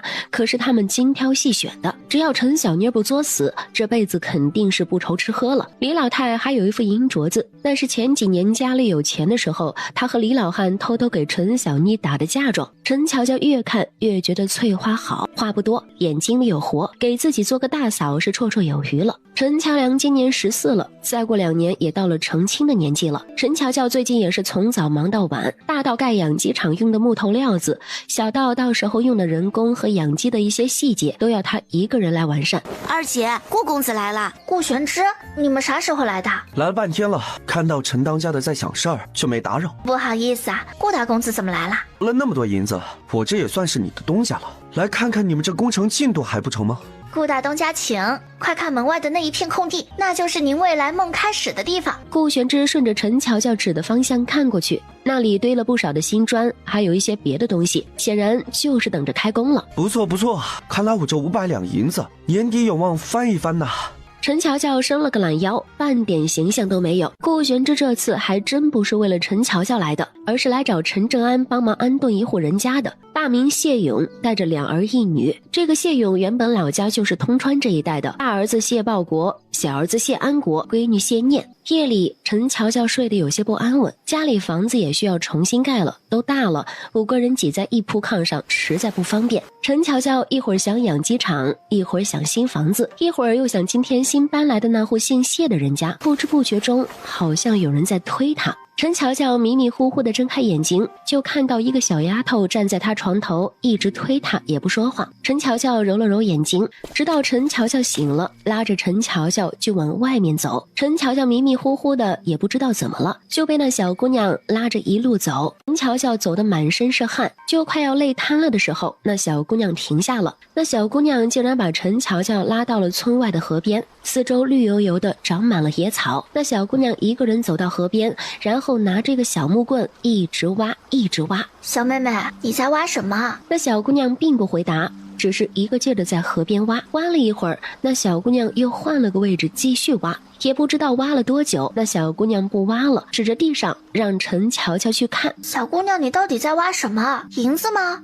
陈乔乔突然愣住了，小姑娘挖过的地方有好多的米粒。陈乔乔揉了揉眼睛，那些米粒好像会动，那米粒一下子变得特别大，一瞬间就长大了1倍，然后有什么东西好像要破壳出来。陈乔乔吓得要跑，那小姑娘却死死地抓着陈乔乔不放手。那小姑娘挖过的地方，所有的米粒都在蠕动，在变大。不行，别拉着我怕虫子，这是虫子。吱吱吱吱，有东西从里面破壳出来了。陈乔乔死死地盯着那东西，看着眼熟，可她一下子想不起来那个东西是什么了。满河床都是吱吱的声音，那东西还会跳会飞。陈乔乔吓得一把推开那小姑娘，转头就跑。陈乔乔跑了一段，回头去看，只见那密密麻麻的虫子正朝着她飞过来。那个小姑娘就保持着被陈乔乔推倒的姿势，一动不动地盯着陈乔乔，眼睛里满是挣扎，嘴里好像说着凉凉什么的。陈乔良的鼾声打雷似的，3个小的睡得都很安稳。陈乔乔给他们盖了盖被子，心还是狂跳不止。由于晚上没有睡好，第2天陈乔乔起得就有些晚了。乔梅带着央妹做的早饭，起床后陈乔乔的头还是有些疼。二姐再睡会儿吧，今天我休息，一会儿我去看一下鸡蛋的账本，买材料的事儿我今天也看着，你不用着急起来了。没事的，睡好了，洗把脸就精神了。陈乔乔喝了羊奶，精神好了几分，对着水盆低下了头，刚要伸手去撩水，整个人一下子愣住了。陈乔乔的汗毛一下子就竖了起来，整个人朝后倒了过去。乔乔，二妹，乔乔，你咋了？没事吧？二姐，姐。陈乔乔的目光有些呆滞，脸色惨白。乔生，乔乔这是咋了？这咋办呢？乔梅，你们俩快去找老村医。大哥，你扶着二姐去炕上，我去找张大婶。张大平正在家里吃饭呢，一听陈乔乔病了，饭也不吃了，他拉着鞋就赶紧过来了。难道是最近忙活累着了？众人都没办法，只能等老村医来了。看着没啥大问题，好像是吓着了，安开2副安神汤喝了，应该就没啥大事了。吓着了？这怎么会呢？陈乔生去取了铜板给老村医，然后又去和老村医拿药。乔良啊，你也别惦记了，过会儿乔乔估摸着就醒了，俺家翠花在这照看着，婶子和柱子就回去了。看着那惨白的笑脸，柱子的心里有点憋闷，却又不知道是怎么了。这孩子怎么还露那儿了？赶紧跟娘回家，一堆活呢。乔乔病了，咱们更得多干活，咱们干得多了，乔乔操心少了，那病啊就好了。你和哥快回去吧，俺在这里照看。人一走，屋子里就剩下他和翠花了，他连手放哪都不知道了。乔梁哥，你在这儿看着乔乔，俺去给乔乔热些粥，一会儿乔乔醒了肯定饿。翠花手脚快，没一会儿拿着一条热毛巾进来，让陈乔梁给乔乔擦擦脸，然后又出去了。不一会儿就做好了粥，还煮了鸡蛋，拌了小菜。乔梁哥，你刚才是不是也没吃啊？赶紧出去吃点，俺看着乔乔吧。干完了外面的活，翠花才想起来陈乔梁应该还没吃饭呢。陈乔生拿了药回来，乔梅和幺妹早就准备好了煎药的东西。大哥，二姐生病了，咱们今天的事儿多着呢，翠花姐照看着就成了。顾玄之是晌午的时候知道陈乔乔的事的。乔生，今天怎么是你过来的？你姐呢？顾玄之在谢家院子里，一眼就能看到旁边的空地。顾大哥，我姐身体不太舒服，今天我和大哥在这看着。小九子，你过去问问乔生，到底怎么回事？小九得了吩咐，赶忙去和陈乔生套近乎。陈乔生也说不太清楚，只能按照老村医说的说了个大概。吓着了，难道是有什么人昨个夜里到陈乔乔家里去了？小九子，你这样，低声吩咐了几句。小九子越听眉头皱得越深。陈乔乔是被外面的嘈杂声音给吵醒的。乔乔，快把这药喝了，乔梅、幺妹煎了好久了。幺妹、乔梅，你们快去告诉乔梁哥，还有我娘他们，乔乔醒了。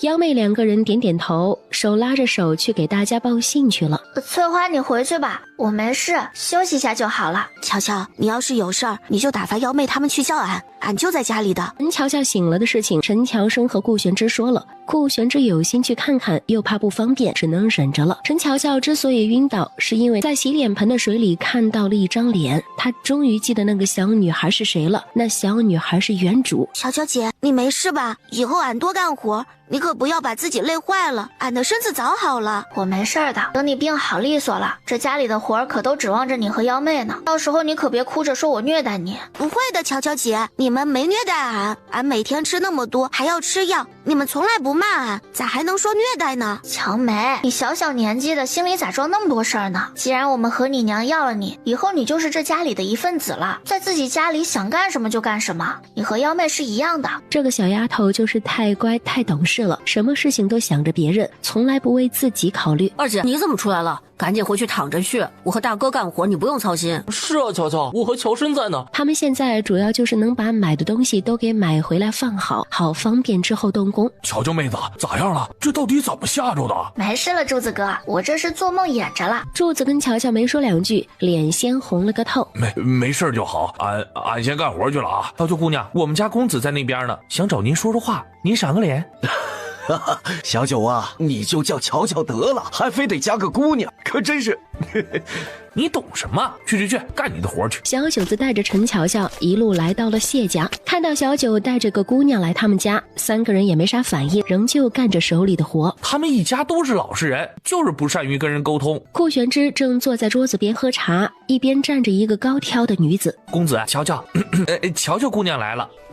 听说你病了，可怎么样了？这么大个人怎么吓着了？到底怎么回事？没什么，一会儿和你说。这是你们家的新邻居，她叫谢念，以后你们可以一起玩。这个就是乔乔妹子呀，听说你病了，身子好些了？好多了，谢姐姐，以后咱们就是邻居了。你们刚搬过来，有什么缺的少的就和我说，千万别客气。谢念挠了挠头，回头看了顾玄之一眼，顾玄之微不可见的点了点头。先谢过乔乔妹子了，往后有啥缺的，到时候肯定要去麻烦你们的。顾公子，您和乔乔妹子先说着话啊，我去看看我爹他们。谢念不善于和人说话，他实在是找不到话题了，只能逃跑。说吧，到底是怎么吓着的？我也去帮谢大叔忙活去了，公子有事在喊我。小九也找了个借口出去了。玄之，你知道什么虫子会飞吗？还会跳？这么奇怪的虫子，闻所未闻。陈乔乔听顾玄之这么说，反倒松了一口气。在哪里看到的这种虫子？多大？那些虫子是在米粒大的卵里出来的，吱吱的叫，在河床边有好多虫卵，然后都变成了我说的那种虫子，会飞还会跳，特别多，密密麻麻的。顾玄之听的也是云里雾里的，看着顾玄之那一副这丫头脑袋有问题的眼神。哎，你等着，我画给你看。陈乔乔说完就往外走。乔生，你过来一下，把笔和纸也带过来。陈乔生虽然不知道陈乔乔要干嘛，还是把笔和纸都带了过来。他闭上眼睛回忆了一会儿，画了一些像米粒一样的东西，然后又想了想那虫子的样子。那虫子头顶有2个大大的眼睛，还有2个触角，前面的小触角记不清有多少了，后面有2条腿，看着特别大，在身体2侧各有1条腿，然后还有翅膀。这个虫子是从这个卵里面出来的，这个卵变大了一点。陈乔乔又画了一个大一些的米粒，然后这个虫子就从这个里面出来了，它们满天满地都是，有的跳有的飞，一直追着我。顾玄之盯着那虫子半天也没有看出来是什么。你看像不像蚱蜢啊？蚱蜢？顾玄之也有些迷茫，他又不在村里生活，这蚱蜢是什么他好像也没啥印象了。这个蚱蜢是什么东西啊？这个蚱蜢是能飞还能跳，专门吃庄稼的，是害虫，要是多了更不得了了。多？铺天盖地的能不多吗？蝗虫？你们说的是蝗虫？蚱蜢这个名字他不常听说，可蝗虫这个名字可是人人知晓的。年底雪坡硬时，又报蝗虫生事故，这蝗虫可是天灾，还好只是个梦。乔生，有没有这个蚱蜢的画？我想看看。如果真的是蝗虫，那这个梦是不是预示着什么？陈乔生摇了摇头，谁没事画这个？让小九子去镇上找一副给你，明天给你送过来。让小九帮我找一些关于蝗虫的书。如果这个梦真的预示着什么，肯定是原主担忧自己的兄弟妹妹才托梦给他的。一直到晚上吃饭，陈乔乔都还想着这个事儿。二姐，那就是个梦，你怎么这么紧张啊？有什么事一定要说出来，我和大哥都在呢。没事没事，我也就是因为梦到了比较好奇。对了，乔生，今天账目记得清不清楚呀？记错了可要罚你写字哦。还有大哥，今天忙了一天了，赶紧洗洗脚睡觉吧。俺和幺妹把水烧好了，大哥累了一天了，哪能让大哥烧水啊？幺妹有些心虚，明明都是乔梅烧的，她刚才只顾着担心二姐，就坐着了。乔梅是好孩子，幺妹也是好孩子，赶紧洗脚睡觉啦。真要是有蝗虫，老娘就让你见识见识姐的手段，保管让你有来无回。顾玄之知道陈乔乔惦记这个事情，第二天一早就亲自带着一幅画和一本关于蝗虫的书来了陈家村。你看看，是不是这个东西？陈乔乔的心往下沉了沉，果然是蝗虫。大哥，先送乔生去学堂吧。顾玄之见多识广，可这种事儿他也是闻所未闻。难道陈乔乔预见了未来，这里会有蝗灾？前朝曾出现过蝗灾，这据书上记载，那蝗虫所到之处，可以说是千里良田毁于一旦。前朝一场蝗灾，好几个省份遭了难，饿死了几万人。这不一定是真的。这件事暂时不能和任何人说。乔乔，所有知情的人，你和乔生还有我，只能是咱们3个，不能更多人知道了。陈乔乔自然知道这里面的利害关系，福兮祸所依，谁知道是好是坏呢？顾玄之，我想看看这本书，看能不能看看有没有什么办法。如果真有蝗灾，这可谓是掌握了先机，如果操作好了，能避免不少的损失。你这里按照你自己的计划做你该做的事，最多7天，我再找你。告别了陈乔乔，顾玄之立马回了县城。小九，去把咱们的人召集回来一部分，铁鹰和其他管事的都尽快来这里会合。小九眼睛一亮，难道那件事有线索了？每队抽调8人到附近各省去找当地官员了解整个冬天降雪情况以及农耕准备情况，还要和当地经天文地理的官员了解之后的降雨情况。顾玄之还让小九给他们分发了关于蝗虫出现一些征兆的书籍，他必须找到足够的迹象才能上报。现在能做的就是掌握更多的方法。顾玄之随即写了一封信，这是他给京城里司农监去的信，那里有更详细的关于蝗虫的资料。夜里的时候，乔梅和幺妹早就睡熟了。二姐，真的要挖吗？干！陈乔乔一马当先，上去就是一铲子。陈乔乔知道院子里有银子，却没想到有这么多的银子。3个人越挖越心惊，心跳都止不住了。二姐，咱们发财了！这么多银子！天哪，都是银子！每一锹都能挖出来至少1-2个银锭子。别挖了，够了！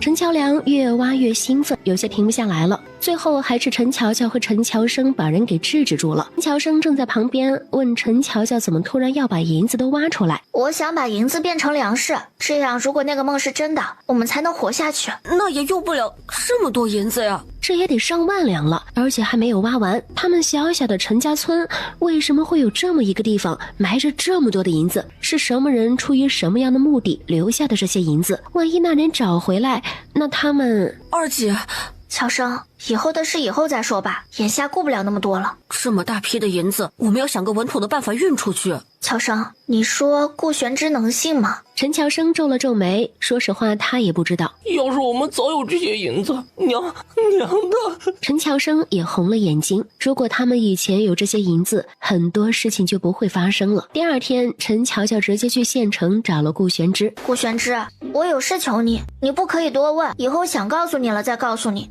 可以吗？我也有许多秘密不能告诉你，以后可能会告诉你。陈乔乔，抛开我们是朋友不提，我和你之间没有利益冲突。我有一笔银子，大概1万两，帮我换成粮食和房子。你再说一遍，你有多少银子？1万两，不要打听出处，我只能说我们没有抢，也没有偷。他们赚了钱之后，已经把他们现在住的这处房子买到了陈乔乔名下。顾玄之真没想到这个小丫头这么有本事。你可真敢啊，陈乔乔。顾玄之不知道是该高兴这丫头这么信任自己，还是骂她缺心眼。这么大一笔钱就这么直白的告诉她了。顾玄之，我这么信任你，帮帮忙呀，以后等我赚钱了不会忘了你的。那如果不赚钱呢？不赚钱你就该怎么样就怎么样，大不了给你打1辈子工。算了，不逗你了，这件事儿我来安排吧。顾玄之就知道你够意思。你可真是扮猪吃老虎啊，这么多钱还整天吃糠咽菜的。别说1万两，拿出来1000两都不知道怎么死的呢。做人要低调，懂不？陈乔乔看着自家的地窖有些恍惚。这2个月里，顾玄之在几个后半夜神不知鬼不觉的把银子都拉走了，又按陈乔乔的要求运输进了1000斤的粮食。除了这些，陈乔乔的手里还有房契2张，分别在镇子里和县城，分别是陈乔生和陈乔良的名字。县城里一间不起眼的仓库也落到了陈乔乔名下，仓库里堆满了不少的粮食。这2个月来，顾玄之自己也没闲着，手下派出去的人带回的消息汇总到一起，就一句话：去年的整个冬天，大部分地区降雪量偏低，入春到现在只下了2场小雨。京城里的司农监的信件和书籍也到了，干旱和蝗灾是相伴的。顾玄之不得不相信陈乔乔那个梦的真实性了。第二天，顾玄之把手里整理好的资料还有写好的奏折一起交给了手下铁峰，务必呈上奏折，得到回复后火速归来。蝗灾，召集丞相、内阁大臣、司农监上书房议事。内阁的几位大臣早就到了，都在议论着皇帝如此召集是有什么大事儿。给丞相看作，其他爱卿也不必拘束。安童，把奏折发下去，给诸位爱卿看一眼。丞相几个人越看脸色越凝重。皇上，这才开春，这奏折有些言过其实了吧？难不成这人还能预知未来之事？刘大人慎言。这奏折写得清楚，并不是信口开河。去年到如今的降雨量和降雪量，确实是有些少了。丞相大人，这蝗灾是天灾人祸，这不是人力能改变的。治理蝗灾的方子就那么几个，做不过等这些害人飞出来才行呢。历年的蝗灾，朝廷也束手无策，除了组织农民用火烧、用土掩埋、抓一些喂鸡喂鸭，还能怎么样？蔡监守，你可有什么话要说？陛下，这蝗灾可大可小，微臣近来看了不少这方面的典籍，里面说到，这蝗灾一般多发生在秋冬季节，可用雄黄驱散，也可以以火攻之，而且这蝗虫可入药，也可以捉人捕捉。另外，可选一些早熟作物，这样也可以减少部分损失。艾大人说的是，这蝗灾历朝历代都有，属实是难以根治，这预防起来也甚是困难，耗费人力物力不说，如果这蝗灾没有发生，这……众位爱卿，再看看这一封折子。安通又把另外一封折子递到了丞相等人手里。蝗虫多发于干旱之地，夏季少雨，河床必然裸露在外，成为蝗虫产卵的巢穴。可组织地方官员以及各个村庄自行组织人员，随时检查，一经发现虫卵巢穴，可以烫水令其无法存活。之后，顾玄之还列举了一些其他蝗虫幼崽有可能产卵的地方，可命农户多养鸡鸭，鸡鸭生蛋可为粮食，鸡鸭本身也可食用。另外，鸡鸭喜食蝗虫以及其他一些害虫，如此可减少蝗虫数量。宣传蝗虫危害，种植蝗虫所不喜之物，如大豆等。番薯为早熟作物，储存好了可经年制久，可推广大面积种植，在蝗灾来临前即可收获，且番薯又比较耐旱，蝗虫可为药。亦可为食。蝗虫以各种粮食为食，其乃为大补之物。陛下，这封奏折是何人所奏？此子大才也啊！老丞相一连看了几遍，越看越激动。陛下，如果真按奏折上所说，哪怕蝗灾来了，也定能大大的减少损失。陛下，丞相所言极是。哼，顾和诸位爱卿许久不出这朝堂了。龙景帝只说了这一句，就离开了上书房，留下了跪了一地的大臣。啥？都种大豆？爷，这不是乔生进来看了2本书，说是去年冬天雪太少了，今年的雨也少，怕是这年头不行，想着多种点番薯和大豆。乔良啊，乔生毕竟还是个孩子，这书上的东西啊也不一定准，老天爷赏不赏咱们饭吃，那也不是咱们说了算的，不是？真要是收成不好，种啥那不都是一样的吗？爷，乔生说了，这太旱了，还容易生蝗虫，您回去和奶商量商量，还是多种些耐寒早熟的。陈乔良看着远去的陈老汉，叹了口气，该说的都说了。陈老汉是老庄稼把式了，他们的经验可比书上的管用。陈乔乔家的养鸡场盖了半个多月了，村里人种地还要等些时候，大部分都来帮忙搬工，每天10几个铜板，虽然不管饭，也算是不少的收入了。陈老汉带着陈老二也来了，但是陈老汉却不想要工钱，就连陈老二也不需要。陈乔梅看到他爹，心情有些复杂，想上前去，却又不知道说些什么。哎呦，俺的闺女，爹上次真的错了，爹心里那个后悔呀，爹实在是没有钱，没有办法了，不然怎么能让你来大房呢？你可是爹的亲骨肉啊，爹能是故意打你的吗？打在儿身，疼在爹心呐，爹天天夜里都后悔的睡不着，爹这条腿呀也干不了重活了。他自从离开老宅后，还是第一次见到他爹。爹，你的腿别提了，彻底废了，夜里白天都疼。好梅呀，是爹没本事，现在家里连买药钱都没有了。你三叔你奶爷是啥样的你都知道，爹心里苦啊。爹，俺这里还有几10文。陈老二撇了撇嘴，这大房几个人也太抠门了。陈乔梅这么个劳动力，来了这么久就给了几10文钱。